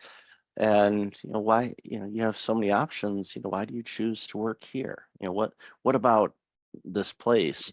And often, they would blow sunshine up my backside and tell me it was me and all that, which was nice to hear, but I knew there was other elements too. But for me, it was like, okay, I'm creating an environment where people want to be here and they can thrive and shine and do things and interact with each other and grow. And when you have 100%. that, you navigate through all these stressors, you navigate through all the ups and downs, you navigate through pandemics, you navigate through all the challenges that the world throws at us because you've got each other's backs.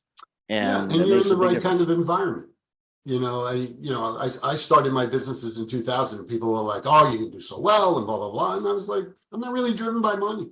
I said, I'm driven by experience. I'm driven by controlling my own destiny. I created a workplace that I wanted to be in. And then I tried to fill it with people that thought like I did in that regard, where people are treated with courtesy and respect. Different opinions are encouraged and not thrown to the wayside. They're discussed.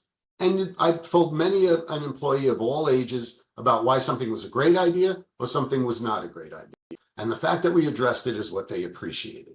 You create that kind of environment. And now I tell my candidates, and it doesn't matter if it's a lateral partner with a multi-million-dollar book of business or down through the ranks, we now live in a time where you get to decide a little bit, more so than the market. If you have a book of business and you're a lateral partner and you're mid-career and you're missing your kids growing up and you want to change that, you can make a move. If you're a younger associate who's not getting the kind of training and mentoring you want, you can make a move. You owe to yourself, and you talk about including people in the workplace and like, why do you like working here? And questions like that. It's really about giving people a stake in things. It's giving them a say. I was sharing a success story of a law firm that I work with who created a spot on the management committee to give associates and what they call income partners a voice on the management committee. And it's not really done all that much. And the people appreciated it. And it's made the people at the firm grow closer. It's about the culture. I saw an interview with something called the Real Race Project, and part of the exercise was, define yourself in 6 words. You should always be able to define yourself in 6 words instead of 6 degrees of separation. And mine is interested in people different than me. And you can't be ashamed of admitting who you are, to people whether they're the same as you or different than you. I'm like, I lived in New York City my entire adult life. And when I would get in the back of a cab, I would ask the cab driver how to pronounce their first name. because it showed that I was interested in them. And they were generally somebody who was a different ethnic group than me. And all of a sudden, the pasty middle-aged white guy that got into the back of their cab made them feel good. And that's the type of stuff that in the workplace doesn't cost you any money if you're running a business.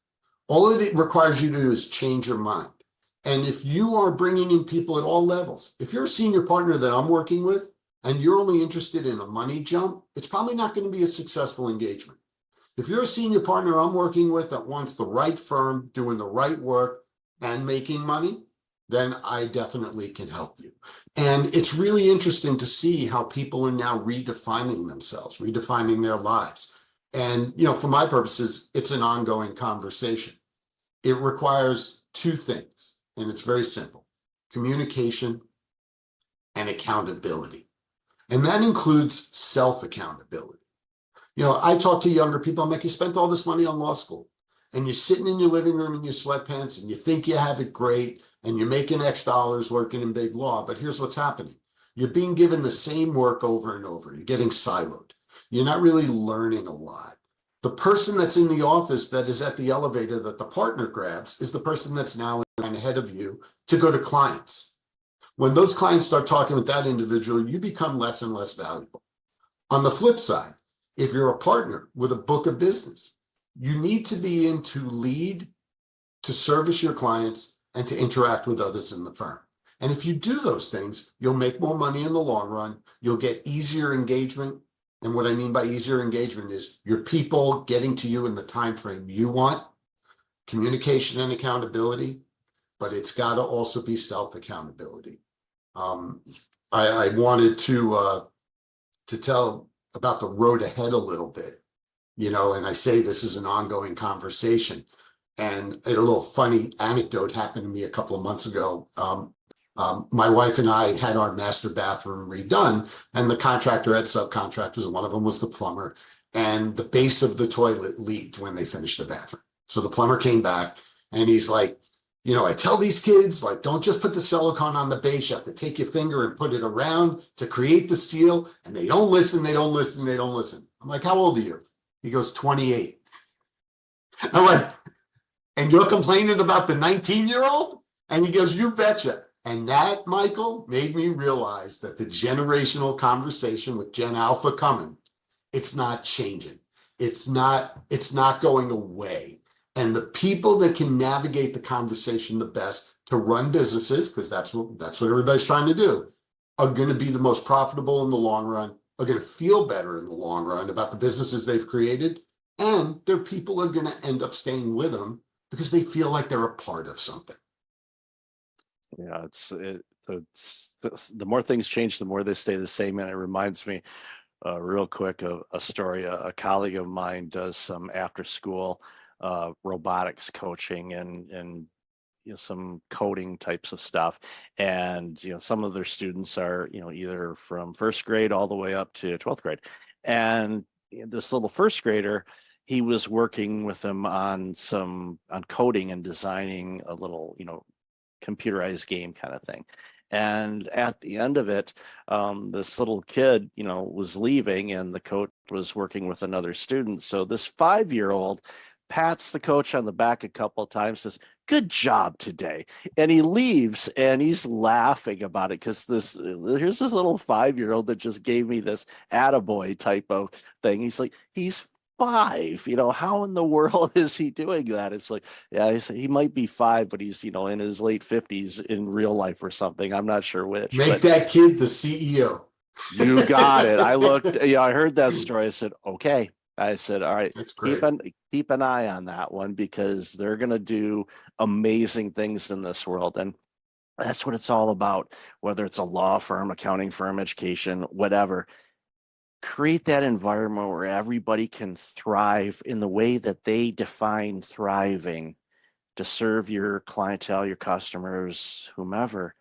And it's when the magic happens. You light up. You're like, it's Sunday and you're dying to get in the office because you want to see that, you know, partner or that associate that you're mentoring, because they crushed it last week, and you want to congratulate them in person for really stepping up, because people want to learn. You know, there Yeah. most people are coachable, and the self accountability. I'm glad you mentioned that. I think that's something that I see as absent, but there's reasons why it's absent. You know, the more accountable you are to yourself and what's your role in this game, the better you're going to be short term and long term. Yeah, I agree with you 100%. You know, that's a whole nother podcast, you know, that the accountability and self-accountability thing. And, you know, we talk about it through the lens, you know, of the generations. We talk about it running better businesses and everything like that. But these are human skills. These are skills that help you in every walk of life. You know, and I think that's the thing that's lost on a lot of people. You know, you say, you know, you crushed it last week, you know, you're fired up to go into the office on Monday. But we also live in the real world that you're not going to feel that way all the time. Right. And a lot of people talk to people like us and they're like, oh, you know, it's easy to be gung ho and rah rah and all that. That's not what this is about. What this is about is positioning yourself. And if you're running a business, positioning your business the best way possible, but being realistic about it. And wouldn't you rather go to work fired up more times than not? I mean, I would settle for that if I were in the corporate space. I think I said to you on our initial call. You know, I work for myself. I'm very much, you know, doing my thing and everything. And I always joke with people, my boss sucks. He just makes me work when other people don't, you know, but he also does approve my expenses, you know, and he does let me go do some fun things. But what he does is he lets me be me. And, you know, I'm fortunate that I work for myself, and not everybody lives in that world, especially if you're in corporate America, whether it's a law firm or another kind of business. We get that. But you could set yourself up to be as close to what you want. And that is occurring for the first time in 2 generations. It really is. People in the 50s really had the kind of opportunity that the generations coming up have now. Everybody from there to now, a lot of the boomer generation, and I hear it all the time, the boomers are hanging on too long. But the boomers who consider themselves, as I consider myself, and I'm sure you know, even though you're a little younger than me, you consider yourself this kind of person, is we're empowerers. We want to tell people, listen, you bring a lot to the table. And I do it with people that are way older than me down to way younger than me. And, you know, I've had more than one candidate at each end of the age range say, boy, you get me. And I said, I'm not trying to be you. Again, it's communication and accountability. If you keep that in mind, and then courtesy and respect yourself, but respect others, you know, be humble, you know, extend yourself a little bit. You'd be surprised, you know, how people react to you, like the guy driving that cab in New York City.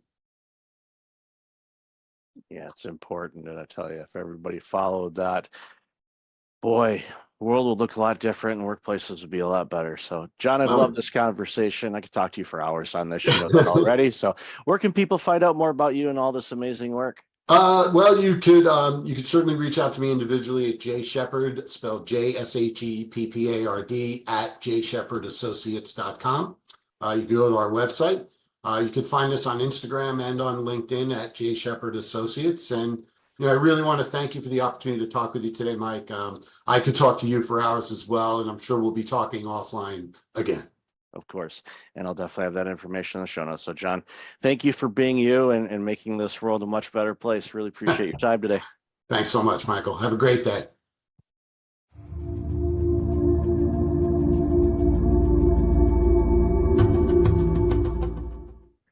Welcome back. I've got Jim Fielding online. Jim, how are you today? I'm great. Thank you so much for having me. Looking forward to this conversation. You've done some absolutely amazing work so far, and you continue to do so. It's not like, okay, I'm done. Yeah. Why don't you share a little bit about you, and then we'll jump into the conversation.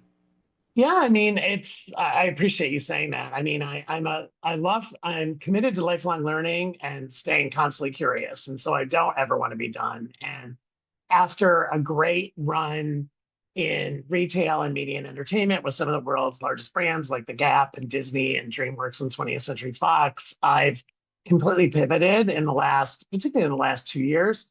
I wrote a book that came out in August of 2023, All Pride, No Ego, and that really gave me the platform to pursue this new life I'm in now. And so officially, as of really January 1st this year, but really last fall, I'm full-time writer, speaker, and now executive coach. I went back to school at Emory, the Goizueta Business School, and took two coaching fundamentals and advanced coaching.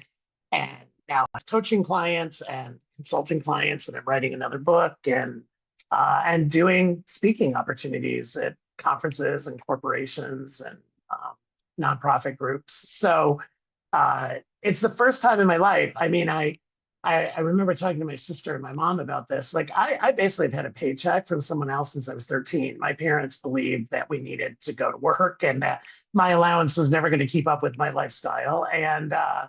And literally last August 31st was the last time I got a quote paycheck from a corporation and benefits and all that. And so it's really the first time in my life, now that I'm 59, getting ready to turn 60, where I'm completely on my own and I'm really enjoying it and meeting fascinating people and doing interesting things. So you're bold to do it, and I commend you for doing it because there's something energetic and refreshing about it. It's like you're going out there and you don't necessarily have a safety net. You do, but you don't. It's like, okay, for me to generate revenue, so I have some currency units in my bank account, it's up to me. It was before too, but it's a little different now, where you're basically working multiple departments instead of just the sales and consulting side of things or whatever else. And I'm guessing, and you mentioned about going back to school and and the coaching and whatnot. My hunch, and correct me if I'm wrong, is when you're in the class and they're going over some things, did you have that aha moment going, wait, I've been doing this all along anyway, but now I'm getting the education component afterwards. So usually it's like usually you learn how to do it, then you do it. Well, in your career, you did it, and now I kind of learned on the job. I learned on the job. You're learning how to do it. Yeah. I give my professors and mentors in that program credit, because like literally the first module when I started was part of it was the difference between coaching, consulting, therapy, and mentoring. And I realized that I'd been doing all of them. Like, I had gone to therapy. I wasn't a therapist, but I had mentored, I had consulted, and I had coached. But they were really good about putting the boundary walls in between what a good coach was versus a good consultant. And so for me, that honestly was the hardest learning, because as a consultant, you're paid to solve a problem. I mean, you're literally hired for a project or to solve an issue a company has, and 90 days, 6 months, whatever it is, and you have a deliverable. In coaching, it's much more client driven, and it's much more iterative, and it kind of takes a lot of different paths. And I had to learn not to be a problem solver, because in my first couple practice coaching, and we practiced all the time in the class, I would be like offering solutions immediately, because that's how I was programmed. And my coach would be like, no, right? Like my professor would be like, help your client get to the solutions, help your client transform, help your client unblock. And I love that. And it's actually made me, I think, frankly, a better partner and son and brother and uncle, because I'm not just running around solving. And listen, I was in the C-suite and I was a consultant. That's what I was paid for, to your point. I was paid to solve problems. I was paid to drive business. And so I was like making decisions on the fly and going. And in coaching, it's a much different process. It's a much different timeline. And I have a very diverse set of clients, which I love. And so each coaching assignment is very different. Each client is different in what they want to accomplish in the assignment. So, but yes, I would have said a year ago, I've been coaching forever, until I got the academic foundation. It was like, oh, I need to learn some new things. And it was really important to me, because to your point, I could have just gone on LinkedIn and announced I was a coach and started booking people and put up my website. I wanted to do the academic underpinning first. Well, it speaks volumes to your character too, because Mm. most people say, "Yeah, I got this. I've been doing Yeah. this. I worked at this consulting firm or whomever, forever. I know what I'm doing, Right. and you would serve your clients well by Mhm. doing that. But the analogy a lot of times, for me, when I think about consulting an organization or coaching, the big thing for me to help remind myself of the same situation is, Mhm. okay, what did they hire me to do? Okay, they hired me to coach them. All right, well, that means I'm on the sidelines. I'm giving, going over some plays. I'm like, okay, what do you think about this? Very Right. collaborative. Get them, like you said, to come up with their solutions Solutions. instead Right. of, what do you think about this? And, being, a reformed people pleaser and a problem solver. The great book by the late Dr. Harriet Breaker, Disease to Please. I highly recommend it. That is brilliant. I love the title. Yeah, I'm writing I'm yeah, writing that down. I'm yeah, looking at you, but I'm writing that down yeah. because I It love is that title. that book came out, I think, in the year 2000, so it's a quarter century old, but it's timeless and Yeah. quite convicting. If you are a people pleaser, because it calls you out really good. And there's different types of people pleasers, and I thought, well, I'm this, and then after reading that book and Mhm. picking myself up off the floor after it knocked me down, I was, Yeah. oh wow, I'm actually different. And I reread it every few years just Mm. as a not not so much as a reminder, but Mhm. more of a where am I at now? Yeah, Because almost like a self-assessment. I love yeah, that. yeah. So it's definitely a good book that I recommend to anybody and everybody, because Well, we all do it. it takes a people pleaser to know a people pleaser, right? Like Um, I definitely listen. I'm a firstborn, the first one in my family to go to 4-year college. Like I had a lot of expectations on me, and I was pleasing a lot. I was pleasing parents and grandparents and extended family. And you're right. So I had not heard of that book, so I love that you gave that to me, and I will pick up yeah, that pearl. yeah. I'll share a real quick family story. A late uncle of mine was in our family, the first uh, family member to go to college, and Mm. he made some questionable choices and did some crazy things in his life, to the point where when my brother and I, because we were next to go, Yeah. and we saw some of the annex he pulled, I told my parents, I said, I'm kind of afraid to go to college. Why? Is it going to be hard? I said, no, because I don't want to do the crazy stuff that Uncle Joe has done. And Yeah. they're like, they said, don't worry. I said, that has nothing to do with academic. So it was like, okay, good, good. Phew. Yeah, But exactly. No, doesn't that's mean I haven't funny. done some crazy things, but hey, it Yeah, happens. right. No, for But sure.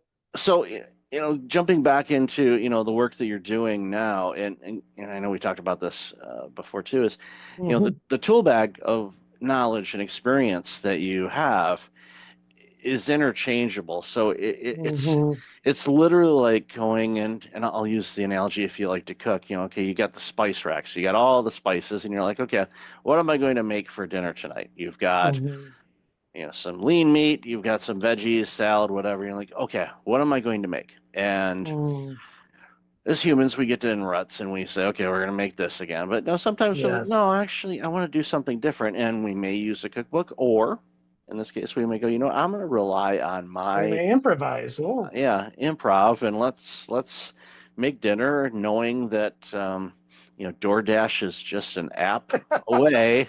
That's younger generations that didn't have, or older generations that didn't grow up with that. We remember, it's like, if dinner was screwed up, then guess what? Well, we either ate it anyway, Cereal. You might be having some cereal, or right? some Or some cereal, cereal. or Yeah. maybe there's that 2-year-old jam package in the bottom drawer.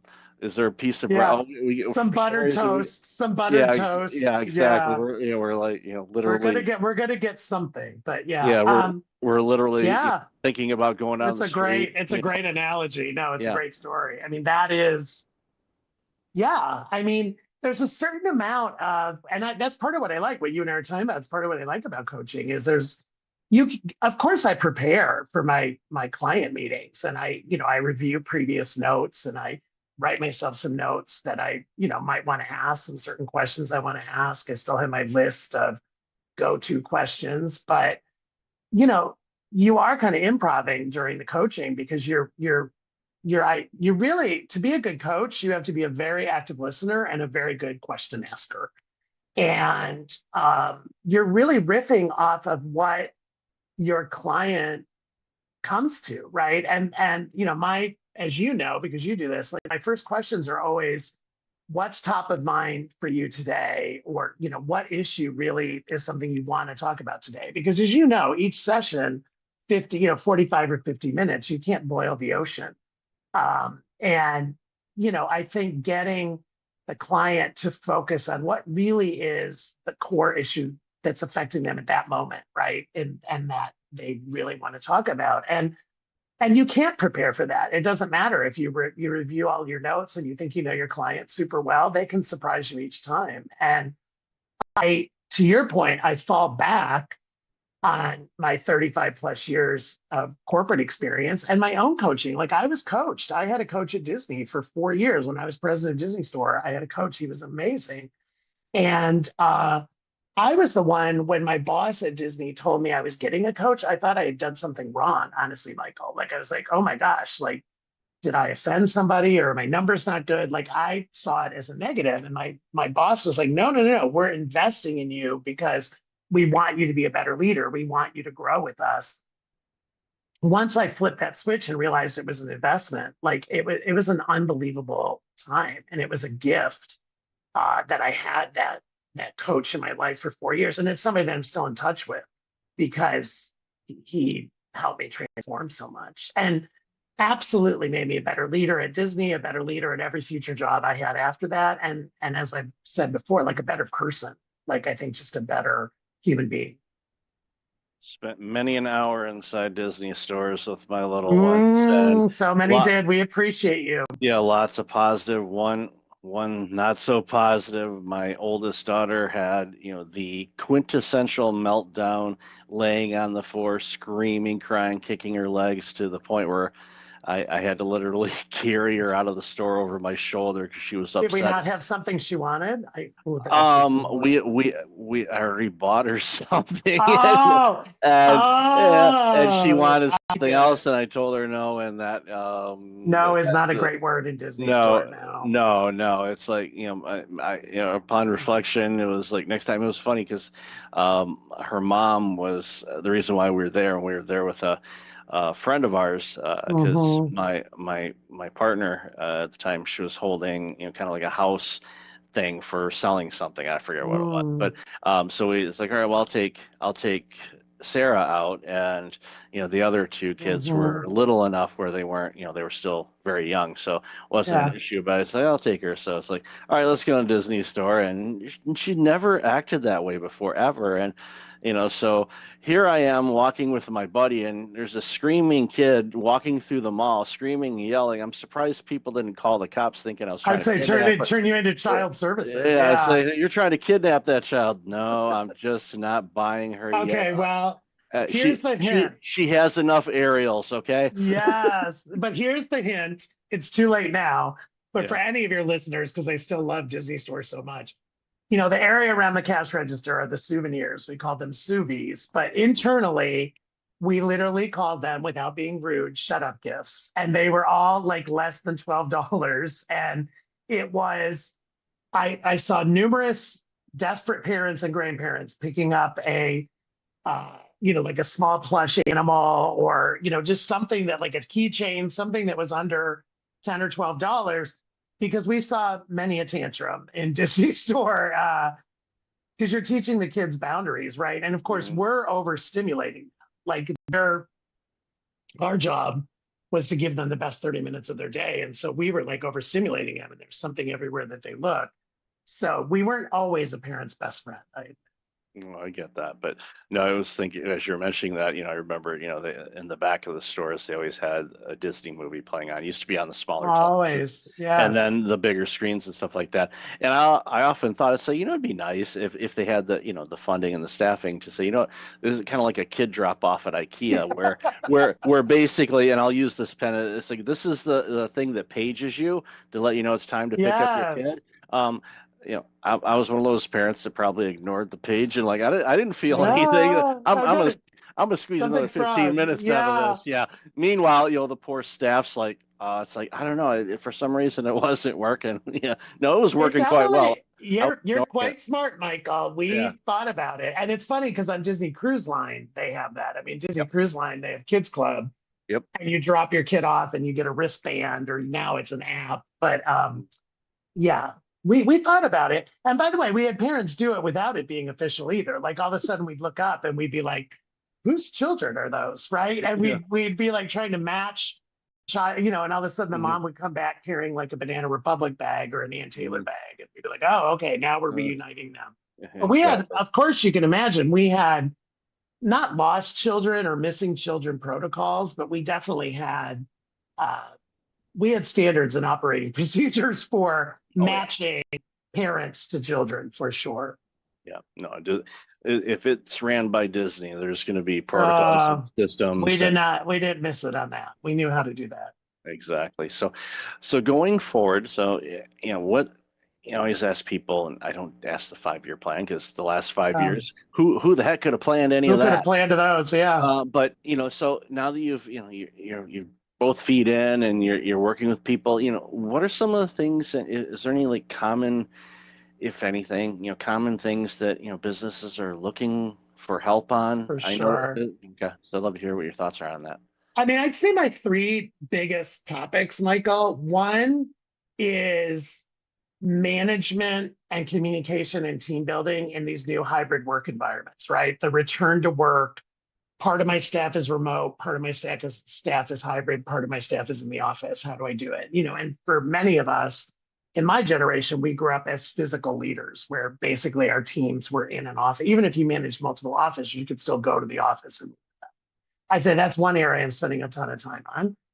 I think the other clients I'm attracting are people who are in a certain stage in their life. So I don't want to say a certain age, but more of a certain stage of what's next? How long am I going to keep doing this? Like, do I want to consult? Do I want to slow down? Do I want to maybe go teach? Like, these moments where, running companies, running a division, running a corporation is not easy and is very tiring. And they're not ready to quote retire, but I mean, there's almost like most people don't like that word. Most people don't like retirement. They like changing gears or something like that. And then I'd say the other thing, it really is kind of belonging, inclusion, DEI 2.0. Like what do these programs look like? I mean, there's obviously been in the news lately that there's been a lot of rollbacks. President Trump announced that we're rolling it back at a federal level in the federal government. However, the reality is there's a business imperative to manage situationally and manage diversity because our teams.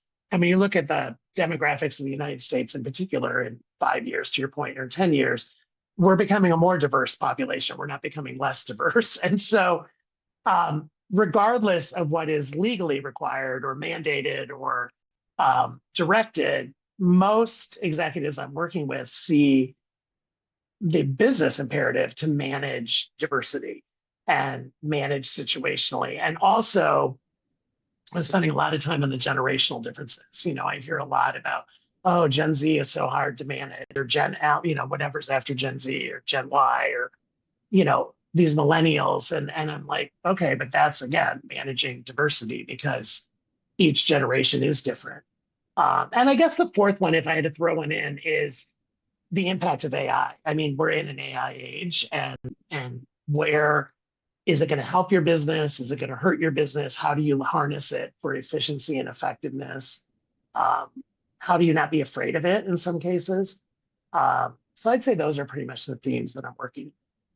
Yeah, and definitely plenty of work in all of those arenas. Yeah. And, I saw the headline this morning. I forgot where it was, what article it was, or what resource it was from, but it touched on DEI and diversity. And to your point, Hmm. yeah, 5 to 10 years, our country will be more diverse, and even to the point where they said it because of the diversity, everybody thinks, okay, well, you've got people from this background or this Hmm. faith or Hmm. LGBTQ, Q, whatever. right. Yeah, so any of those things, but the thing that it hammered home, and I hadn't seen this, at least Mm. across to me as before, is in many of these situations, the new immigrants and new citizens to our country and all of that stuff are not coming from Western civilization. Mm-mm. Mm-mm. So what that does, and this is my perspective, and why Hmm.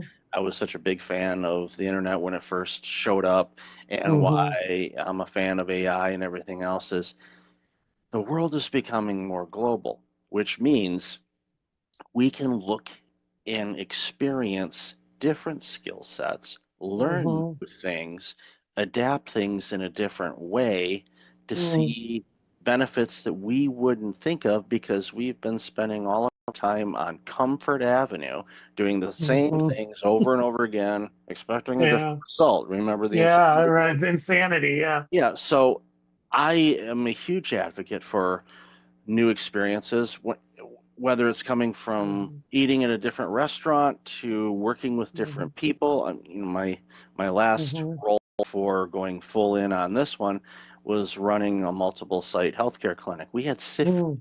16 different nations represented in my clinic. Yes. Yes. The potluck lunch was off the Oh, charts yeah. I was gonna because say it's like I'm like, well, I used to what is love the this? holiday celebrations. Yeah, I Oh loved yeah, that. because it's like Where bring everybody me. brought their version of cookies, right? And Yeah, it was like, or it was a yeah. different thing. I'm like, what's this? It's like you go in there and your senses are just going crazy. You're smelling all these combinations of foods, and Yeah. you're like, crap. I said, I can eat maybe a plate, and there's like 10 plates worth of food here. It's I like, so know, I that know. we had to retool it because there was so much leftover food. Thankfully, there was a place, a charity just down the street, so they were able to take all the food, and they were fed Yeah. amazingly, and it was like, so it worked out well. But all of these things Yeah. opens things up, and for those companies that are looking at that going, I know 5 years down the road things may look a little different, it's perfect that they're doing that now instead Oh, of, for sure. I'm a big proactive person. I'd rather be Right. proactive than reactive, because Right. you can plan it. Disaster recovery and emergency stuff, yeah, that's when you really start using your tools, but I'd rather not. I'd rather use the tools Hmm. in a planning way. So that's great to hear And that. and I love that you know all that, Michael, because the data and facts are there, right? And so again, regardless of what is legally mandated, it's a business imperative that you do this. And when I was president of Disney Store, I had one direct report. I had two direct reports in Europe, two in North America, one in Japan, and then three who we call global. They were based with me in LA, but they had global responsibility. And so by nature, all of their perspectives were completely different. And I loved back to cooking. I loved the stew that was, because I've always been a two heads are better than one. And I think retail and Disney retail, I didn't ever claim to have all the answers. And I wanted, well, what do you think, Japan? What do you think from a European perspective? And we would try and we use the word global, that word. There were certain things about Disney Store that were global, that were like the standards and the expectations. But we also enabled local execution and local adaptation. So it made sense for the Japanese guest or the Italian guest or the German guest or the Mexican guest. And I loved that about our team, that we literally embraced the word local. And that was how I led. There were listen, every store was going to have Mickey Mouse. Every store was going to have the princesses. There were certain things that were non-negotiable. But, depending on the market, there was a lot of local execution. Yep, and I experienced that. Yeah, I experienced that in the various places that I would visit or live, and going to Mm-hmm. the Disney. We had Disney Store fans that would literally, they were at our peak, we were in 14 countries. I knew of people who were going to visit us in each one of those countries and like buying a plush or buying a pin and or a snow globe. And I'd run into them all the time when I was president, and I loved them. And they would tell me the good, bad, and the ugly of their experiences. But it's kind of the same thing with the Disney parks. Like, there's parks in China, there's parks in Paris, there's parks in Japan, there's parks in Florida, and there's parks in California. And each one is Disney through and through, but they're also localized to that market. Yeah, that's what makes them special from across the board. So for sure. Love this conversation, Jim. Where can people find out more about you? And the easiest is my website, hijimfielding.com, just hijimfielding.com. LinkedIn, I'm Jim Fielding, really easy to find. And it is me, I say, in this land of AI. If you contact me, DM me, it's going to be me. It's not a bot that's answering you. And those are the two best places, LinkedIn and the website. And then the book, All Pride, No Ego.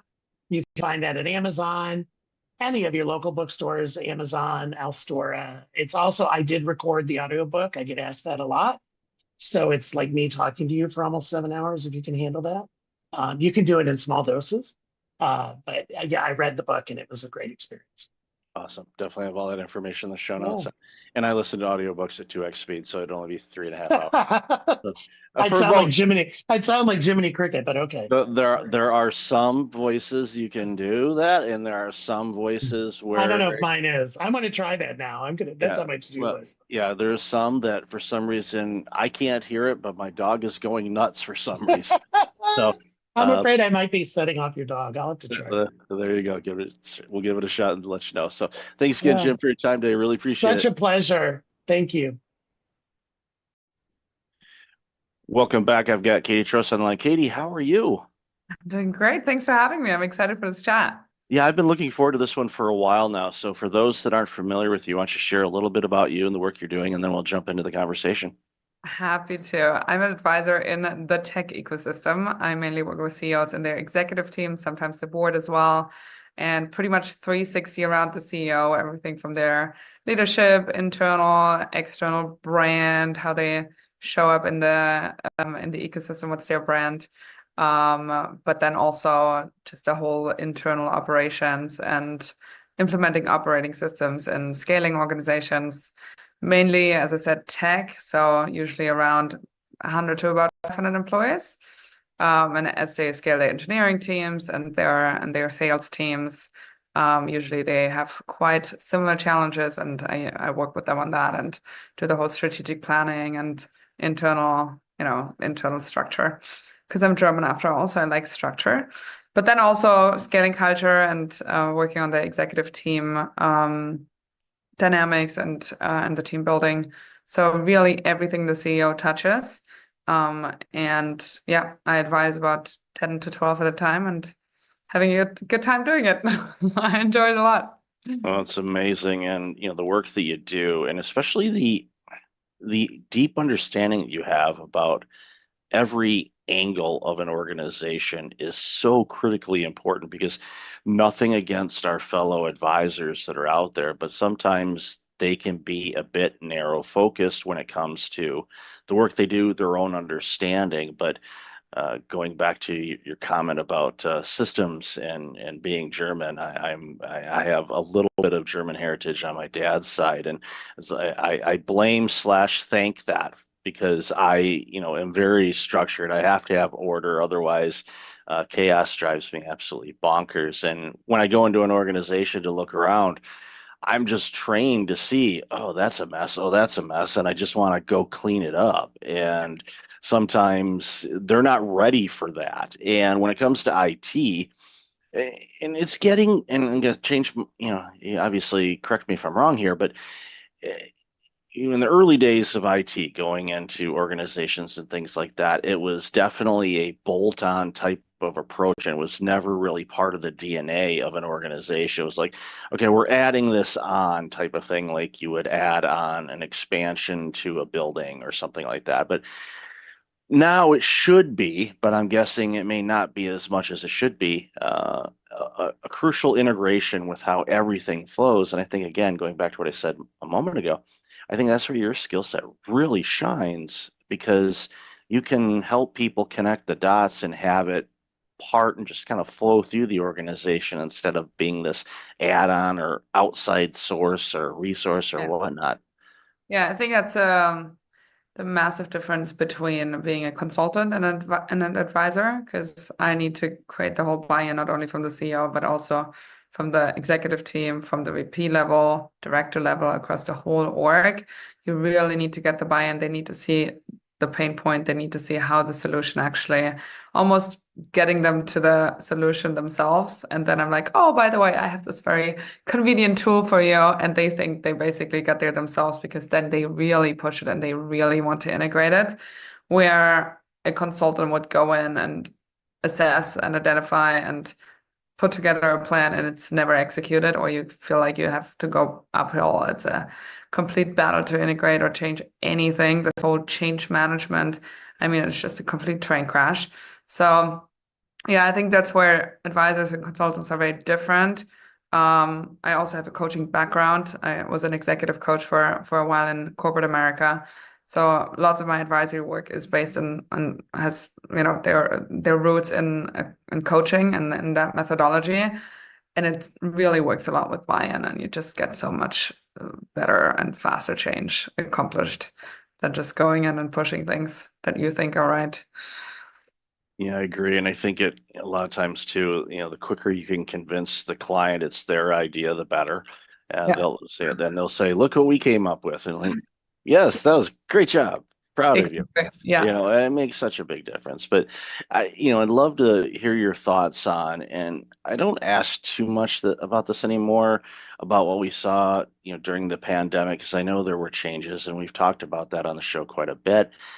But as you and I were chatting in the pre-show a little bit, is you know, people behave and act the same. Yeah, there might be some differences out in what's going on in the world right now, but when it comes down to it, CEOs and leadership and the challenges they face continue to be the same. And you know, what are some things that you see just are some tough habits for CEOs to break in the work that you're doing?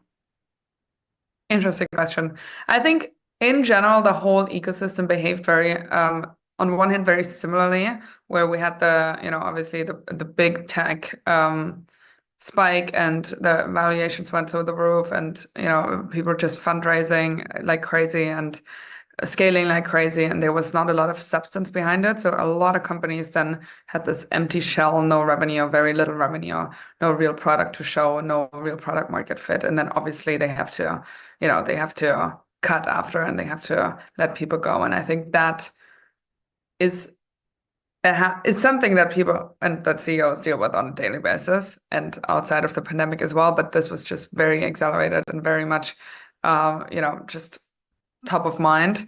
So I think seeing the behavior of, hey, we have some money and we put it into marketing and into hiring, and there's what happened in the pandemic. People overhiring, people staffing companies with, you know, products that don't necessarily have product market fit yet. I think is a big lesson that CEOs can take away. And also post-pandemic, and when the ecosystem has now slowed down and there's not that much funding, to just really, really bootstrap as much as you possibly can, and only use money that you really need, and only use marketing channels that really work. Don't scale before you haven't validated marketing channels, before you haven't validated your product market fit, etc. So that's obviously one of the learnings from COVID. I think in general, the whole VC ecosystem and the VC landscape has changed a little bit, where it's just not that attractive of an asset class anymore to LPs. So there's just less money, and therefore there's deals, and therefore lots of companies have to, you know, go towards the profitability route because they just can't really raise.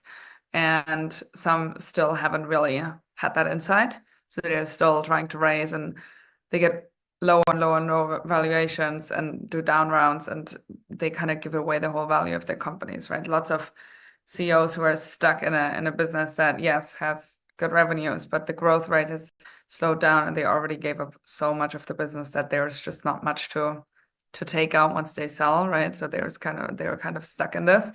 And how do you lead through that, right? How do you keep your team motivated who really is just there for the equity? Because otherwise, why wouldn't you work for Google or Facebook where you have like the best benefits you can think of, right? So how do you keep your team motivated? How do you keep yourself motivated if there's not, the big gold bucket at the end of the race? Those are just a few where I think the pandemic and that whole tech spike and tech crash has really challenged CEOs on how they run their business and and the strategy and the way they motivate the team. I agree with you on that as well, and brings to light a couple things. One, I agree with you wholeheartedly on the bootstrapping side of things. The more you can do that, the better, because we all get married to this idea that our product or service is the greatest thing ever, and maybe it's really, really good, but if the market for it is only at a certain level, that's what it's going to be. And the second thing you said really is an interesting challenge, I think, is as the founder of an organization, you've basically sold off your company before you sold it off with all of the venture capital funds and things like that. And now you've hit this plateau and where you need that additional round. And as you said, it's not easy to find that anymore. So you're kind of capped at where you're at. And you're just, here we are, nice company. We're just doing what we're doing and not able to grow it at the rate that you want to.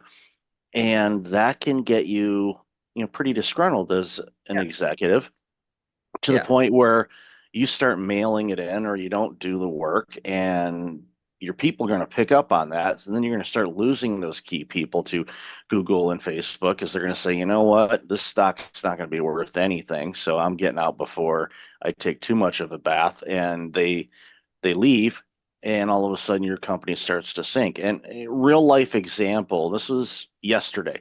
I was going through some old emails, and I was looking for a particular message, and I came across one that was from 4 years ago. It was just before the pandemic, from a company that was like, we're going to partner up, we're going to do this, and we're going to have this, and we're going to partner with me on some things. And we did some early things, and we kind of stopped, and I was like, okay, well, let's see where they're at with that. I don't know, maybe this is a better time for that. I don't know. Let's kind of see what they're doing. I click on it, and of course the domain's gone.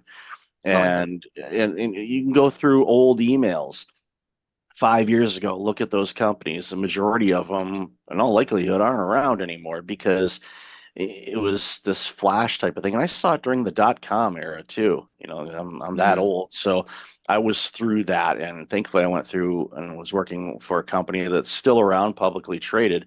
But most of the companies in that space did not survive. But when they were getting all the VC money and growing like mad, that the parties were off the hook, and it was like the booze was flowing and everybody was having a great time, and they actually had a product that they were selling. It wasn't smoke and mirrors like unfortunately so many organizations today are trying to push out. So with AI as well, that's going to be a really interesting dynamic, because I'm sure you're seeing it too. We're getting inundated every day with all of these new companies that have had this great product that's created that's going to do this and this and this. And, I see it and it's like, okay, going back to our history repeats itself commentary earlier, I know the majority of these companies are not going to be here in a couple of years. They're just not. That's just the nature of it. So as an executive, when you're looking at ideas and different tools and things, especially in the tech space, to figure out, okay, is there anything out there that can improve efficiency, return our, the better ROI rates, bring in new talent, all these things, it's hard to wade through all that noise to figure out, okay, this is what it is. So when you're advising organizations that are facing too many options, how do you help them kind of navigate through that? Yeah, very good question. I think it's whenever I work on certain topics, usually top 20%, like what's most painful. So sometimes that's on the people side, sometimes because you cannot possibly solve it all, right? There is just no way. Like as a CEO, you scale your company to, let's say you start with 10 people, right? And then eventually you have 100 people. It doesn't mean that you have 10x the time to spend, right? It's not that you work 10x more when you have 100 people. So your whole approach needs to change. It's you just with every time the company doubles, there's new things that need to be in place, and there's things that are gonna fall through the cracks, and that's okay. Not everything can be taken care of. There's always so many products to launch. You can have so much additional revenue if you just launch in this country, and this product and that product.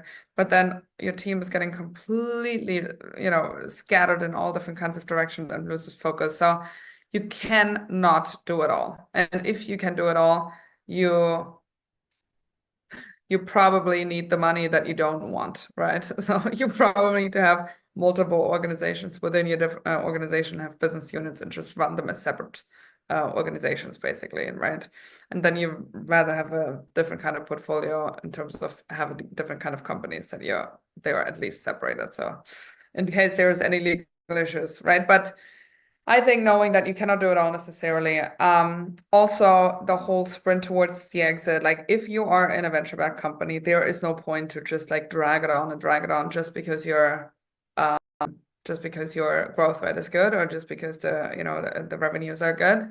It's not going to go forever. You have 1 or 2 bumpy years, and your valuation is already going to go down, right? And with every year, you put more money into the business. So just the moment you're crossing Series B, you go Series C, D, E, and then you just want out. This whole dragging it and, oh, maybe later on I can get a better valuation, take money off the table, and just make sure that you cover yourself and that you sell when you don't have to sell, but when others buy you. That's the VC game. And I think some founders don't really understand that. They just like keep going and going. And even the best companies that have bad quarters, and that's okay if it was all your company, right? But not if you have to sell it, or if you have investors and they're going to be in your neck.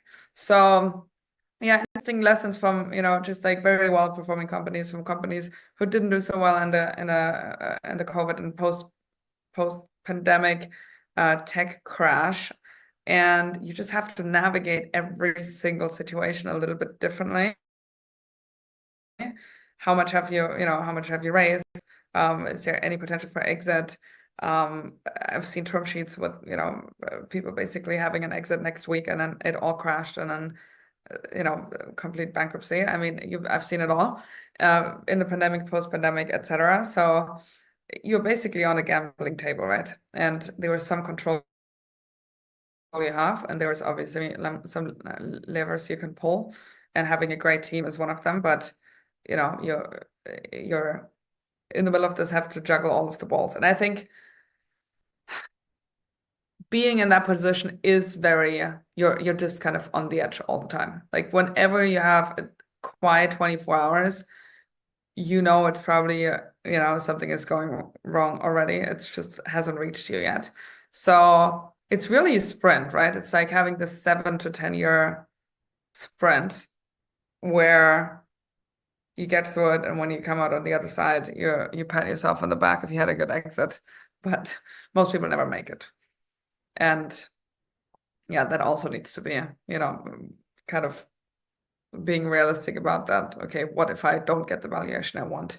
Like, then what? Can I buy out my investors and make it profitable and just run it as a cash flow business? Or, can I get more secondaries? Whatever it is, but there's not this one thing of you exit for 700 million and that's the only strategy. There has to be a little bit more wiggle room, I guess, in order to make it a successful exit for yourself, no matter if it's, if the timing in the market is great and the product is perfect and everything is perfect.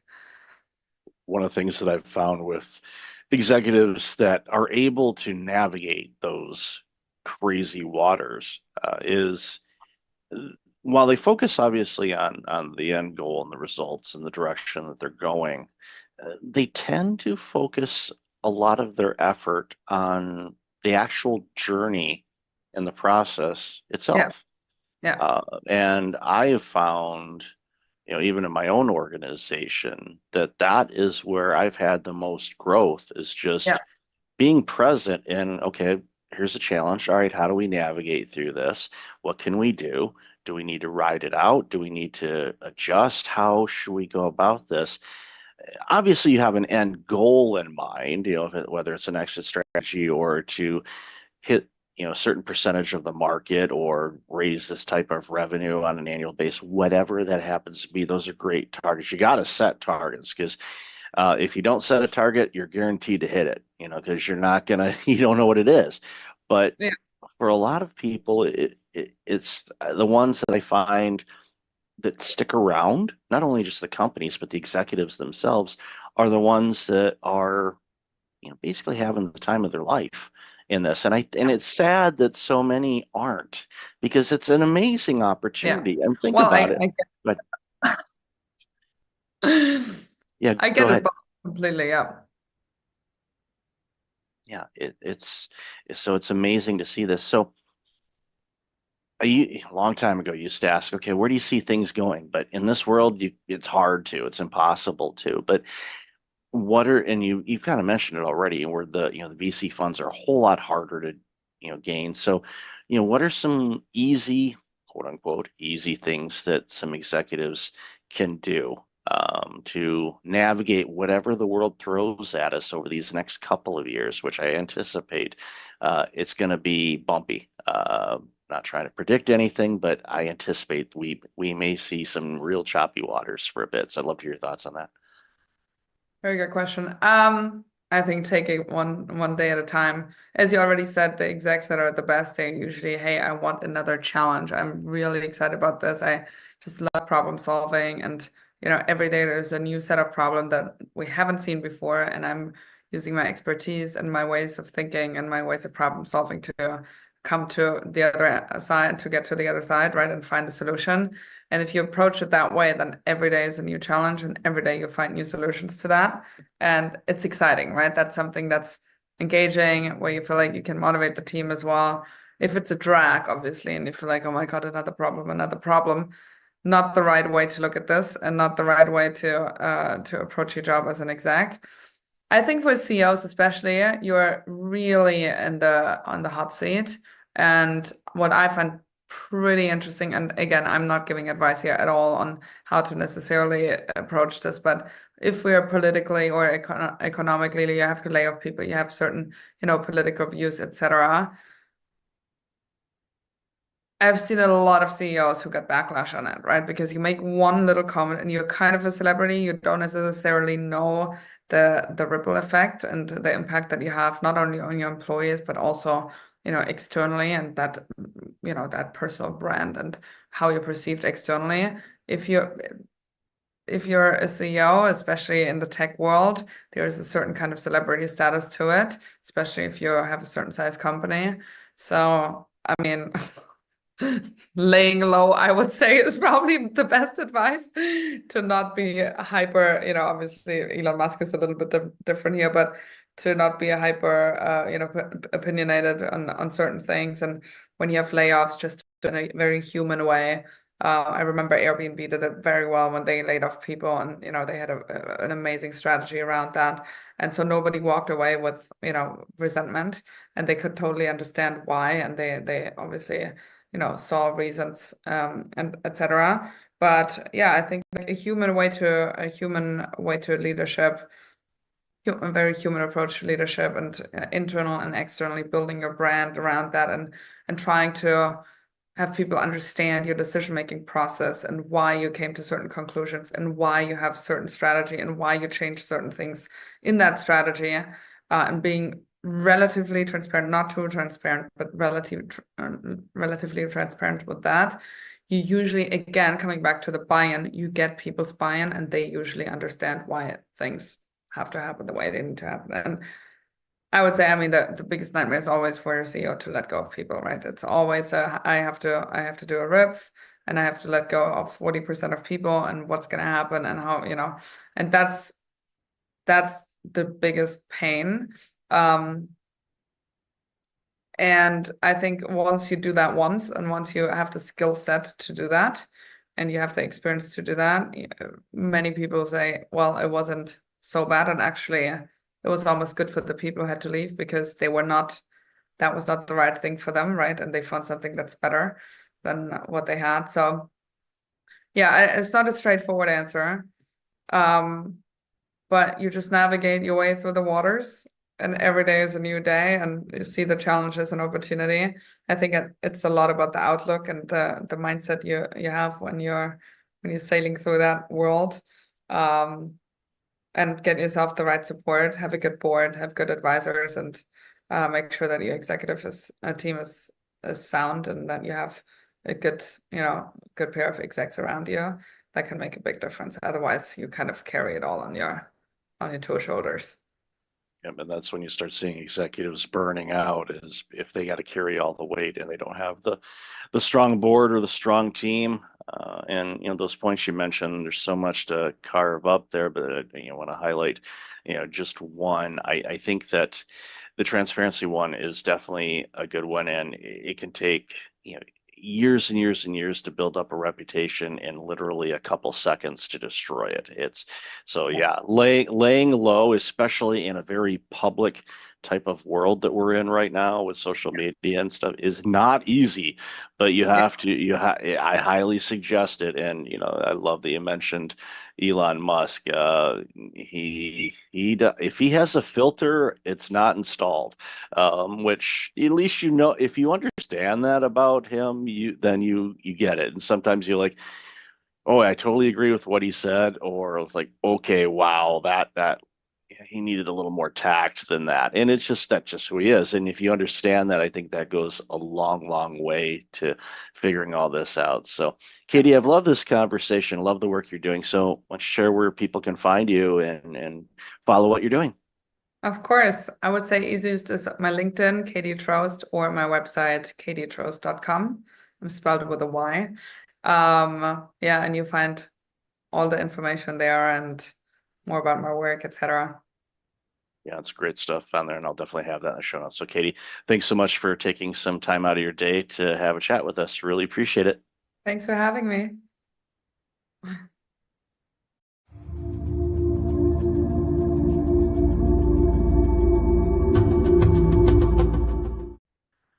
Welcome back. I've got Matt Seefeld on the line. Matt, how are you? I'm doing great, Michael. Thanks for having me on today. Oh, thanks for being on the show. Really looking forward to this conversation. And even in the pre-show, we talked about all kinds of different things, and it's going to be a really good chat for the audience. So why don't you share a little bit about you, and then we're going to jump into this important conversation. Absolutely. Yeah. So Matt Seefeld, live in Del Mar, California, which is just about 20 minutes north of San Diego on the coast. I grew up in the Bay Area, identical twin. So spent most of my childhood and even into adulthood competing with somebody, which I'm sure some of those topics will come up on our show. Basically, sports was a big part of my life.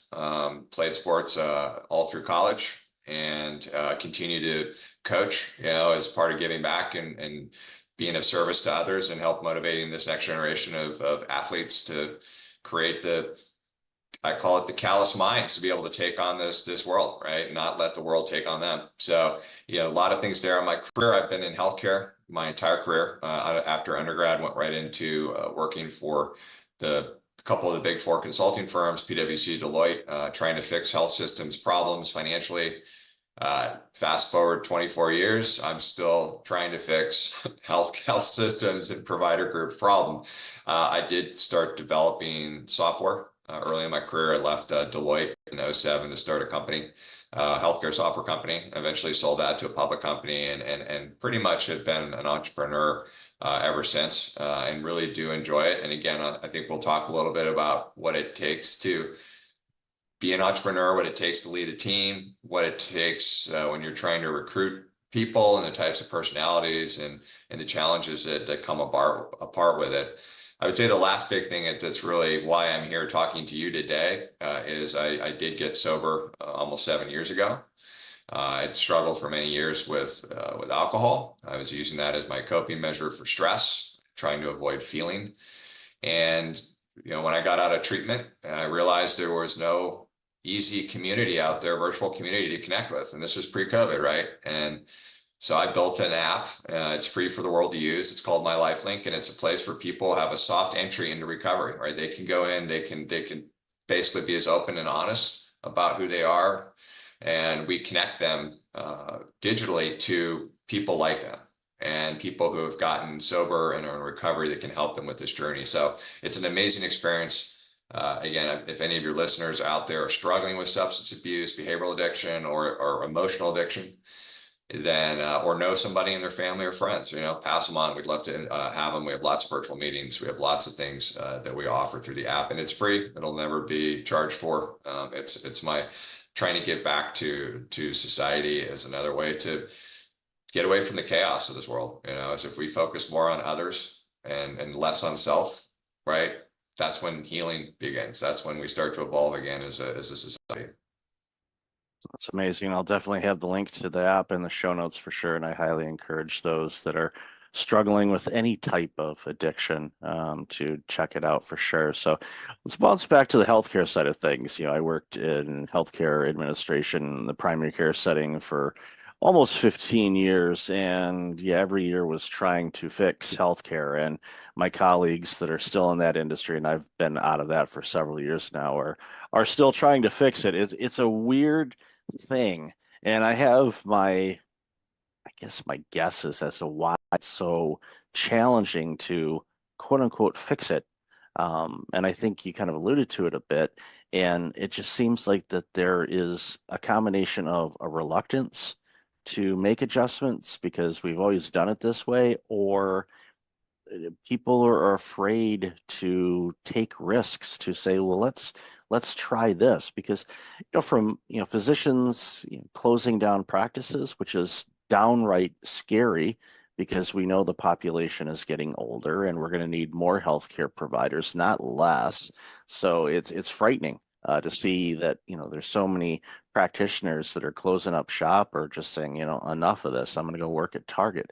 Nothing against working at Target, but when you're a medical provider and you've gone to school for as long as you have, and you're able to help humanity with their healthcare challenges and needs, and all of a sudden you just say, well, can't do it anymore, I'm walking away from it.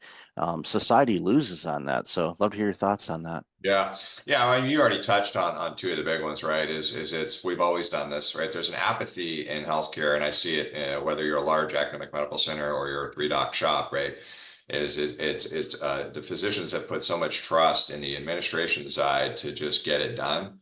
And that worked well. That worked well years ago when reimbursements were decent, cost of delivering care was less.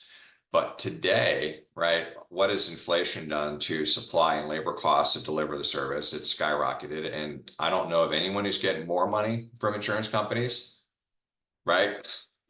So you have pressure on margin now without you doing anything wrong. It just is simple, right? I was actually got a knee surgery in November of last year, and I'm sitting on the OR table. The anesthesiologist is about to do his thing.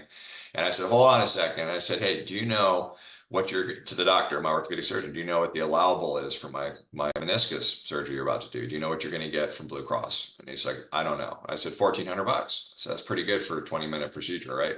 And I said, who's after me? What type of patient? He goes, Medicare. I said, what are you going to get from them? It's like, I don't know. I said, probably $800.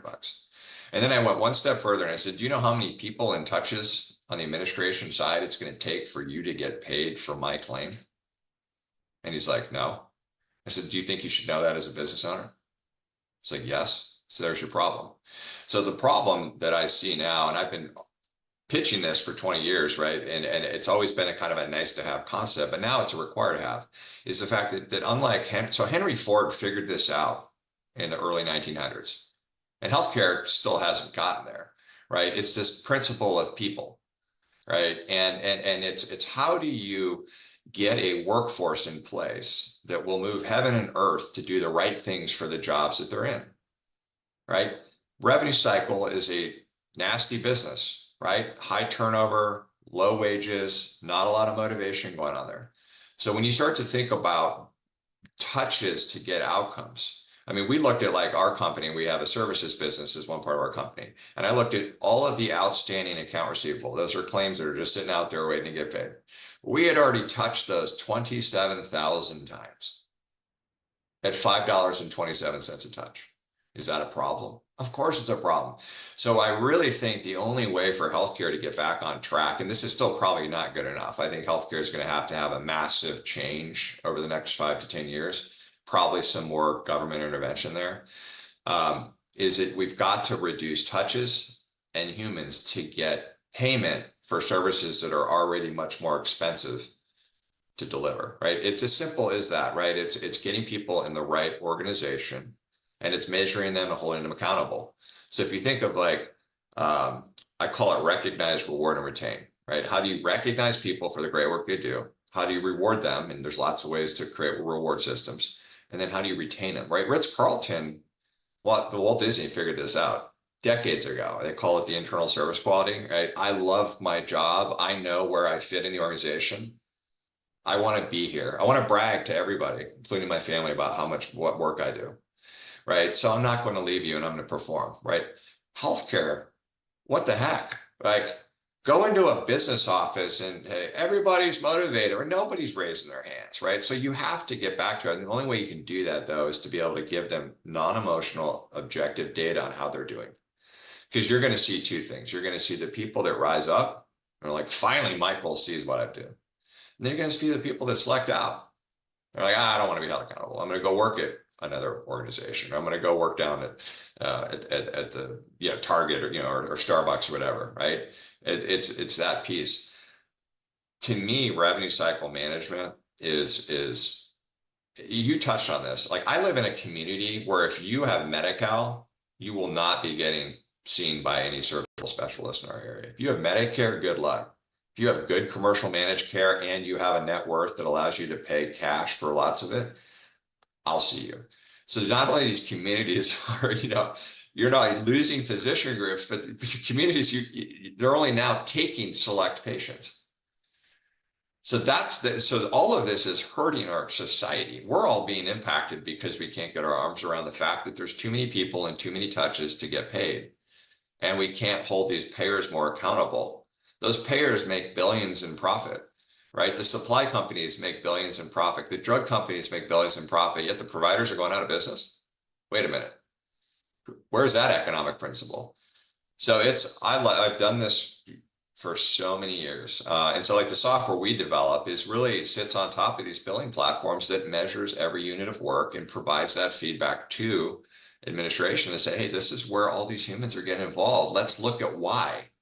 Let's look at the people and the process, and let's look and say, can we change things? AI is great. AI is going to help transform this industry in a lot of ways, but you got to know where people are involved first before you can start making big investments and hope that some sort of an AI technology or machine learning technology is going to fix a problem. So that was a long answer, Michael, but it's important, right? How do you motivate people? One last thing I'll say on this, and this goes to really anyone listening that's either running a company or in a company, is make sure people understand why they do. When people ask me, like, what does Medivault do? I say, I'm not going to tell you what I do, but I'm going to tell you why I do what I do. Why is because this society needs access to great healthcare services. And if we can't drive margin for these practices, and they go out of business, or they're forced to sell to a hospital, or they're forced to sell to private equity, it hurts the community. So why I do what I do with my software is to give some of that dollar wallet share back to our provider groups. Same thing in an organization. We have about 170 people, and I did a company meeting last Tuesday. And as I'm talking to these folks, I said, ask yourself, do you really know what your role is and why you're in the role and what your role is doing for our overall mission? And do you want to be in that role? See, a lot of times people are upset in the workplace, not because they're an unmotivated individual, because they were never asked those questions. Like, they just got hired. Like, oh, I'm going to hire you, and you're a biller, you're a charge entry, you're a coder, you're going to be in call center. But do you want to do that? Right? Do you understand every time you answer a call, you have an opportunity to create a great experience for a patient? Right. So we need to be better at leaders to make sure that everyone that works in an organization understands where they fit, why they fit there. And then we got to ask them, is this something that you want to do? Or are there other things that you'd like to do in the organization where you would be more empowered to do these?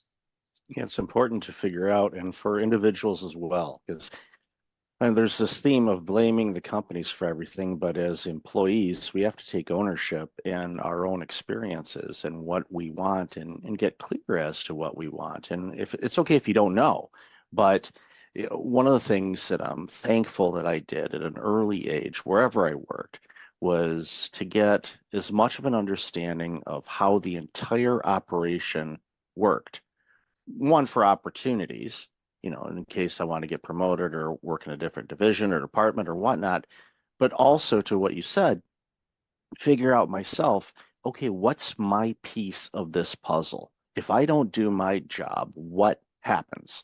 And it was a work ethic that I had, thank my parents and grandparents and great grandparents for that, type of belief in, when you go to work, it doesn't have to be torture. You can have fun with it, but just have an understanding of what your role does for the greater good. And if you see opportunities to make things better, offer them up, or if you have the autonomy to do so, implement it. And all of a sudden, you're making the jobs easier for your colleagues, making a better experience for your customers, and it goes a long way. So don't just depend on the employer to do it, but go to the employer too. This is a two-way street, and you want to make sure that you bring out your best as an individual, because I've said this for years. It's harder to not work than it is to work. And a lot of people are like, what do you mean by that? It's like, if you're not motivated, you're not driven, you're just, punching in and just taking up 8 hours and going out, those are the longest 8 hours of your life. If you're going in and you can gamify what you do, you can have a song bouncing in your head, whatever you need to kind of get you bouncing a little bit and a little bit more motivated and disciplined. You got to be disciplined too. You'll be shocked how quickly that clock goes, because you're in the zone, and you can do that every day. And when you have that mentality about it, I see it time and time again, because I work with people that are burned out, and I'll go into a company and I'll see two people doing the same job, same generation, age, gender, pretty much the same across the board. One of them burned out like you wouldn't believe. The other one is on top of the world and doing the same job, same workload. All the ingredients are the same. And like, okay, what's different here? Well, the individual and how they approach life, their mindset, their energy levels, what they're eating, external factors, and mostly internal factors, their mindset around things. And it impacts so many businesses, because we come to work with a bunch of baggage, and we get mad at our company when it's, in many cases, has nothing to do with the company. But so love your thoughts. Yeah, it's interesting. Yeah, you picked on a couple of themes that I love is and it kind of ties back to Maslow's hierarchy of needs, which I talk a lot about when I speak at healthcare conferences, is that, this, and I don't want to make it about a generational thing, but the newer generations, right? They operate different than the older generations, right? I was born in the 70s, and so kind of my mentality is different than, say, where my sons are, right? I got a 13-year-old and a 9-year-old. But you think about what's being lost, I think, in society is the top of that pyramid, which is self-actualization. I think that we've lost, not everybody, but I think the majority of folks, if you were to ask them, like, do you have a goal that you're willing to become so obsessed with that you'll do everything possible, every action possible to achieve it, knowing that you may not achieve it, but that's a heck of a journey along the way. It's just self-discovery. I think that applies to the workplace, and I think it applies outside of the workplace. Is that if I'm going to invest 8 hours a day going to a job, do I want to just click a button? I mean, do you really just want to sit there, or do you want to be proud of the work that you do? Again, this goes back to, do I know where I fit in the organization? Is this where I should be? Is this the best use of me? Right? Is that if we can get some more folks back to this principle of self-actualization, and then you hit on discipline, right? Motivation is great, but motivation without discipline doesn't get you anywhere, right? And I love that you brought that up and made that connection, because I think people miss that. Like, I'm so motivated to lose weight. I'm so motivated to be a pro ball player. I'm so motivated to, really? But are you disciplined, meaning that you're going to do everything? You're going to be hyper obsessed with it. Obsession is often a term that people don't like, right? It's like, well, he's obsessed. But obsession is actually what it takes to be an achiever, right? I see that in sports, right? I have coached baseball, right? All these kids, I want to play in the pros. I want to be Manny Machado. I want to, do these. That's great. That's a great outcome. You don't control outcomes in life. Well, what do you mean? I said, well, you control actions. You never control outcomes. That doesn't make sense. No, it does make sense. You can say you want to be something or you want to achieve something. But again, this goes back to how obsessed are you willing to be? What actions are you willing to take every day? So you want to play pro ball, you come to practice twice a week and that's it. You're probably not playing pro ball. You go to practice twice a week, then you come home and you hit the tee 5-10 minutes a day, right? Then you throw pitch 5-10 minutes a day and you compound that every year. You're starting to do the work that gives you the better opportunity to play in high school, play in college, and then potentially pros, right? So it's really important, I think, for society, your listeners, you and me, to just recalibrate that if you want to be something that you're proud of, then you have to take ownership of that goal and you have to do everything you can. And this is workplace and this is outside workplace. I'll tell you, in recovery, it's all I talk about because it's like I hear this story every day. Oh, I can't stop drinking. I can't stop taking drugs. I can't stop watching porn. I can't stop having sex. I can't stop, this anxiety that I feel every day. All right. I can't stop this feeling of lack of self-worth, right? I'm not good enough. I don't feel good. Michael doesn't like me, right? All of those things come to me all the time. And I stop for a second and say, well, hold on a minute. Why are you trying to escape from that feeling? What's wrong with it? If Michael doesn't like me, that's on me. That's not on Michael. Michael says something to me, right? Sticks and stones break your bone. I say this to my kids all the time. Somebody says something to you and you let them, if you take that as truth, then you've lost, right? The only truth comes from within. That's your only truth. It doesn't come from what people say about you or act about you or how things happen. But we as humans, we take that and we create truth out of it. Right. And when we create truth, then we want to disassociate from that feeling. That where the maladaptive behavior comes in, right? It's like, well, Michael doesn't like me. It's making me feel bad about myself. So instead of addressing it, I just want to pick up a drink and numb myself to it. So again, this goes back to the principles of, are you willing to set goals that you really, truly want to achieve? You can't be everything, right? And I talk about when I do career coaching all the time, especially with my high school kids I coach, like, I don't know what college I'm going to go to, what job I'm going to have. I'm like, calm down. It's easier to figure out what you don't want to do first. Start there, right? I went into corporate America, full transparency. I love my dad to death, but I did it because that's what dad was. Dad was a successful businessman. He flew every week. We fly first class. We stay in nice hotels. And so I get out of college, all-American athlete. And I'm like, I don't know what I'm going to do. I go into consulting because, now I can fly. And honestly, what I probably should have done is followed my instincts. Firefighter, something out the military, something out there that's more in tune with my personality of hyperactive, aggressive personality, but I didn't, and so I spent all of those years and I built a life around it. I built a career around it, so I'm not disassociating the outcomes that I've achieved because of it, but it makes you wonder, what if I had gone down the path of where my instincts would have taken me, right? If we can get these younger generations to think like that more, and not try to be something else or something that they think somebody wants them to be, no matter what it is, I think it's healing for them, and I think people in this world, they build their lives to a point where they have to have certain income levels and things like that, and they're not happy, right? Whereas I think if folks could actually say, this is really what I want to be, this is the lifestyle that I want to have, and then you work from there. Instead, it's like you build a lifestyle that's so high value that it's like, well, if I don't make this, then you can't do that. And therefore, I'm going to stress myself out. I don't like my job. I'll stay in my job. I mean, my younger brother, maybe he'll be listening. He'll laugh about this. I mean, that's where he is. I was talking to my mom the other day. I'm like 7 years younger than me, and he's never happy with his job. But he's built such a life for him up in the Bay Area that he can't. The fear of leaving, it's too much. It's too much, I left Deloitte and Touche when I was not married, no kids, and I was just kind of dumb. I was like, I'm going to start my own healthcare software company in 2007. Now, I didn't realize at 30 years old that a recession was about to happen. So, but it's different, and I made it successful only because I was relentless and not failing. I actually hate losing more than I like winning. That's just my personality type.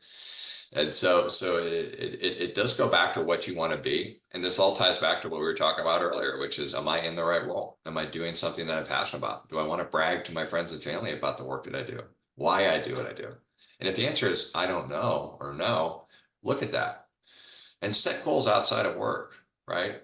I love it when people are like, I want to run a marathon, or I want to lose 10 pounds, or I want to swim, 3 miles, or I want to learn a foreign language, right? I love that. I'm like, sweet, those are all like awesome outcomes that you want to have. Well, now what are you going to do about it?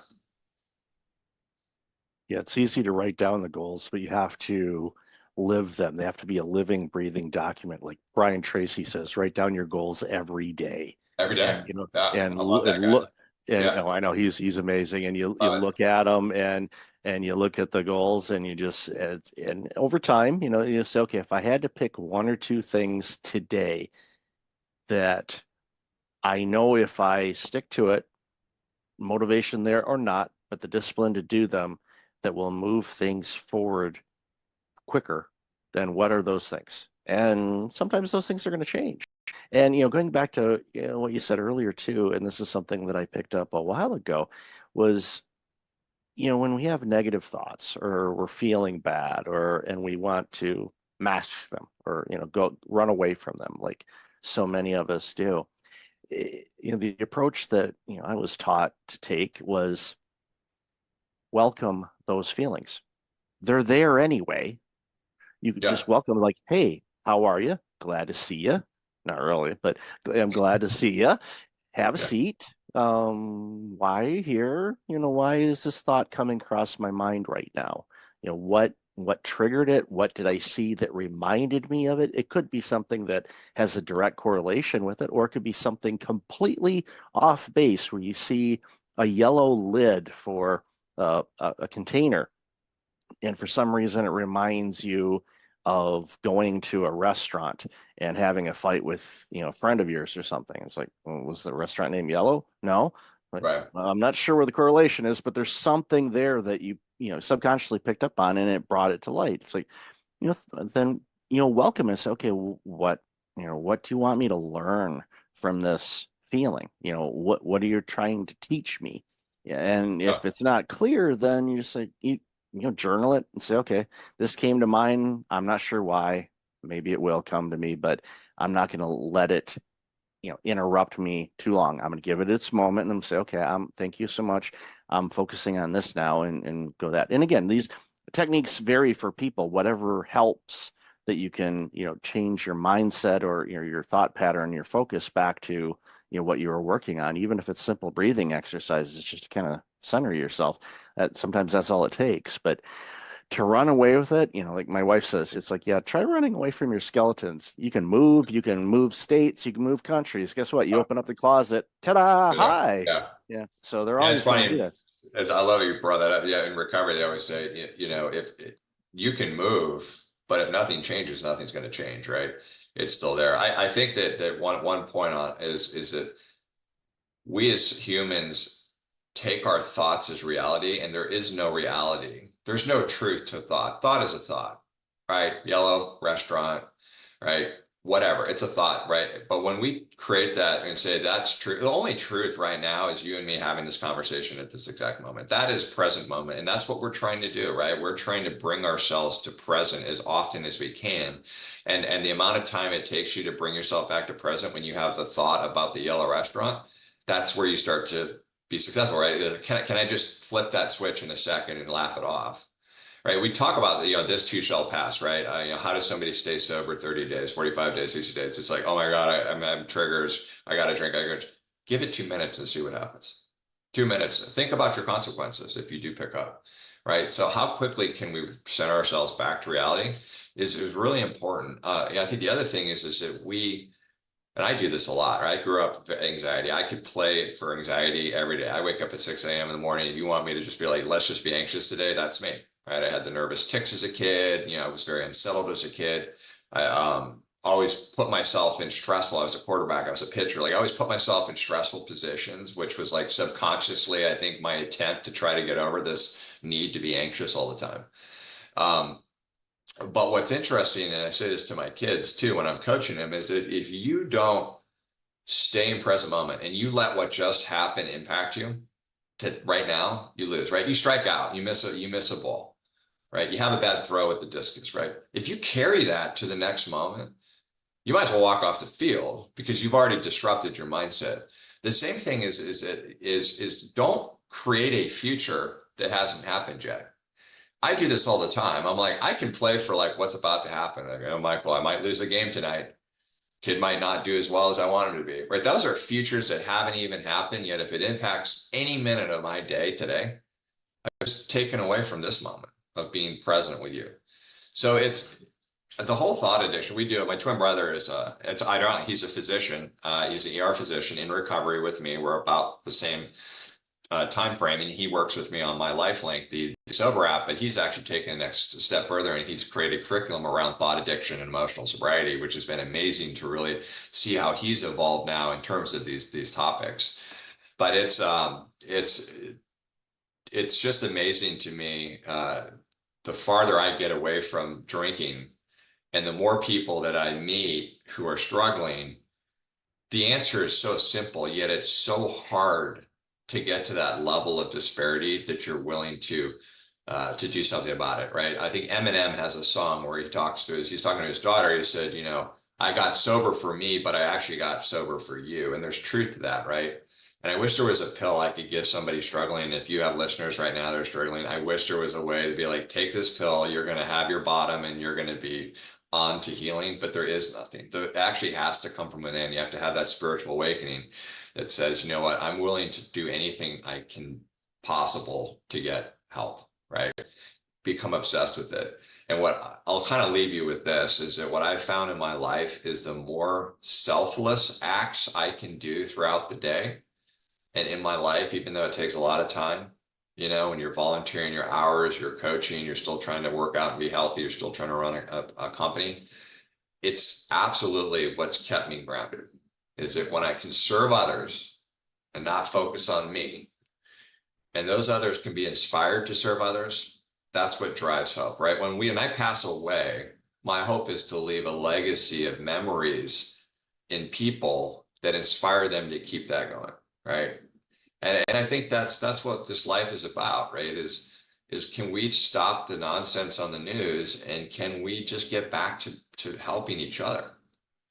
You know, when you become selfless, you build self-esteem, which is important for me because I grew up with almost no self-esteem. Always never good enough, right? In my mind, nobody ever said that. It was in my mind, right? I'm not good enough. You know, my brother's better than me. My dad doesn't, you know, love me. My mom, right? I mean, it's all in here. Again, I took thoughts in my head and I created a reality out of them. I made them reality. And how much of my life, how many hours of my life, days of my life, months of my life, years of my life were wasted on creating anxiety around stuff that was never truth. It's something to think about. It definitely is. And it's one of those things where, you know, you created that reality around anxious thoughts. You can also create reality on positive thoughts and being selfless and helping others. And real quick before we wrap up, this was a couple months ago. I live close to a mall, and you know, when the weather's lousy, I'll just walk inside, get a little bit of walking in as part of my health routine. And there was this, it looked like it was some metal that came from some kind of scaffolding or something like that. But it was a small piece. They're just kind of laying on the sidewalk by a garbage can. So I picked it up and I put it in the can. I wasn't looking for any acknowledgement or good job, Mike, or anything like that. But I didn't even see him. There was an older gentleman behind me that English was not his first language, but he was able to muster up the words. He says, "I am so glad there are still people in this world that will do something like that." Well, and it was that shaped my day. And it was like, okay, keep my eyes open for other areas to serve. Again, I didn't do it to say, look at me, I am cleaning up the earth. No, I just saw it and took care of it. And by doing that, it removed a hazard, made it cleaner, and it took me 3 seconds, if that, to do it. And it's just look for those opportunities to help others. They can be small. It might be small to you. It might be gigantic to them. That's right. Just take those opportunities. So yeah, Matt, you never know the impact, right? You never Oh, know yeah. the impact you're going to have. I'm coaching a baseball team right now, and one of the kids who's first year playing baseball, single mom, dad's nowhere to be found. And she came up to me the other day and she said, I'm so grateful to have you as a coach and really kind of help be a father figure, to this kid. And I'm like tearing up a little bit saying it. And I thought about it. I said, wow, I take it for granted, like my house. We got a beautiful wife. She's amazing. I've got two healthy kids. Not everybody has that, right? We were just down in Mexico on spring break, and we're leaving this nice resort, and we're driving to the airport. And I told my boys, I said, look over there. People live there. These are no running water, right? I mean, not the same life that they have. And I said, so you have to have empathy for that. You have to you have gratitude for where you're at. But you have the empathy for others, and how can I help other people, right, to rise up? And I'm telling you right now, if everybody today, listening, could just do one thing, one piece of service, whatever, pick up a piece of metal, open a door for somebody, help somebody grab something off the top shelf, whatever it is. I said, just imagine if that started to have that ripple effect.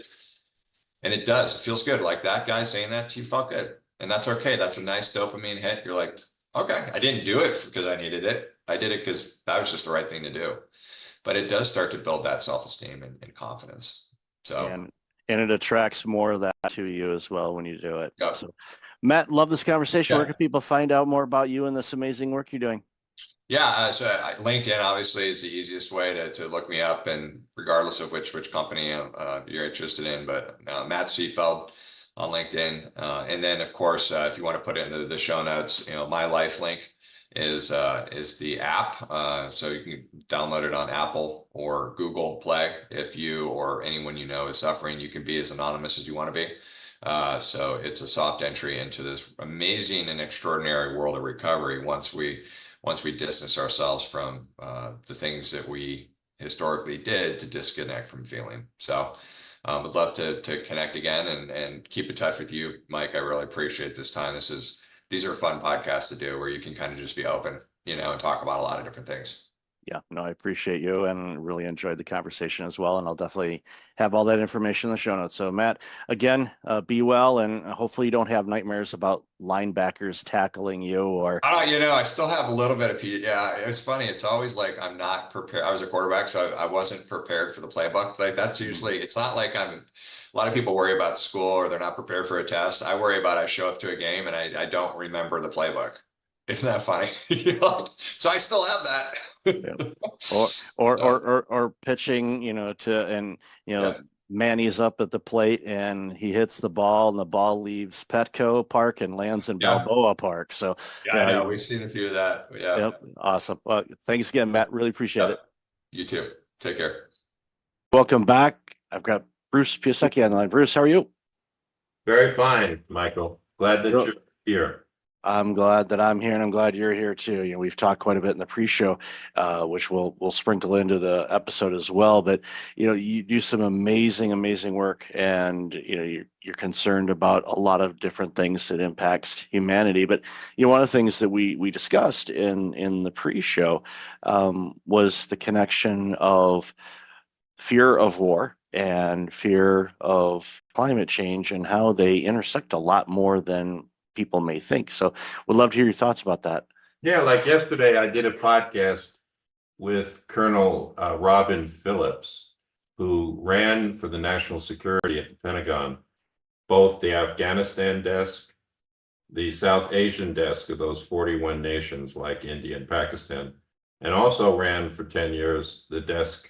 They always gave her the hotspots of the former nations of the Soviet Union when it was breaking up. And what Colonel Robbins says, because she's honored me with a great review of my book, Wealth and Climate Competitiveness on Amazon, she's noticed as well that there's this coincidence between the new concerns about war and military resource conflict and climate change. And she reminds all of us in this podcast I did with her that today, for the first time in human history, we have the technology and the information, but we have to choose the right leaders and adapt the right patterns to realize that these are one and the same, that unless you keep national security interests and nation state interests in Somalia or the other nearly failed states, you're going to create serious unrest for the US government and for Canada and for the industrialized nations. So I believe that they're one and the same. So I'd like your listeners to begin to visualize the solution. And I call it the sweet spot between business and society. If you think of two large circles, one is business interests and another is social interests. For the longest time, those two circles only met mildly, peripherally, when they bumped into each other. Now what I'm finding in the new generation, my daughter's a doctor and she's totally there. There is a sweet spot of innovation and wealth creation where the two circles meet, and they meet in 6 ways. First, they cut costs. When Walmart hired my firm, it was always the low price. They wanted to bring food into Africa with less cost. But it really is a sustainability and climate solution if you can give people nutrition in Africa in 22 nations without or over reliance on yams, right? Because it's not diverse enough. Second, the great firms grow revenue. So in my new book, I talk about Trane Technologies, the building science and the food transportation giant, 50,000 engineers who quadrupled the value of their stock during the pandemic because they found a more efficient way to help Pfizer shift its pandemic vaccines, helped Walmart ship its refrigerated food. And so Trane Technologies is featured in my new book as an example of a business result. They're growing revenue because they're interacting with social needs. I think the third thing that happens is we begin to improve our relationships against the common prejudices. So many corporate leaders that I worked for, say 20 years ago, in their high rises where we take the private elevator up to the top of the firm, they had prejudices about social movements. They had prejudices against government, right? And I think that when you begin to think of the sweet spot that's shared between business interests and social interests, you get firms like Toyota, Patagonia, Unilever that operate. Unilever operates in 120 to 140 of the 190 nations in the world. And they see that in the attitude of most people that buy their products, there is this sharing of the sweet spot. The other 3 things that I worked on in my firm with our lawyers and our engineers is that you attract and retain better talent by thinking about the sweet spot. And that's clearly evident in firms like Trane, where I write about a man called Scott Tew, who's taken my company's leadership training for 15 years, twice a year, and as a result is one of their managing partners. I also think that you strengthen the brand, and too often the environmental movement is distracted by that. There's only saying it's greenwash, right? But it does actually, when a Toyota makes a hybrid powertrain car that goes twice as far at the same cost, you're improving the brand of Toyota in contrast to the gas guzzlers. Now, I'm not willing to say that we won the battle at Toyota because it was at the same time trucks were very dominant.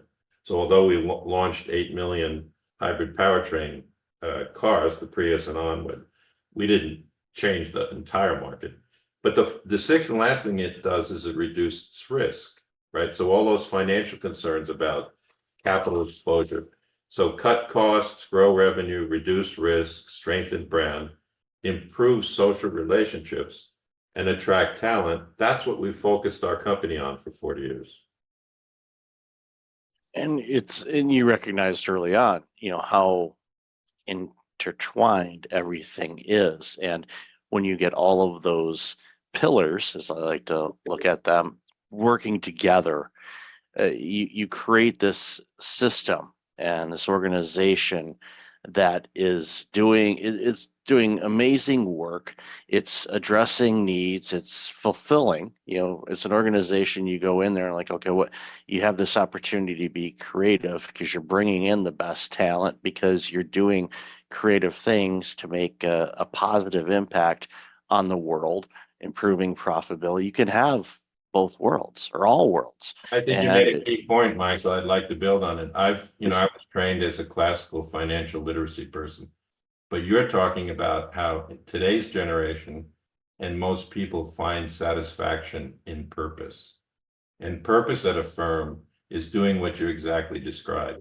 So I go back in my work, my New York Times bestseller is called Doing More with Less, where I discovered this by writing about Ben Franklin. If you think about that American guy 300 years ago, he's neither Republican nor Democrat. He is creative in his force, and he thinks about social capital, not just financial literacy like I did. So, for example, he thinks about the bifocal because he notices he needs a bifocal to read better. It's self-interest, but he made it available to the people of Philadelphia. He's tired of moving his cart to the print shop through mud, so he helps the Public Works Department invent sidewalks. Once again, self-interest, but Philly becomes a mega place in America, early days, because of that. He's curious about lightning because he loves to swim and he's afraid, is this thing going to come down? So he thinks of the lightning rod. He's curious about efficiency, so he invents the Franklin stove, right? So in my work, I'm looking to liberate social capital in these firms, not just financial capital. And it benefits both. And we know when we analyze, and I've talked with people that do this for a living, the different generations and their motivators and what they want to bring to the table. And Gen Z, and we'll see what Gen Alpha comes up with, and the millennials, there's variances, but they want to do amazing work, but they want it to have a meaning to it because they get fulfilled from it. And not, obviously, the financial aspect of being compensated is a component of it. But I learned a long, long time ago, you can give your team raises, but they'll forget about it in a short order. Purpose, yeah.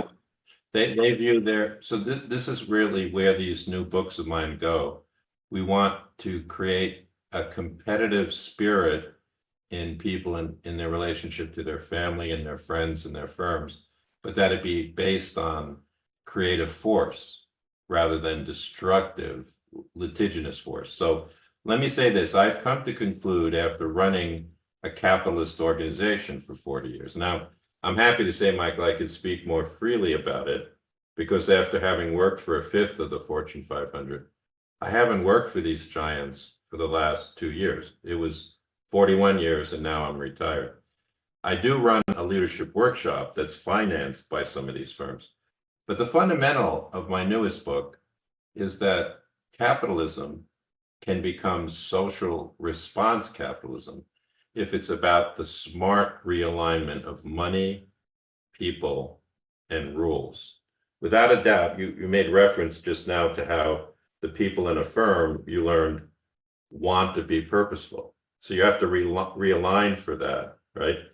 I use in a new piece I wrote for the American Association of Colleges, my daughter as an example. So my daughter's 28 years old. She's now a doctor in rehabilitation, brain and spinal injury. And I'm very proud of her. So is my wife. I think she's a doctor more because of the diligence of my wife than a bookish person like me. But to make a long story short, when I observed Colette and all of her doctor friends at Upstate Medical and all of the places in the hospitals she's now working at, it's almost they learned about the relationship to business and society osmotically. They didn't have to be told about it in graduate school, or they didn't have to be forced into it by policy. They live in a world in where there's so many people in the population, and they already are discerning that they have to play a role in reducing climate and pollution and making machines more efficient. To them, so I wrote about this in a piece about the beauty of global education, because she learned it osmotically. She didn't learn it by becoming a master's of environmental management. She learned it through medical school by bouncing across other intelligent, service-oriented people from around the world.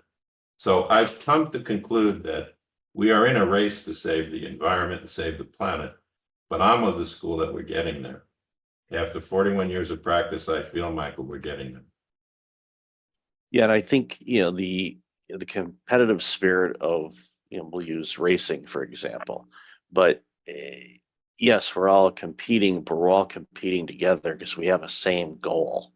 And being open, and you mentioned your daughter, and observing, and in conversations with people all over the globe, you get different perspectives, and that shows to me, not knowing her at all, that she is open-minded, curious, exploratory, wanting to see different things instead of getting into a rut, for example, and just saying this is the only way that we can do it, when we know there's countless ways that we can approach things. But I think that it speaks volumes to her and the role that Your colleagues, there were hundreds like her in medical school. That's what blew me away. When I was pre-med 45 years ago at Cornell, it was all about becoming a doctor and focusing in your office and not about all these social issues. I think you hit the nail on the head again, that I've been curious. The word curiosity is also related to the word creative force. Now that I sold my corporation 3 years ago, my wife and I created a foundation where we give awards to under 40-year-olds that are writing about business and society. We've given many out now, and they're awarded at the New York State Writers Institute in front of 500 other authors. And we decided to call it Creative Force Foundation, because there is a difference between selfish, self-aggrandizing, competitive force, where you always feel like you have to win, and creative force, where you're watching the currents move in the direction of social needs. And so I don't believe that there will always be, Michael, speculative capitalists who are trying to get the 40% yield in two years, right? But my work is about the giants and the mid-sized firms and the leaders that are advancing history. They're almost like surfing at the top of the wave, as opposed to falling into the wave. So I do think that my new book, Wealth and Climate Competitiveness, constructs a new narrative so I want to talk about one of the concepts in the book as well.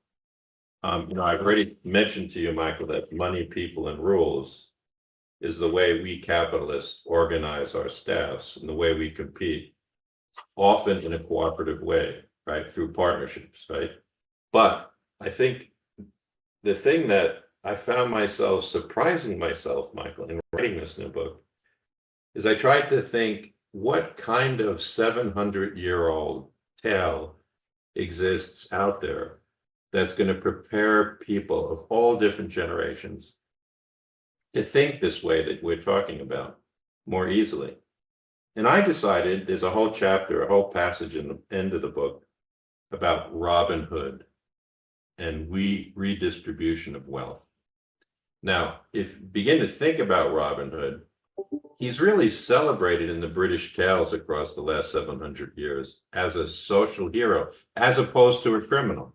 It's taken society a while to accept the notion that a Nelson Mandela was heroic rather than a person in prison in South Africa. And so in the book, I write about why redistribution of wealth is a social good. I'm not talking about overtaxing the rich or draconian rules. I'm just talking about how there's things happening in the investment community at places like Calvert Investment or Trillium or my pension funds, where every day 10,000 clicks are redistributing wealth to more efficient companies like Toyota or Train. And that adjustment of capitalism is the social good. Right. So it's almost like an invisible Robin Hood. It's not Robin Hood.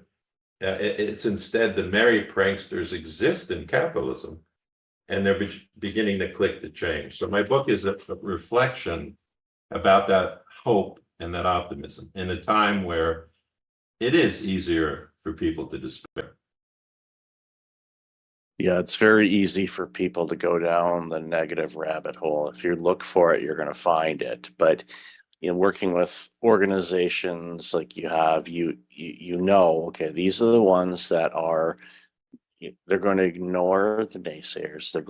They've got their mission. They know what they want to do. They know what they want to accomplish. They may not necessarily know yet how they're going to do it, but that doesn't bother them. They know that they'll have the creative willpower to be able to attack it and do the things that they want to do and make that impact on the world, both from a financial standpoint, but also a social good. And we've highlighted this throughout the conversation.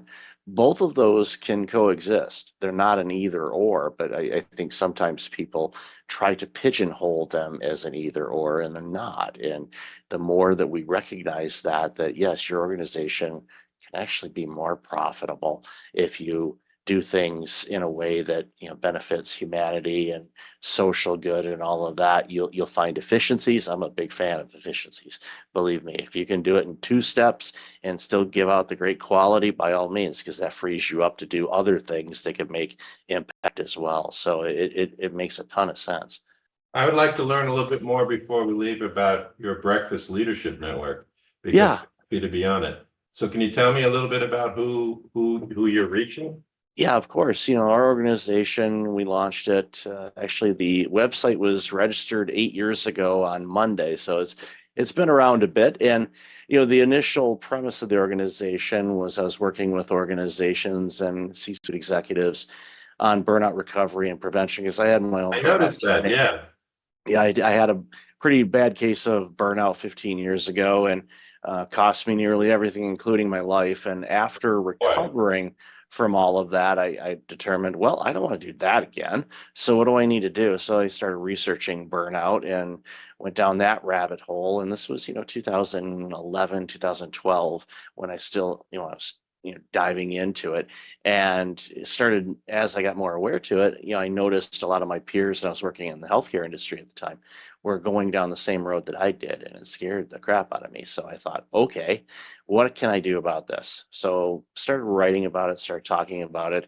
One thing led to another, started doing keynotes, writing books, doing consulting. You launched the podcast show a little over 7 years ago to talk about that, and then just bring awareness to entrepreneurs and small business owners Good for you. across the globe to share that yes, you can build a great organization. Yes, you can run a great organization, but you don't need to burn out doing it. You just have Well, more power others- to you, because I do think that that's an important lived experience to share. And Yeah. good for your work on the website. One of the things I hope you do is Rob Nyson, my publicist who put me in touch with you, is a very classical, wonderful ex-publisher of a Big Ten firm. He doesn't share your contact information. It's his style to preserve the relationship to you. So if you emailed me your mailing address, I'd love to send you 2 or 3 of my books for your home library, so that I can Awesome. become sort of like a brain trust for you. Because I've now that I'm retired, it took me 17 years to finish this, but a publisher came out with a book about my life, but I could tell it fits your sensibility, because I chose not to write about myself, but the 77 short vignettes are about the people who shaped me, because you've used the key words that I'm very interested in: curiosity, creative, and cooperation, right? So, if you think about it, I'd love to send you that in case you want to do another follow-up. The book came out a month ago, Yeah. so it's still getting its legs. Oh, it's beautiful. Yeah, I'll definitely after the show, I'll email you all that contact information, and I highly encourage people to, if they haven't already, pick up your books and follow your content, and because the expertise and experiences you have provides such a foundation for organizations to really thrive and grow and survive. And the stat, when you look at the Fortune 500, I saw this the other day, and it was surprising, but not that, almost half of the Fortune 500 in the year 2000 have either been acquired or they're gone. This And you're is like, fascinating. it's like, you go, how in the world? Or even I saw a story the other day, one of the organizations in San Diego where I spent a bunch of time as well, called Q Health. They were valued during the pandemic, over $2 billion. They've shut up shop. They're closed. They're gone. Like from 2.3 billion to nothing in a couple of years. It's because, the market changes. There was all kinds of other things that fell into place that created the situations that they were facing. But you can be top of the world and you can be underwater in a blink of an eye. And it's Take for example, Enron in our own lifetime. I remember I used to go down to Enron because there were utilities that my firm was working for that wanted to use them as a model. And luckily the lawyer and I that would go down came back and said, there's something that doesn't smell right there. So, you just made the key point that even the global 500 changed. So in my books, I try and emphasize the lasting set of competitive principles that allow them to continue to innovate. Take, for example, Unilever. There are really 300 different small railroad trains on the same road. They're managed by the same vision and set of people, the most legendary one, Paul Pullman, but I've met many Unilever people. But each car is given a huge amount of innovative, creative freedom. So they buy Ben & Jerry's ice cream, but they have the capability of bringing it to Africa and Australia. And the formula doesn't change of the product or the vision. It's all attached to this huge, that's what the Lever brothers called the Unilever train. And I think there's a real genius to that, allowing innovation within the small units as opposed to homogenizing it all at the top. There's many different models of management success. And as you just mentioned, many examples of management failure, which is what kept my life so interesting, Michael. I bet. So I'll definitely have all your contact information in the show notes. So Bruce, really, really appreciate your time today and love this conversation. We could probably talk for 10 hours straight on this stuff because it's one of the things that, drives it home for me is I want organizations to just crush it and be really well because it benefits all of us when they do. And it's, I love celebrating companies and individuals and teams like yours that just, help these organizations do what's right and make things better for all of us because we all win when that happens. So again, Bruce, thank you so much for being on the show. I'm delighted to be part of your Breakfast Leadership Network. Thank you for your time, Michael.